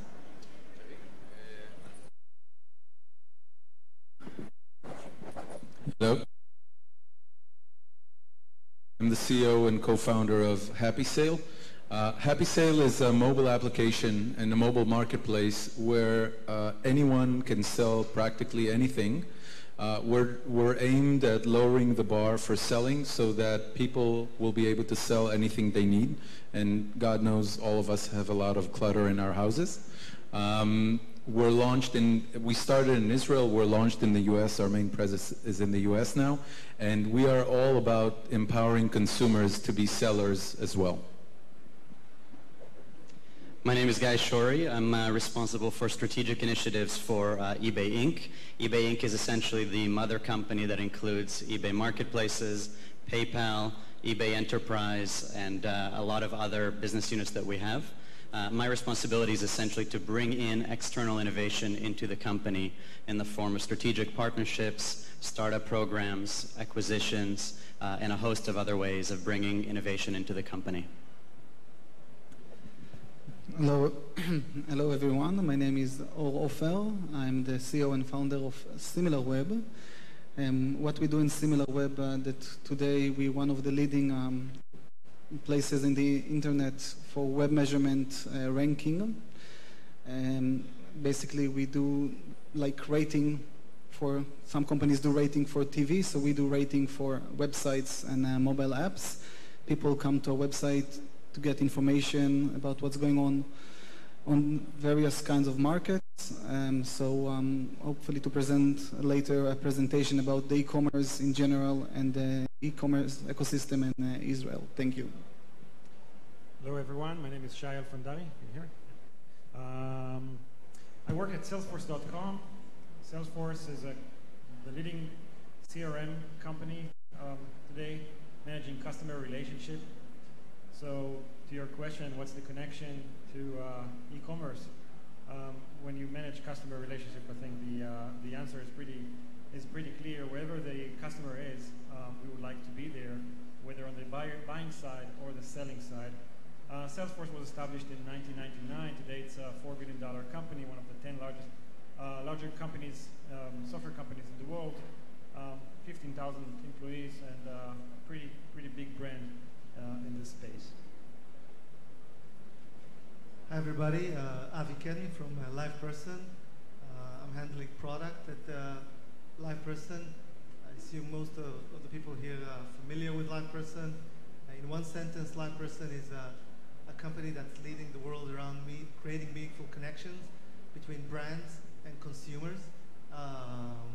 Meaningful connection for those of you that visit sites is about talking to a real person. So that's what we do, and for us e-commerce, it's not only an area where we have a large number of customers that are using our product, but also we believe a lot of the things that we're seeing today in e-commerce are about to change. I think we'll talk about it in a few minutes. Hello, my name is Asaf Tzadok. I come from IBM Research Lab in Haifa. I'm managing a group of researchers. My work is directly connected to the previous that if you refer about the hybrid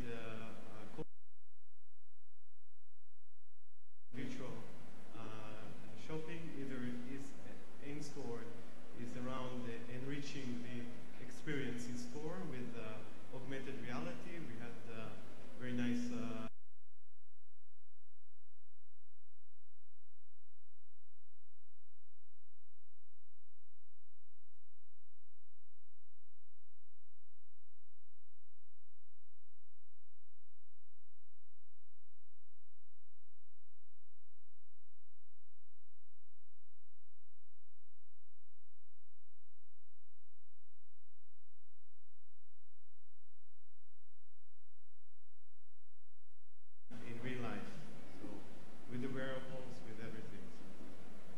Okay. Okay. Thank you, gentlemen. Before we start our discussion, I would like to welcome all to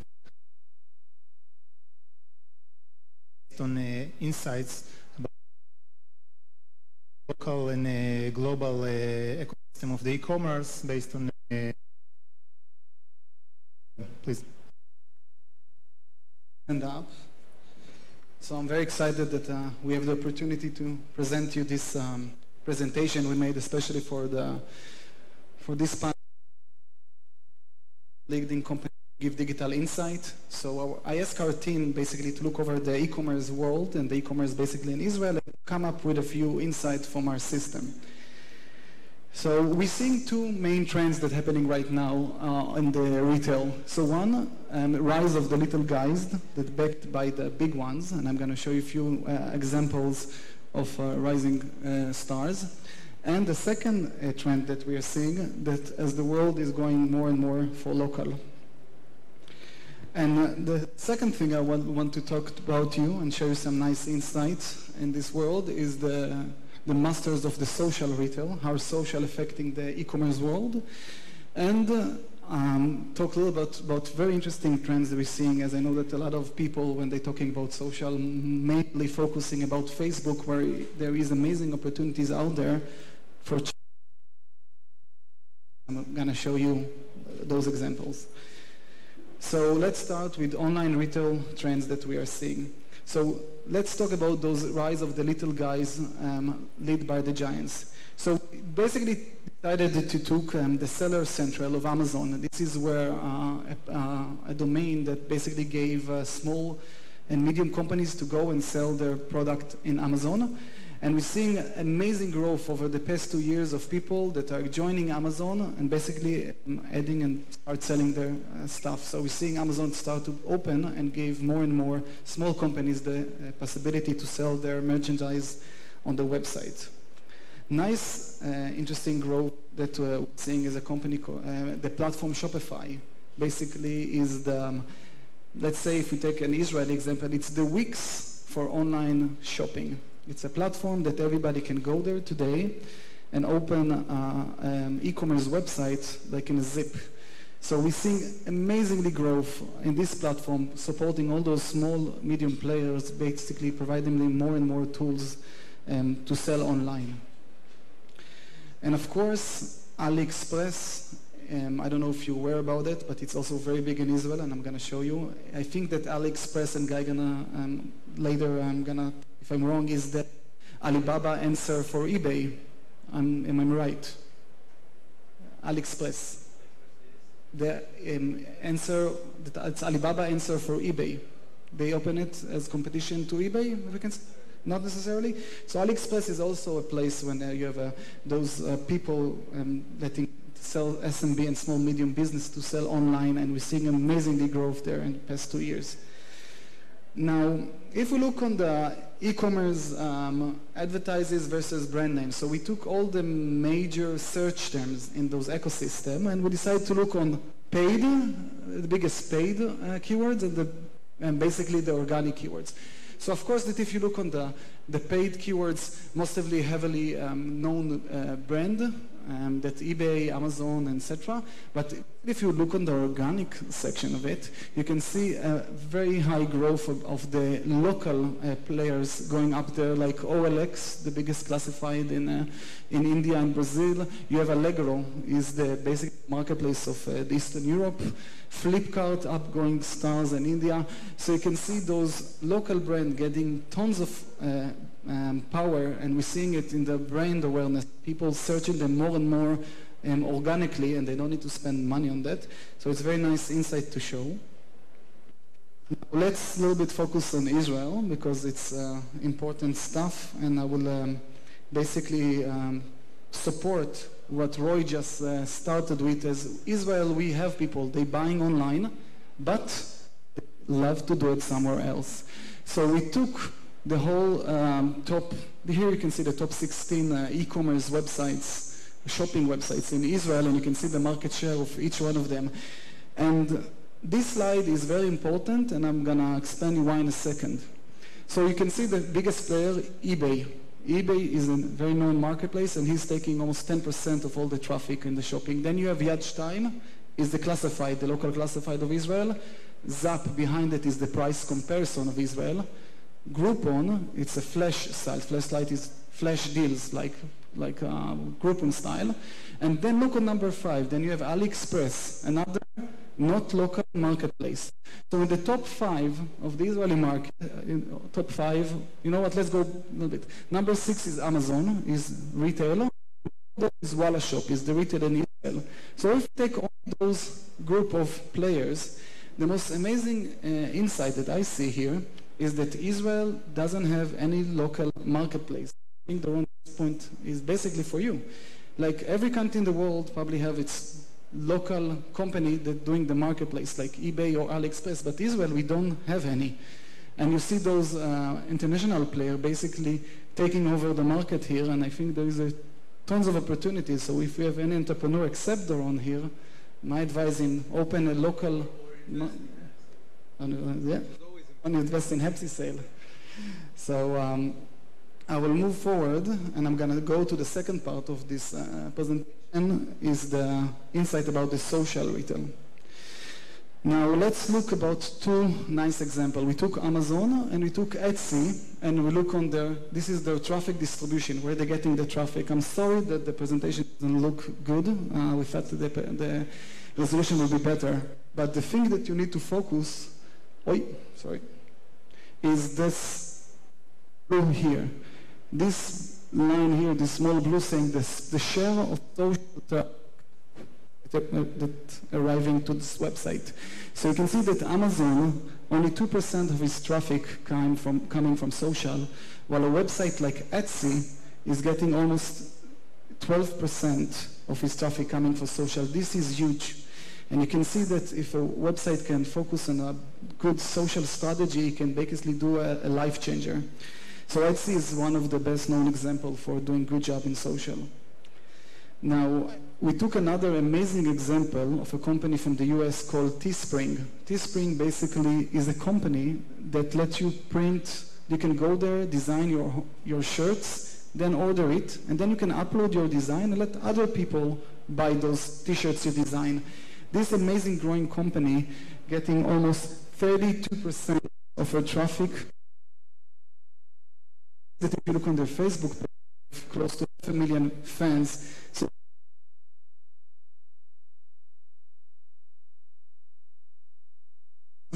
social strategy. Now, we decided also to break down the Amazon Etsy example to show you what I discussed in the beginning about the rise of Reddit and Pinterest, and not focusing only on Facebook when looking on social. So even if you took Amazon, this huge, amazing website, getting 21 of social traffic from Reddit. So if you today go and find out about it, as this is a very growing social network and it's is the rising star there. And when we look over at the Etsy example, Etsy for Pinterest. So those two amazing examples really come here to demonstrate that social is big, it's growing fast, but don't only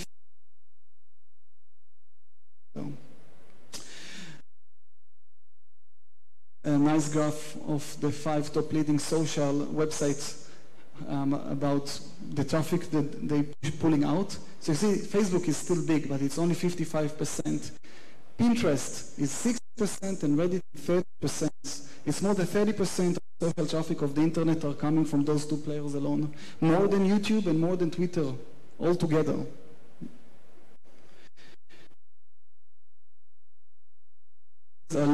After they going, so you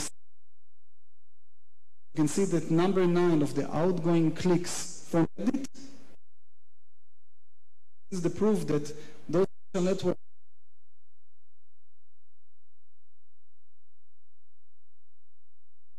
also to show you the interest. So you can see that shopping is the number of receiving users from Pinterest, and if you look, like 8% of the traffic going to shopping, and you see Etsy there, another number 3. So this was my short presentation. I hope it's give you good insight. I'm going to let the panel to discuss.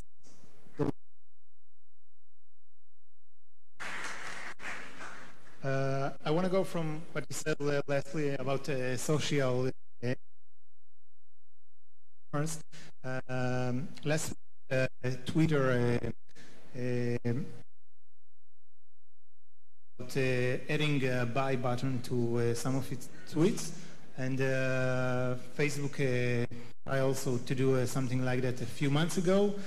I want to ask you all, do you think social e-commerce from Twitter and Facebook and other social networks will really work? Will people buy from Facebook, from Twitter?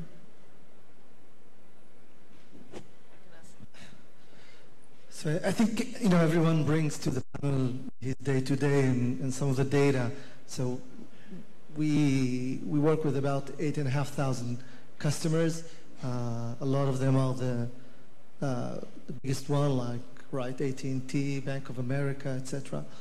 So what we're seeing around social is that they are entering that arena. They're monitoring closely everything that's happening, so they're using a lot of monitoring tools to get the data related to their brand. They're reacting in this social arena, but it's very difficult for them to measure the ROI from social. Now, from the other side, around mobile, we're seeing that these brands are investing a lot into their mobile capabilities and also seeing the ROI, because they can measure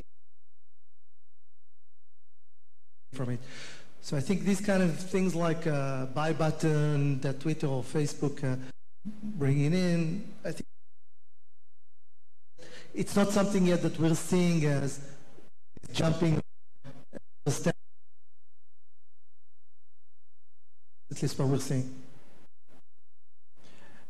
I think behind every consumer, every buyer, there is a seller. And if the seller knows how to reach the buyer and approach the buyer where they are, the right place at the right time, with the right message, with the right offering, then the answer would be yes. It's not about the button. Behind every button is a customer. And behind every customer, there is a potential seller. If you can match that, if you can match the two, then the answer is, of course, this makes sense and this will increase traffic.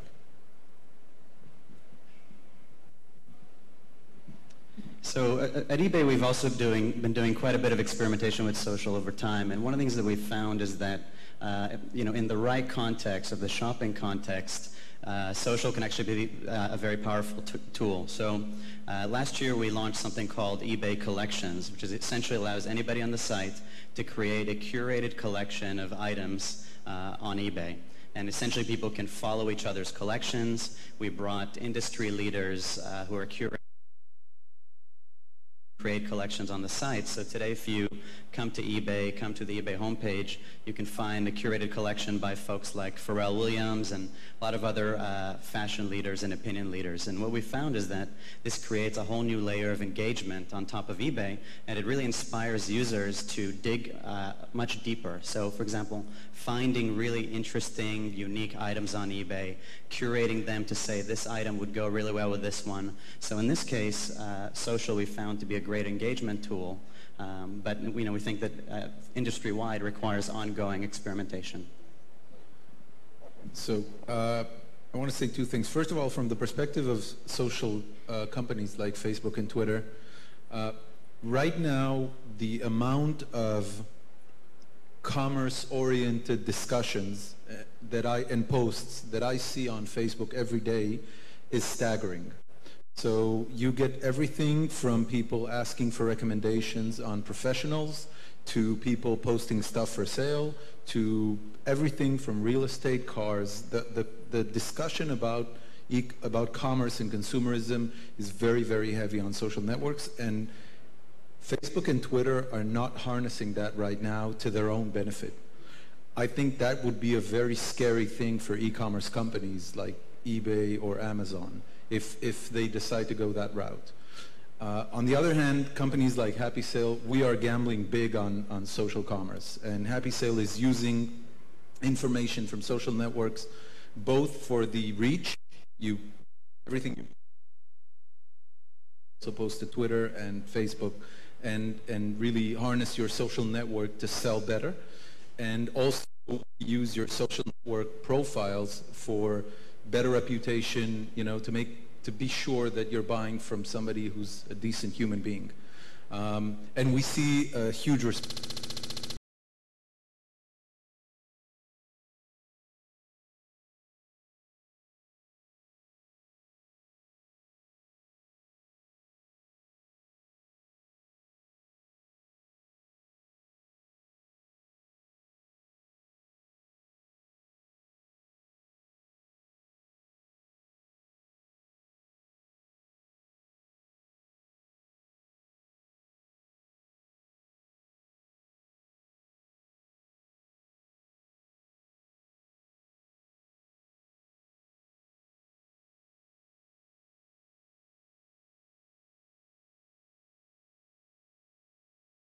Search world have the intention around it. When I come and I'm looking for black wedding dress on Google, basically I'm in the mood and the intention to oriented to buy now and acquire what I want, so I look for it.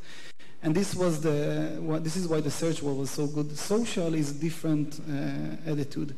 I'm in the social, I'm having fun, I'm investigating, I'm looking, I'm taking my friends. I'm not in the right mood in the intention for acquiring.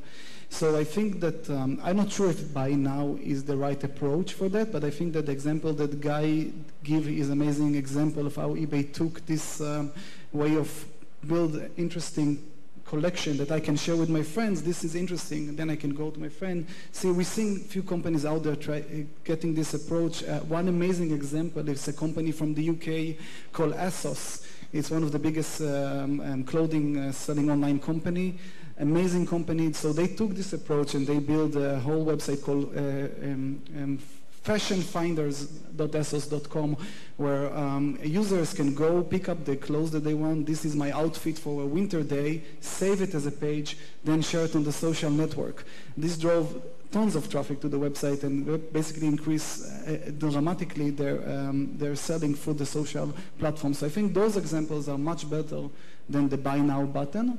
But I'm happy to see that the social companies are trying all the time to think the right approach for e-commerce in their platform, as though the e-commerce are the biggest advertiser in the online world. I don't know if okay. perspective. It's not working. It's working? Okay.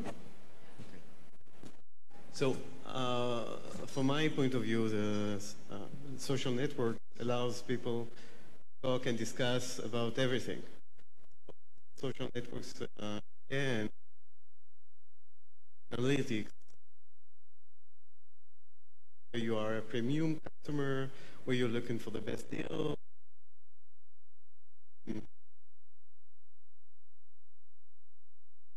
That effective advertisement for you. Beside knowing everything, you can tweet, okay, we're getting married. So then you know that this person is getting married, and based on this you can push things around weddings. So there is a lot of value in out of context. So people, you can, from my perspective, you need to find the customers when they are in the mood.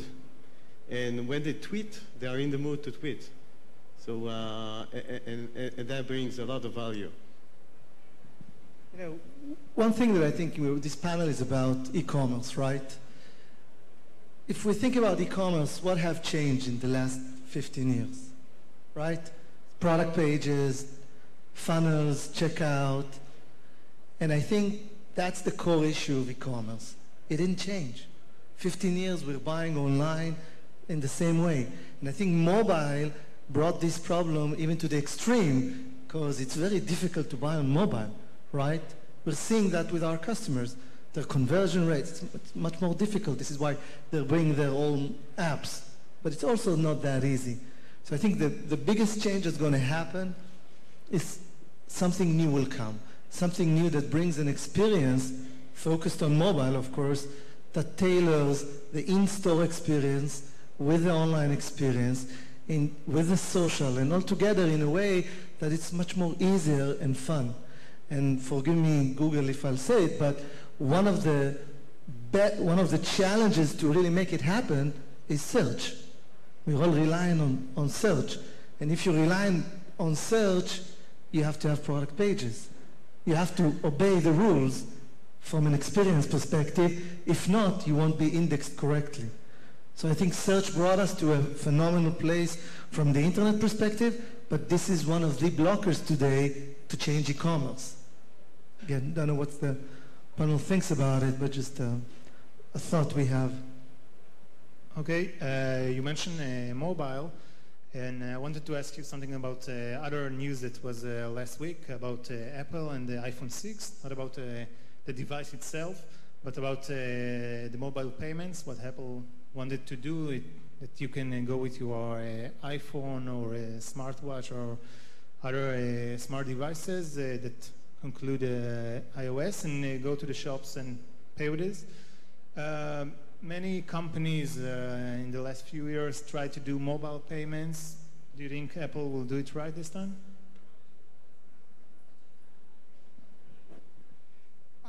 Can I answer? I think it's an interesting question. We saw many companies in the past trying to solve the mobile wallet problem. You know, PayPal did a lot of work on that. Google have Google Wallet, did a lot of work on that.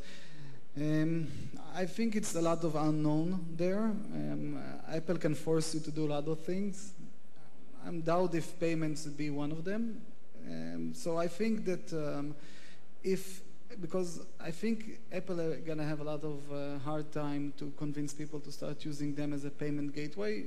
So I think there's not many chances. I feel there's still going to wait a few years until somebody's going to solve it properly. So I'm going to give my unprofessional opinion on that because I'm not an expert on payments. But I will say this. Apple, over the past more than a decade, has been really good at breaking the ice on markets. So before Apple, touch screens were crap, and then Apple came with the iPhone, and now touch screens are amazing. It's a great experience. It's gotten to the point where kids don't even realize that there could be a screen that's not a touch screen. They try to touch every screen. They did the same for paying in-app purchases.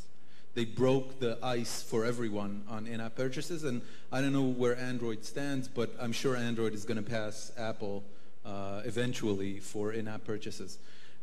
What they're doing now, and I love the fact that they're doing it, is that they're breaking the ice for mobile payments. And they're breaking it just like Apple knows how to break the ice for markets.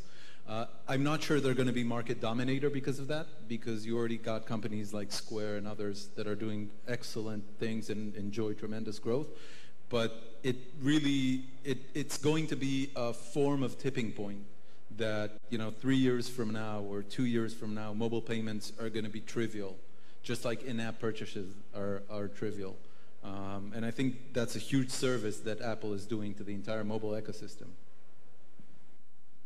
So we think that every corporate has a certain DNA and its own DNA, and PayPal's DNA has been payments, and that's been the central focus for the last 15 years. So we think that what's really critical is things to do with trust, creating a solution that's extremely trusted by customers, things making it actually seamless and frictionless, things to do with customer support. PayPal today has about 150 million active digital wallets, and this year has processed over 1 billion mobile payments this year. And so for us, it's about continuing to push that envelope, continue to maintain that excellent customer experience, and we think that ultimately consumers are basically going to show, based on what they're using, what they find to be most compelling. Saf?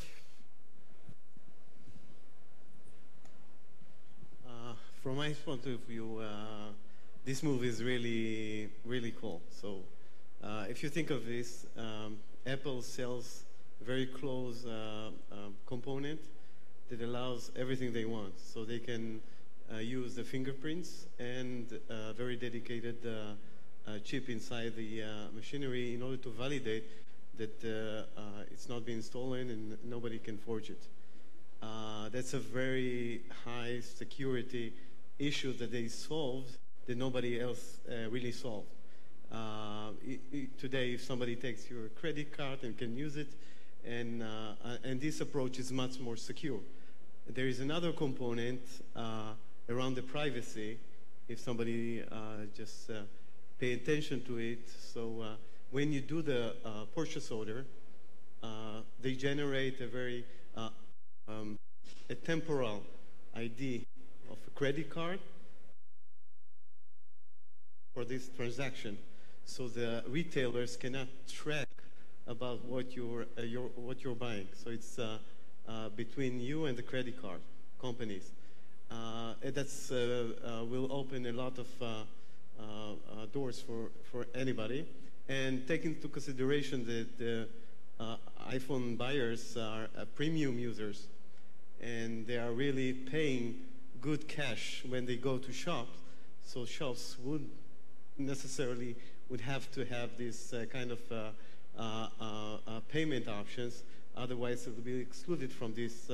So if you just look at the launch of the iPhone 6, they actually said that 80% of the U.S. market will have it in a very short time. Let's say in a few months, 80% of retailers will have it. That's a huge statement, and I really believe that it's going to work. Okay. Shai and Asaf, something to deal with both of you. Both of your companies are trying to do something that bring together the online and the offline experience in physical stores, in retailers. What are you doing to bring this together? To bring offline and online? Yeah, well, if you develop using Salesforce customer platform, you get a development SDK, you get a development kit that allows you to basically access the data offline and online. So this comes with the platform. Whenever you build something and you want to access the backend, where your customer data is, where your analytics is, and the insights about the customer, the consumer, you can do it whether it's offline or online. We, I think in the previous conversation or panel here, Mark spoke about kiosk. Kiosk connected kiosk to Salesforce in order to get more analytics about the buyer. You get in a store, you have iBeacon, you know something about the customer. Where do you store that data? You stored it at Salesforce. Then you know what to offer them. Then money becomes a non-issue, and obviously if you can run the transaction offline as well, that just reduces the barrier to make a transaction. It's all good. You know, less to talk about our plans around connecting in-store and online, but I say something that I've learned from one of our biggest retail customers. They basically decided that any online sale that's happening, they use the zip code and they attribute the sale also to the local store closest to that person buying. And when they made that decision, they basically made online and offline much closer, just by making that decision, because now the store person, or his focus is around the customer and his needs, and he's okay in telling him, go home, check out online, check it more, and I'm here if you want to buy it here or online, versus what you see today, some competition between online and in-store. But overall, like many other companies, we're working behind the scene. There's a lot of things that will come into this combination of in-store and online, and I think it's a fascinating area to play with, no doubt. So I agree completely with what you said. I think that the what we call the blurring of the lines between online and offline is something that's really fascinating that's happening. And we talk a lot in this panel about sort of e-commerce and the challenges and the opportunities. And one of the things that we've been really focused on is actually going beyond just e-commerce and sort of going after all of commerce, right? So commerce globally is a $10 trillion market. And it's this, the blurring of the online and offline that's been spurred by innovations like the smartphone. Everybody's got them all in their pocket. We know today that almost half of the purchases in retail stores are influenced, in physical retail stores, are influenced by online, right? Which means either they're scanning barcodes, they're doing research online, they're making a lot of these things, decisions using their mobile phones, etc. And so what we're seeing is that there's a lot of exciting technologies that have emerged that are enabling local merchants to participate in this economy more than ever. And I think Ol referenced this. And so, at eBay, for example, it's things like eBay Now. So eBay Now is a delivery service that allows basically merchants to deliver an item in same day, or in some cases in less than an hour, right? So again, really enabling that ecosystem. And so we're seeing a lot of things like click and collect, buy online, pick up in store, where people are actually ordering something online, but they're picking it up in a physical store, right? So all of these things are enabling local merchants with physical space to play in this ecosystem. And company, eBay in particular, we're trying to enable, this local commerce that's happening globally and really picking up momentum. Saf? Again, it's what you talked about. I think people are still looking for the value of the connection between the online and the in-store. Just coming in and getting a QR code and getting a bit more information, that's okay, right? But I'm not going to install an app for it. So I think there's a lot of things that you're seeing that's coming and gadgets, but they're still missing a link of what's the real value for me to connect between online and offline. And I think we don't see it yet out there. Okay, so the whole focus of my group is around physical and virtual. So what we do is... Could you please the microphone? What we do is we leverage computer vision technique to identify objects. Okay, so as you said before, you do the with QR code. We don't need a QR code. We just look in the objects and we recognize them, and not only one, but many objects. So while you look on the shelf on multi-objects, multi-products, and then we can say, okay, this one for you. This one satisfies a requirement about organic, never tested on animals, and kosher, and whatever your dietary needs and your sensitivity to money and budget. So that's the recommendation system around it. And not only this, but the option to take the packaging. You have a product. The product has the real estate of packaging. You cannot put everything, not every icon that there is in the market. What we do is we make it a browsable object, so you can click on it and get more information that you want to see. For example, you go to the telecom company, okay? You have all these multi phones, and you don't know which one to choose, right? And you really want something with an HD screen, and you have must-have specification. But you need to go each of them and to see about the specification and go and again and again and again. You don't need it with our technology because we recognize the objects, we know the specification that we have in the virtual shop, and then we use the e-commerce to recommend you what's the most suitable one for you, and maybe have a personalized price for you as well. So it's not like having a static pricing. So the whole concept, if you look at Amazon with the dynamic pricing criteria, and that's something that we are bringing to the shop, to the physical shop. And there is another side of it when you are at home and you want to access to the web, not through okay, let's open like we used to go to the desktops in order to browse things, and now we're using the mobile phone and we go to the right app to browse it. Now you're looking at something and the things just pop up to you. So it meets you where you want it, and you don't need to pick and to browse for this specific component. So that's what we bring also to your home, and enhancing your virtual thing by using physical objects, and that's the whole glory. So, something. First of all, as far as e-commerce is concerned, the biggest blessing that I feel about e-commerce is that I don't need to go into stores anymore, and I hate going into stores. I feel out of place. I feel like I'm being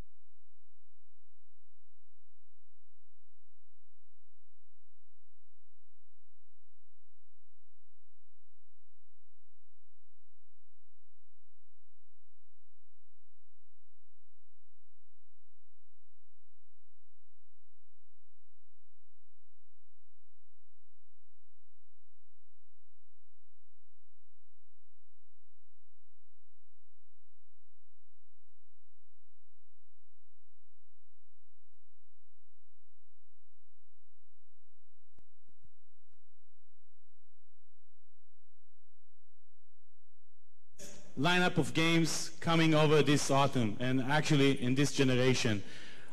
We're giving the audience a vast variety of games that they could choose from, whether it's Call of Duty, Forza, FIFA 15, Tomb Raider, and many, many more.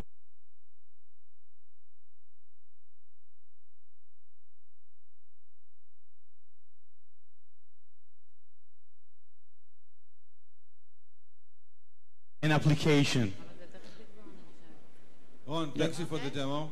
I invite you all to join our Xbox, Israel Xbox Facebook, where you can see all the updates and information of the community. It's the largest gaming community in the country, almost 70,000 members. And I invite you to our Xbox booth where you can play, you can see demos, and feel the excitement. Thank you very much. Enjoy. Thank you. Bye-bye. Thank you. Keep on gaming. Yeah, keep on gaming. Yay! Don't you think it's amazing? I think it's great. Maybe we can get to play too, but anyway, it's so connected to our session because innovation is the name of the game. This is our next session, and it's all about innovation, and we have somebody to moderate here that is also everything about innovation. He's the CEO of Blink, which was the first social media engine in Israel, and he was involved in other first things, including the Marker Online, the new site of Israel, and he's with us, and his name is Sagi Chemetz, and please welcome him. Thank you very much. Hello all. Nice to be here. Nice to meet you. I can't compete with this. There are the guys from Microsoft. Ron Kaldash.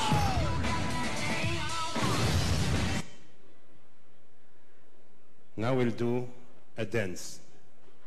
Not really.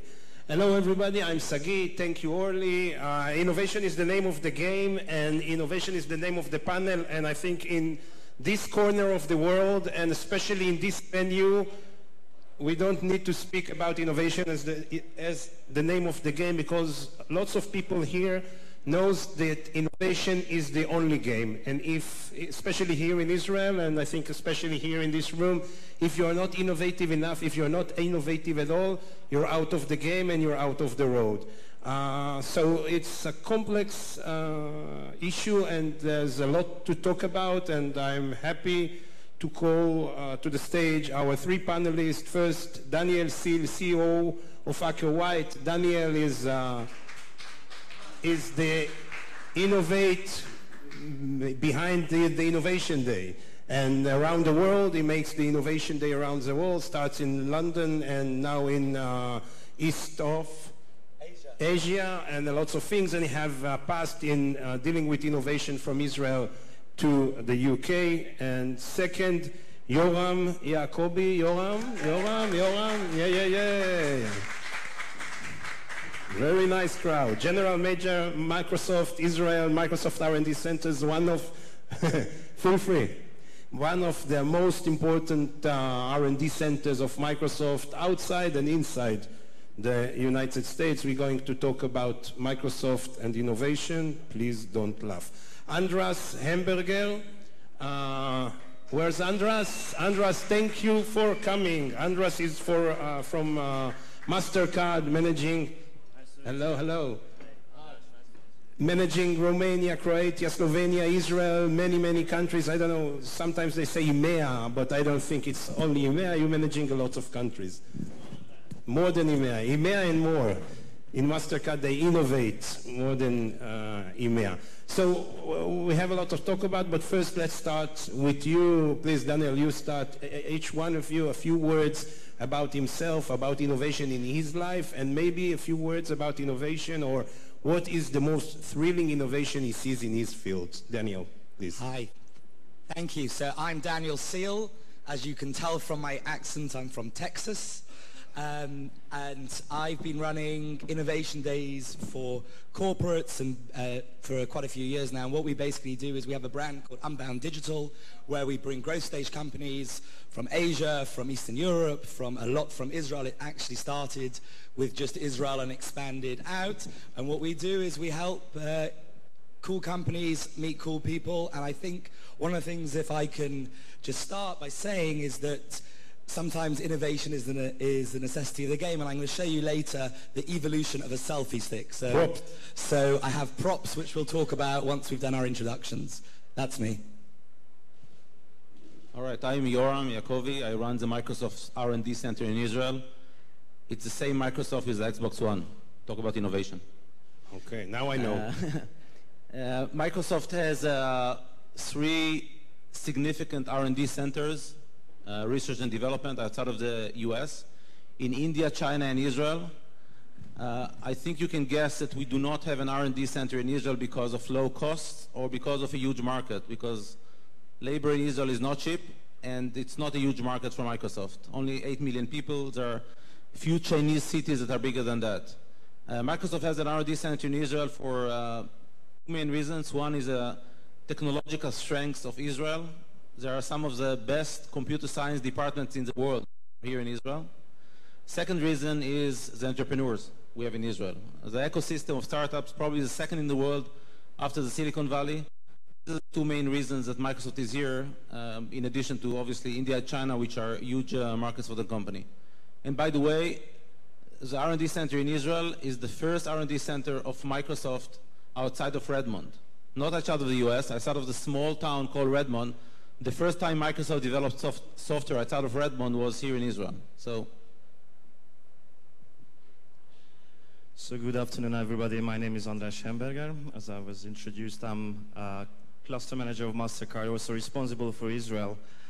And it was You're originally from where? Where are you located? Yeah, I was just about to mention it because I'm glad that you had that Microsoft spot in before, because it was shot in my city. It's from Budapest. I'm from Budapest, and it was shot in Budapest. It was very nice. Thank you very much. And the most thrilling innovation for me is, as we call it, the world beyond cash, or the cashless society. What we can do in the future for payments, what type of digital wallets, what type of mobile payment we can develop to live in a world where you and me, we won't need cash to pay for our everyday goods, for the services. How can we survive without cash? I'm surviving very well already today, but there's a lot more to do, not particularly maybe in Israel, but in other parts of the world. And that's, for me, the most exciting journey we are on. So it's very good you mentioned the cash and no cash and maybe no credit card word. So I want to start with a small reference from Wikipedia about innovation. There's a lot written here. I didn't understand everything, but I took something that I want us all to talk about it. Innovation, it's the last line. Innovation differs from improvement in that innovation refers to the notion of doing something different than doing the same thing better. Okay? כולם איתי? Everybody is here with this sentence, or you need it again?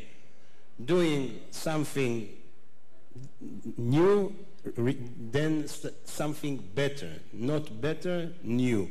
Daniel, sorry. Do you think, let's talk about MasterCard now. Do you think, or do you know if there's somebody right now working inside MasterCard on the day that nobody will need a credit card anymore? We all work. Not a better credit card. No credit card. Like no CDs, no records.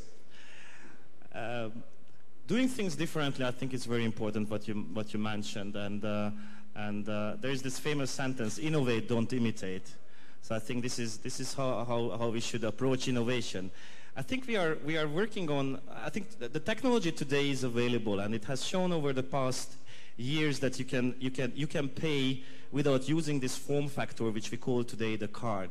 So this is something which has developed over the past 40, 50 years. It started with a piece of paper, actually. Then it became a card with a magnetic stripe on it. Then it became a card with a chip on it. Then it became a card with a contactless function in it. And today we know that we can completely detach the payment as such, the way how we pay, from the form factor card. And you can literally make any device which is somewhat connected to a cloud, somewhat connected to a network, and is able to securely handle your credentials to a payment instrument. So I truly believe that in a few years from today, I'm afraid we're going to still pay by cash.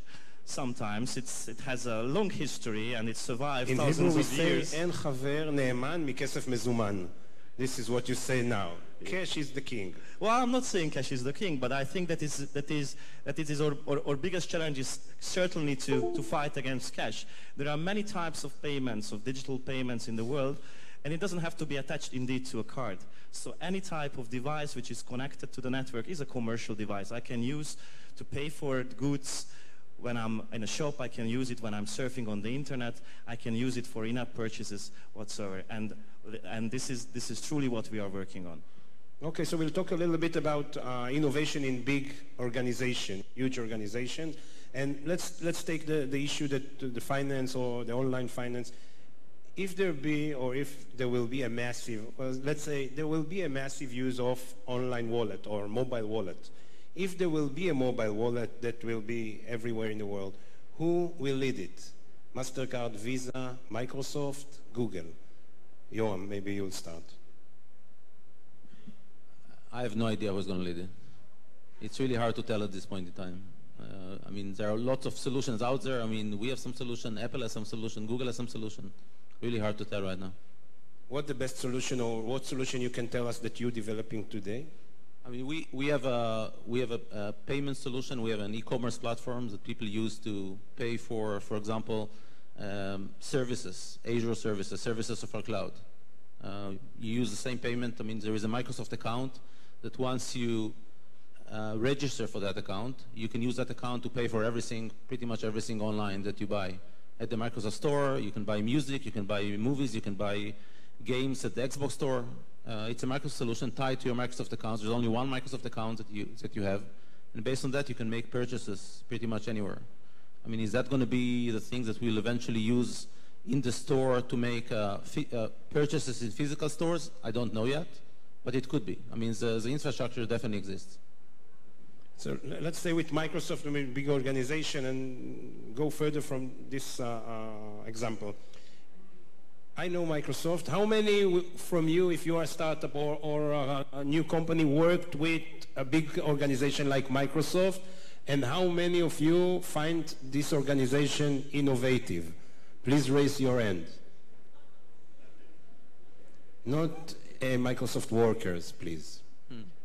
Nobody, but I don't think Microsoft is not innovative, but do you think, and what do you do, and the R&D Center is the head of innovation in Microsoft, what do you do that the organization won't kill the innovation? So, seriously, I can talk for an hour about it. I won't, don't worry. There's just a lot of things that we can do, and I actually have a whole presentation about it. It is popular to think that big organizations cannot innovate. It's popular, they're big. It's harder to push things in these organizations. But big organizations do innovate. I mean, Microsoft, just one example is Kinect that we talk about a lot, the camera, 3D camera, which is used now for games, but it's just the beginning, the tip of the iceberg. If I can talk maybe later about what we can do in the future with a 3D camera, computer vision, these things, it's a huge innovation, which happened at Microsoft. So, but when you look at the big companies, a big company usually does so many things that it's hard to find the innovation island, to identify the innovation islands, okay?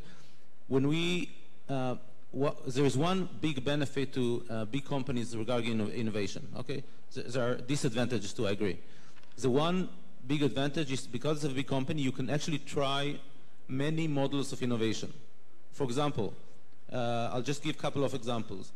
Each of the teams at Microsoft has the freedom to take about 10% of its workforce in the team, no matter what the size of the team, and use that part of the team to do innovations.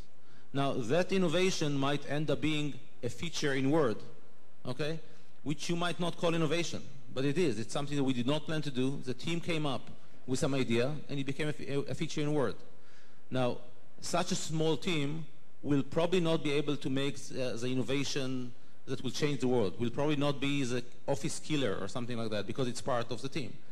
For that, we have some external teams that are corporate teams that have actually a lot of freedom to go and develop innovations. And they do. And there's just tons of innovations at Microsoft. Just last month, we had a hackathon, cross-company hackathon of 3 days 3,652 projects. All of them, most of them really innovative. But here is the key. The key is, how do you take that innovation and you bring it to the point in which it matures and go to the market? And there, the challenge is not very different from what you see in the ecosystem of startups. You know, probably 1 out of 10 startups succeeds. It's about the same as Microsoft. Many of the innovation projects that we start, and there really, believe me, there are lots of innovation projects. Even in the center here, we have at least between 15 to 20 innovation projects at every given time. But at the end of the day, not many of them exit, like in startups, right? But some do. Last year, we had 2 exits in the center out of the 15 projects that we have. What's an exit? Exit? What? You sold it. What's an exit? Exit means that the company decided to take a project that we've done and make it a Microsoft service or project. I cannot talk about everything. I can give one example. One of the things we did in the last year, we took the Xbox recommendation engine, which is built in Israel. Every recommendation you get in Xbox, for example, what game to play, what movie to watch, what song to listen to, is given by a recommendation engine we built here in Israel. One thing we did, which is absolutely a startup, is to take that engine, put it on the cloud as an Azure service, and allow enterprises to use it to give recommendation to their customers. So for example, if you're a supermarket, you want to give recommendation to your customers, you use that engine to give recommendation to your customers. That's something that is going to market. It's an innovation that started by a couple of people saying, hey, that's a good idea. We gave them some budget.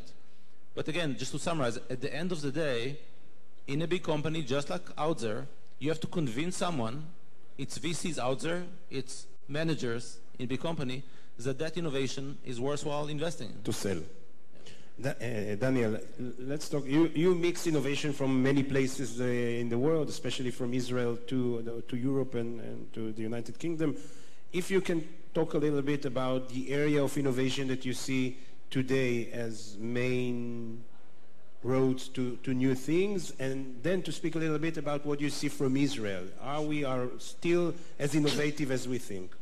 So it's a very interesting question. I think different regions have different concerns, because the way I see, like we said, innovation is usually there to tackle a problem and find a way.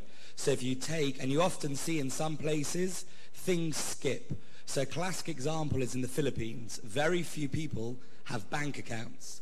And what's the fastest growing thing happening at the moment there? Bitcoins. Actually, an Israeli guy is setting up a Bitcoins exchange, and whether we're not having a conversation now about Bitcoins, cryptocurrency, but we will talk about Bitcoins. Okay, well, it's written here, Bitcoins. Okay, so we'll come to that in a minute, but what I think's fascinating is really retailers there and the consumer. It's not there as kind of a concept or a shtick or a kind of we're doing it. It's really people who are... It's a currency, like dollar. They're really seeing it. And back to Israel, to come, obviously, one of the areas where genuinely I've seen actually what I started doing was initially innovate Israel, of bringing Israeli companies to Europe to meet with investors, corporate, and from there we had groups of startups and growth stage companies coming from Eastern Europe, from Asia, and actually we've seen that Israel's become the center. People look to Israel to see the solution. And obviously, certain areas are better than others. You see cyber is a massive growing sector here that people are looking at. I think it's very cool to say that you work with Israel in the tech space, because people always look to see what's happening. And just one point I wanted to interrupt before, but I didn't have a microphone, so I wanted to wait, is I work with a lot of corporates. I know a lot of startups here and smaller companies like myself. I mean, I think I'm unemployable to work for a big organization, but I think we genuinely see that the major organizations want to innovate and want to work with smaller companies, but their way their balance sheets and organization works, you know, each department has to do. And I think most of what people see is when you meet the right person and your product's good, you will engage. The challenge is finding the right people, and I think that's why often people say, oh, corporates don't do stuff, because ultimately they do, but it's finding the right people. And I think that's the challenge that everyone faces, is knowing who the right person is. And when you find that, things things can happen. I think that's innovation in itself, of figuring out who the person is. How important marketing in innovation? From what you all said, in the end, if you have the right idea, or even if you have just an idea, the main problem is to sell it. Just one sentence. I have, again, a presentation about it, and there's one slide which says innovation is 20% the idea, 30% the ability to execute the idea, and 50% selling the idea. So the biggest effort selling is to sell. is not before execution? It could be before. Not in terms, what do you mean before? In terms of timeline? In terms of timeline, maybe, but in terms of effort, the biggest effort is to execute. Is 20% of the effort is the idea, 30% is the ability to execute, and 50% is actually evangelize, market, sell the idea. And that's, by the way, true also within a large corporate, not just out there. Daniel, do you still think that we always says, or in the last, let's say, wave of innovation from Israel, we always had the very good solution and a very bad marketing? Do you think it's still that way? Is Israel markets Israel markets herself very bad, but not that. Innovation very, very good or very... I think, just back to what you're saying, I think firstly on that point, I don't think anyone in business would ever say that they didn't do anything innovative. I think so from that point, and I'm seeing I think someone gave me a statistic, there's been a 300% increase of heads of innovation across corporations, and now those of us have always been trying to sell. You've always been known, go to the CMO, but now it's go to the heads of innovation, because they're the ones that have big budgets and looking that way. But I think with Israel, it goes down to what the product is. Israel's a small market, as we know, so it's not going to be the place where the consumer product is going to come. But then it's the platforms behind, and then you look around and you see, Get Taxi's doing pretty well, but obviously Uber is taken over the market, but you can't blame, that's got nothing to do with the fact that they're Israelis, just to do with that they came first, had a good product, someone came along, changed it slightly, and there's, their issue was they were based on the box, they're a good company and growing their space for more. But I think in Israel you've got certain things like gaming now, in-game advertising platforms. I think if you look outside, who are some of the key companies who are sponsoring tonight's drinks, not to name a few, but you've got Similar Group that's doing fantastically, Overwolf. These are some of these are companies that serve a specific purpose. I think people, which is great for the brands, by the way. Take some of the big consumers we're seeing. Their job is to lower their advertising budgets with using new analytics. So analytics companies will come and see that. That's certainly what I'm seeing. Interesting. Quite frankly, I don't think we could have, as a country, Israel, sell roughly 100 startups a year without very strong sales and marketing skills. I think we have that. Okay, good idea. Good to know.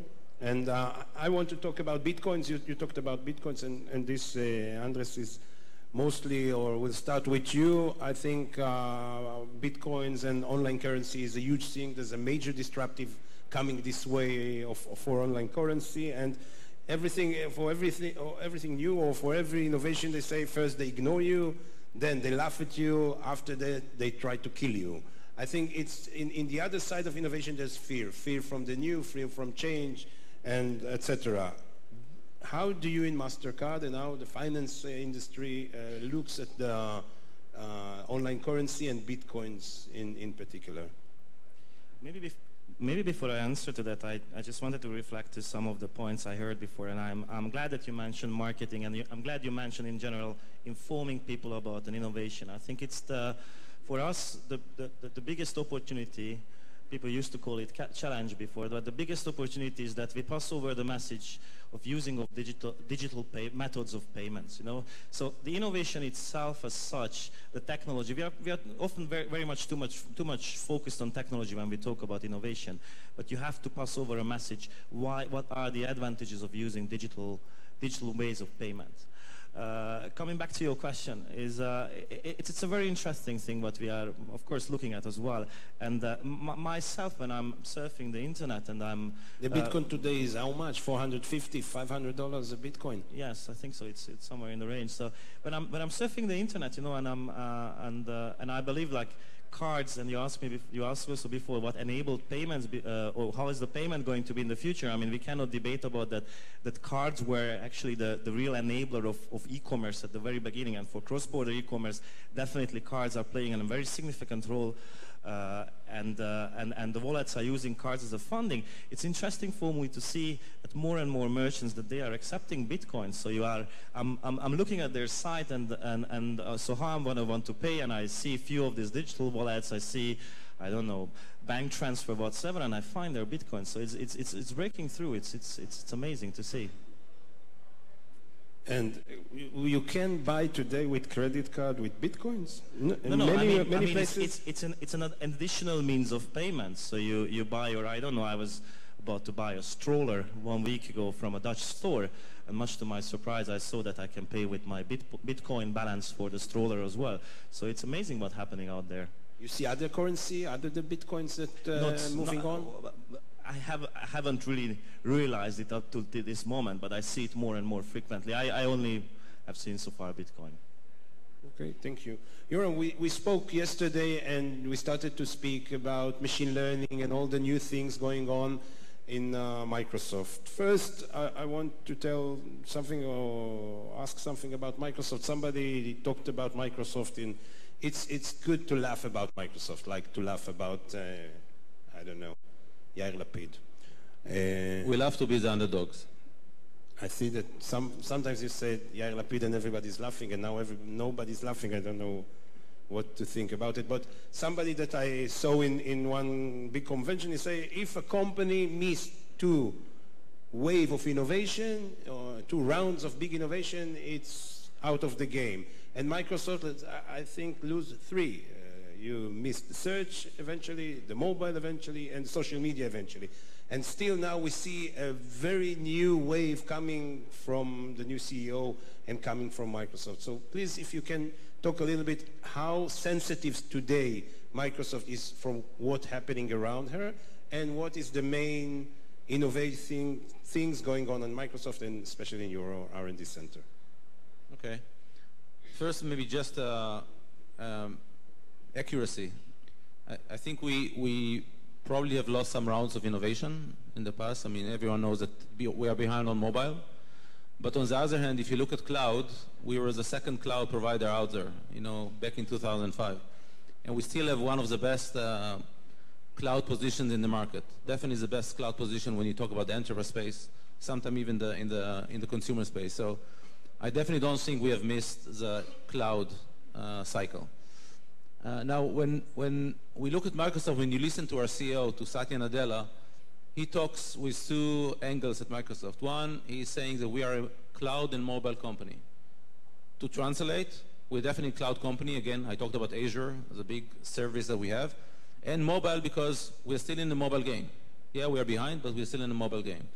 The second angle that he talks about the company, which is more interesting in my mind, is we are a machine learning and data company. And why is that interesting? And that's the way he describes Microsoft. Because if you look at the future and the innovation we can create in the future and what's going to be important in the future, I apologize for using for a second very well-tread buzzwords such as machine learning, big data, Internet of Things. But I want to take one step forward and just give some example of when you combine all of these technologies, and Microsoft has some presence in all of these technologies. We have machine learning, we have a lot of data, from Bing, from all the services that we run. When you combine all of this, amazing things can happen. That I'm not sure that even everyone in the room here can imagine what we can do with a combination of data, machine learning. I'll just give you a couple of examples. Even start with a small example of Xbox One, which we just saw. Xbox One, if you play with it, is able to recognize, using the camera, your body and gestures, everything you do, not just in a lighted room like here, but even in a room which is a very dim light, almost dark conditions, which you usually where you play. This is all about machine learning and understanding how you move. And this is innovation that was actually created here in Israel to use 3D cameras and computer vision to do that. Okay, so that's one small example of machine learning. Okay, let's go with maybe somewhat a bigger example. We talked a lot about security and cyber. One of the biggest threats we have, cyber. I think you mentioned cyber and security.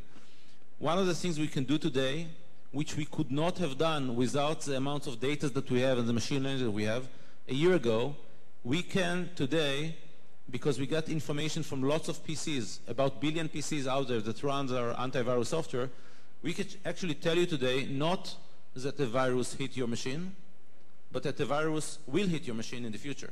It's almost science fiction. Based on the behavior of your machine over time, which we learn, we know that maybe in a week, a specific virus is going to hit your machine. We can actually stop the virus before it hits your machine. That's something we can do with machine learning. Okay? And maybe one last example I'm going to give is personalization. Again, we have a lot of data, and I understand it creates issues and concerns of privacy, and if you give me more time, I can talk about that as well later. But we have lots of information, and we can learn a lot about you. By the way, a lot of that information exists on your device. It doesn't have to go to the cloud or anywhere. But because of what we learn about you, we can actually give you a very personal service. Cortana is our digital personal assistant. Okay? Cortana knows a lot about you. A lot of it is on your phone, based on where you've been and so on. Sorry for the compression, but it's like what, Google Now? You know where I'm going, and then you give me the road, and then you give me Waze or... For example, or we can give you completely, we can give you, for example, when I open my phone in the morning, Cortana gives me immediately, just by opening the phone, news that are specific for me, because Cortana knows what kind of news I'm reading. Sports news about the teams that I like, because Cortana knows what kind of news I like, about what sports teams I read. Weather for my location, that's kind of easy, right? It knows my location, give me weather for my location. It can give me, it does give me concerts, so if it knows that there is a band that I like, because I listen to music of that band, I will actually get indication that there is a concert next week of that band here in Israel. Doesn't happen a lot that we have concerts in Israel, but so these are kind of things that you can do. We could not have done that before because we did not have the data. We spoke yesterday, and I admit I thought about it a lot of the night. You talked about interface with no interface, like things happening with no... Can you be more specific? So that's something we call invisible UI. I mean, we used to operate UI, and it's usually hard. You have to know where to press, what menus to select, and so on. We are imagining a world when there is no UI. How can there be a world with no UI? It's very simple. If the systems around you know what you want to do, they know where you're going, they can do things for you. And there's actually a lot of these things happening today. One example is actually on my wrist. That's it's not a Microsoft product. It's a Nike Fuel Band, which measures my steps, lots of information that I gather during the day, kind of fitness. Okay. There is no UI to this thing. I don't need to do anything for that information to be collected. I just put it on in the morning, I take it off at night, and without me being involved, without me doing anything, pressing anything, it uploads information to the cloud, and I can see, if I want later, I can see graph information, I can get alerts about things that I've done during the day. Now, did I operate any UI for all of that to happen? No. That's completely invisible. Invisible for me. Okay, do you have questions? Any question from the crowd? This is the time. Somebody want to pitch a startup to Microsoft? Can we just do an experiment? Because I actually felt a bit sorry for Microsoft there. Should we put our hands up of how many people in this room have either bought or used a Microsoft product or using? So, okay. So what that's about, help me with a percentage here because I don't want to be biased. Okay, put your hands up higher. Okay, me too. Okay, put your hands up. How many people here use only Apple products? Only, that means, okay. And how many people here use Google? Everything's, actually it's not that, so if you think about it, it's actually not bad. And how many here use BlackBerry? Sorry, I forgot about them. Who here still has a BlackBerry?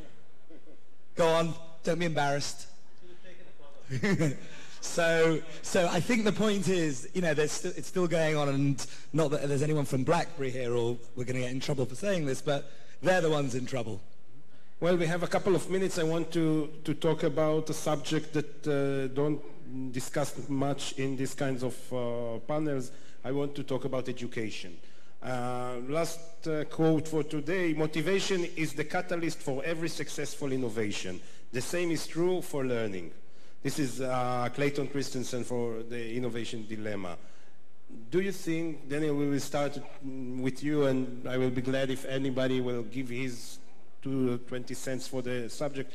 Can you teach children, kids, to be innovate? I'd go the other way. The challenge I see, and I think where some brands have gone, is it's more complacency that stops. When you're riding high and you think you always ride high, you always have to continue to look and move forward. So going back to that question of can you teach people to be innovative is the same question, can you teach people to be entrepreneurial? I think if you educate people to challenge the status quo, don't just accept things, that's something when people can be solving a solution. And just to throw an Asia example, the biggest problem in Asia is the whole hierarchy of if somebody older than you or more important than you says something, it is disrespectful to question or to criticize. So that's why, but now you see that Asian countries, some of them have gone completely opposite. We need to be innovative, and they're trying to throw, question, but it's within the DNA. So I think going back to your question of education is if you educate people to see that they can achieve what they want to do, don't be scared to be respectful, but challenge authority, and challenge just because something happens the way it always has done is not the way it always should. And I think chutzpah is a big factor in it, if you don't mind being mouthy or bolshy. And I think it's the culture of the people. Some people love to be in an environment where energetic people can be honed and focused, and some places are a bit slower. And I think that's the same in society. Like you give an example in Yangon in Burma, the economy's growing. There are people who've been overly controlled, but the borders are open, the country's growing, and it's going to skyrocket. So I think it's people's culture is those that wish to do well will, and wish to change things will, and those that don't. And culture can help accelerate it, but it's based on, I think, human nature.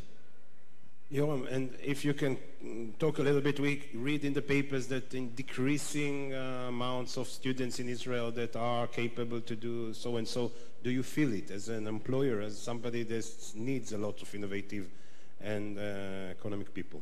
Absolutely. First, just one tidbit of opinion. I think it's the other way around. I think kids should teach us about innovation, not the other way around. Okay? I think we can learn a lot from kids about innovation.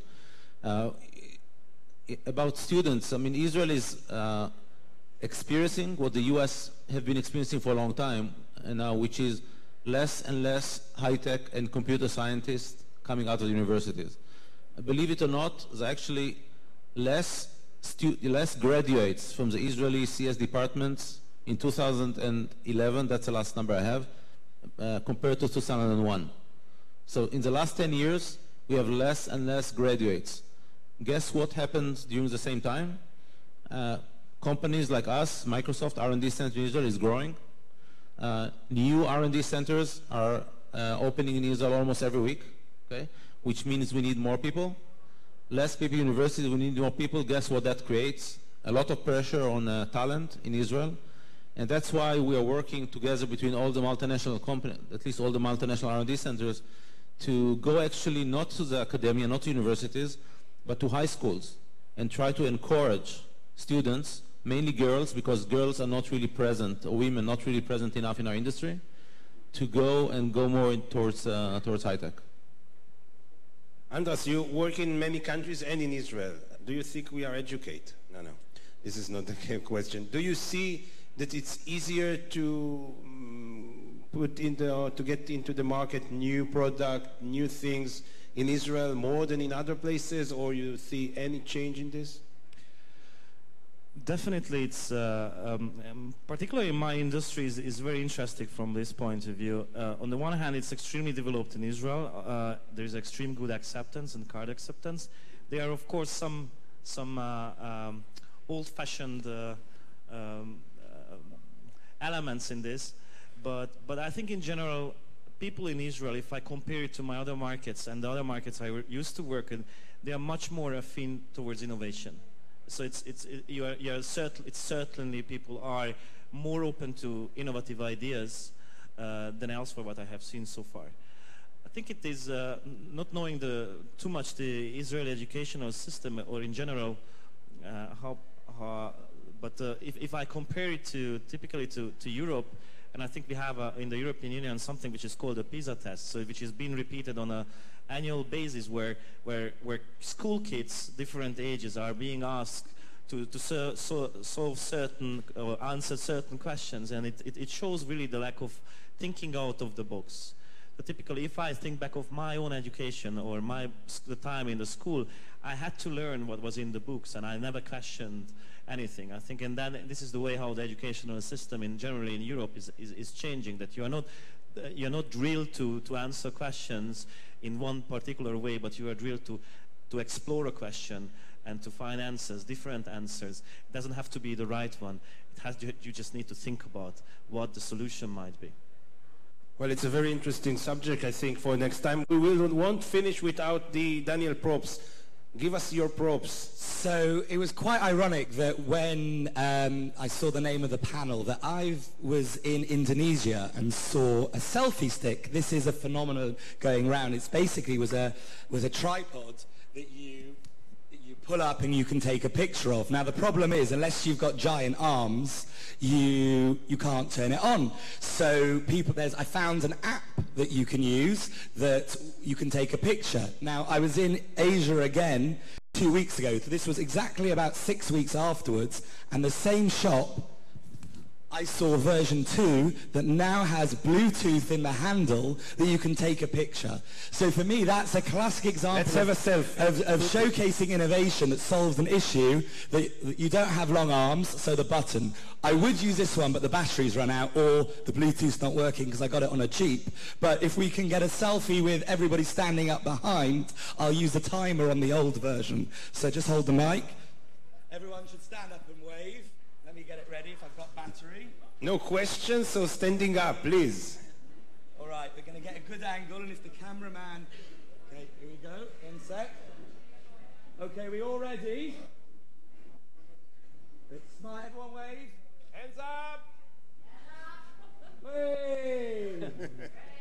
Thank you very, very, very much. You were a wonderful crowd. Thank you. Thank you all.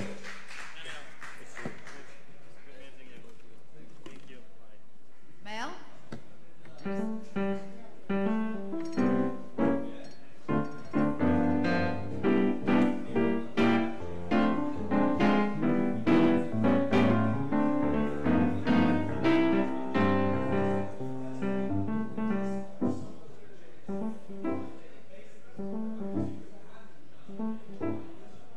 Another bright, another June, another sunny honeymoon, another reason to make whoopee. A lot of shoes, a lot of rice. The groom is nervous, he answers twice. It's really killing, but he's so willing to make a whoopee. Picture a little love nest, that where roses grow. Picture the same old love nest, and think how it can go. He's washing dishes and really close. He's so ambitious, he really sows. And so revealing the reason for making whoopee.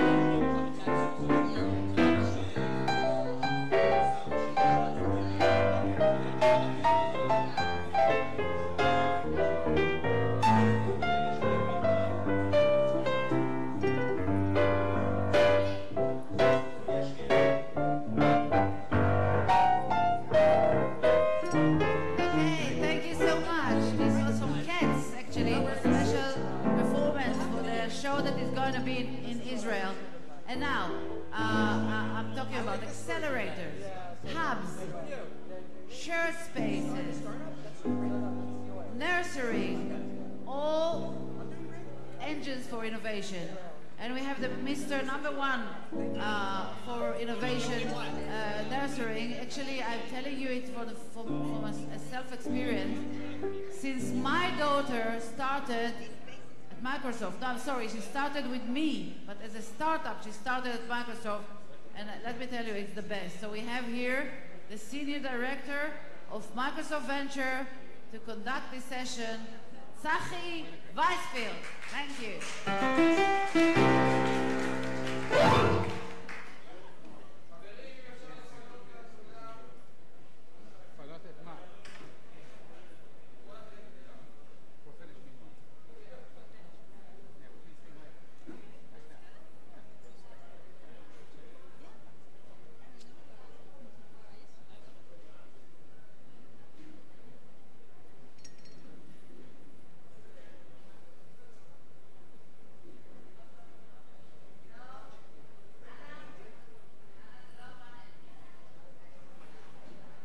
שמים את השמות של הפאנל? Hi everyone, and good afternoon, soon good evening. We have a great panel here. They'll soon introduce themselves. Second, we're missing someone. Yes. Can you check if Frederic is in the... He was just there. For Frederic. He was there.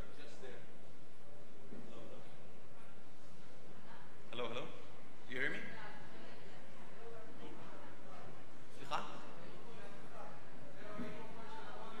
Okay. Frederic took off the jacket, which is great. I was talking outside. Okay, so hi everyone. So we're going to talk about a pretty interesting subject that actually many people around the world in the last few weeks have been discussing, and it's this whole concept of accelerators, incubators, co-working spaces. What do they mean?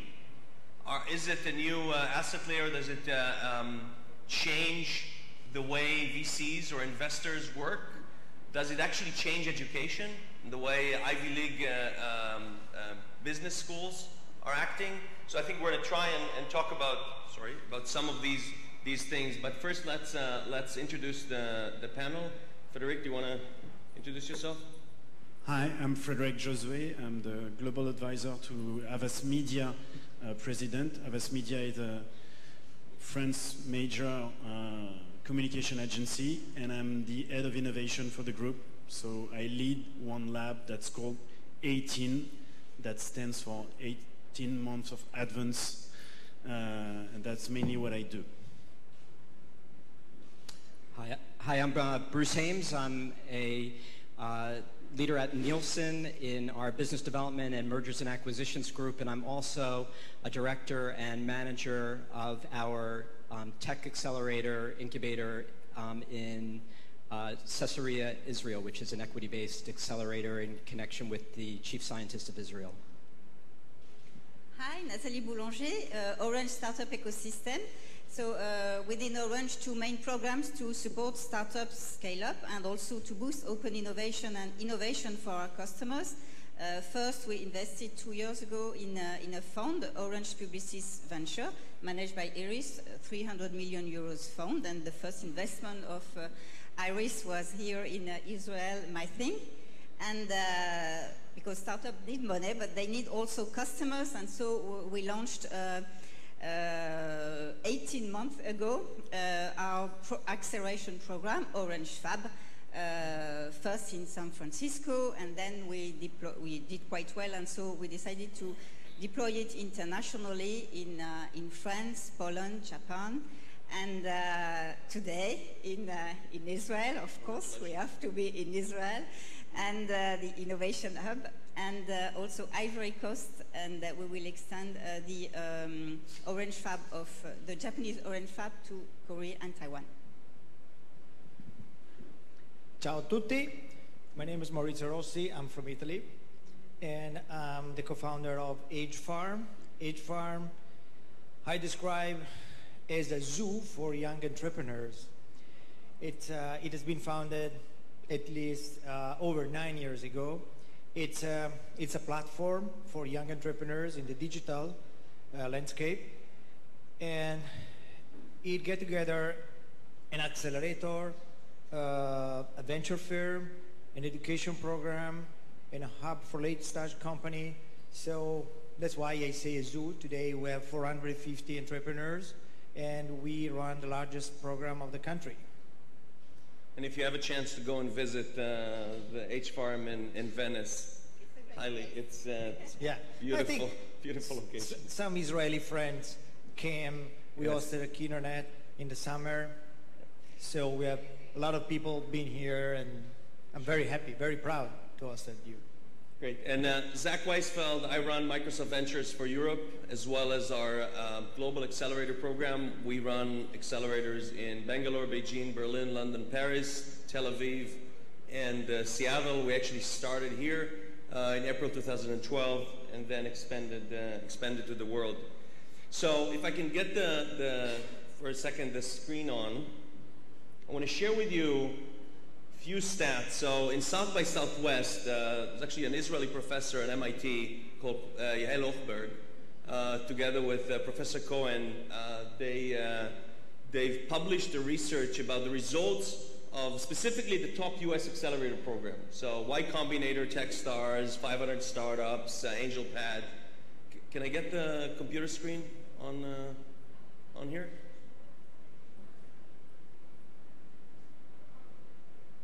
Great. So I'll share a few of the stats that they published. So first of all, and again, not in a very specific order. So 2% of the graduates of these top programs actually exited so far. So companies have been acquired by others. On average, 59%, where some of you may say it's not high enough, but it's actually pretty high. So 59% of the graduates of these top accelerators have raised follow-on funding, which means there are actually a third of them that didn't, but I think it's an interesting stat. If you look at the amount of funding, so a year from graduation, they raise between $1 to $1.7 million. Depends, you know, how do you count? If you, unconditional means it takes the zeros, the ones that didn't raise anything, and conditional means they took the numbers also of only of those that actually raised funding. This is another thing that they published. They looked at, and again, this is not the Israeli incubator model. This is what's used with mostly the U.S. incubator model, and they looked at what's the trajectory of success based on their research of a startup that tries to do it by themselves, startup that join one of these top accelerators, and then startups that join some of the business incubators in the U.S., which is, I think, an interesting view. And then 2 weeks ago, there was in Woodside, in California, there was a conference called Incubate, and had a lot of the incubators and accelerators that came there. And that's an interesting statement that came out of, so Peter Allen is the founder of Webvan and actually started 2 accelerators.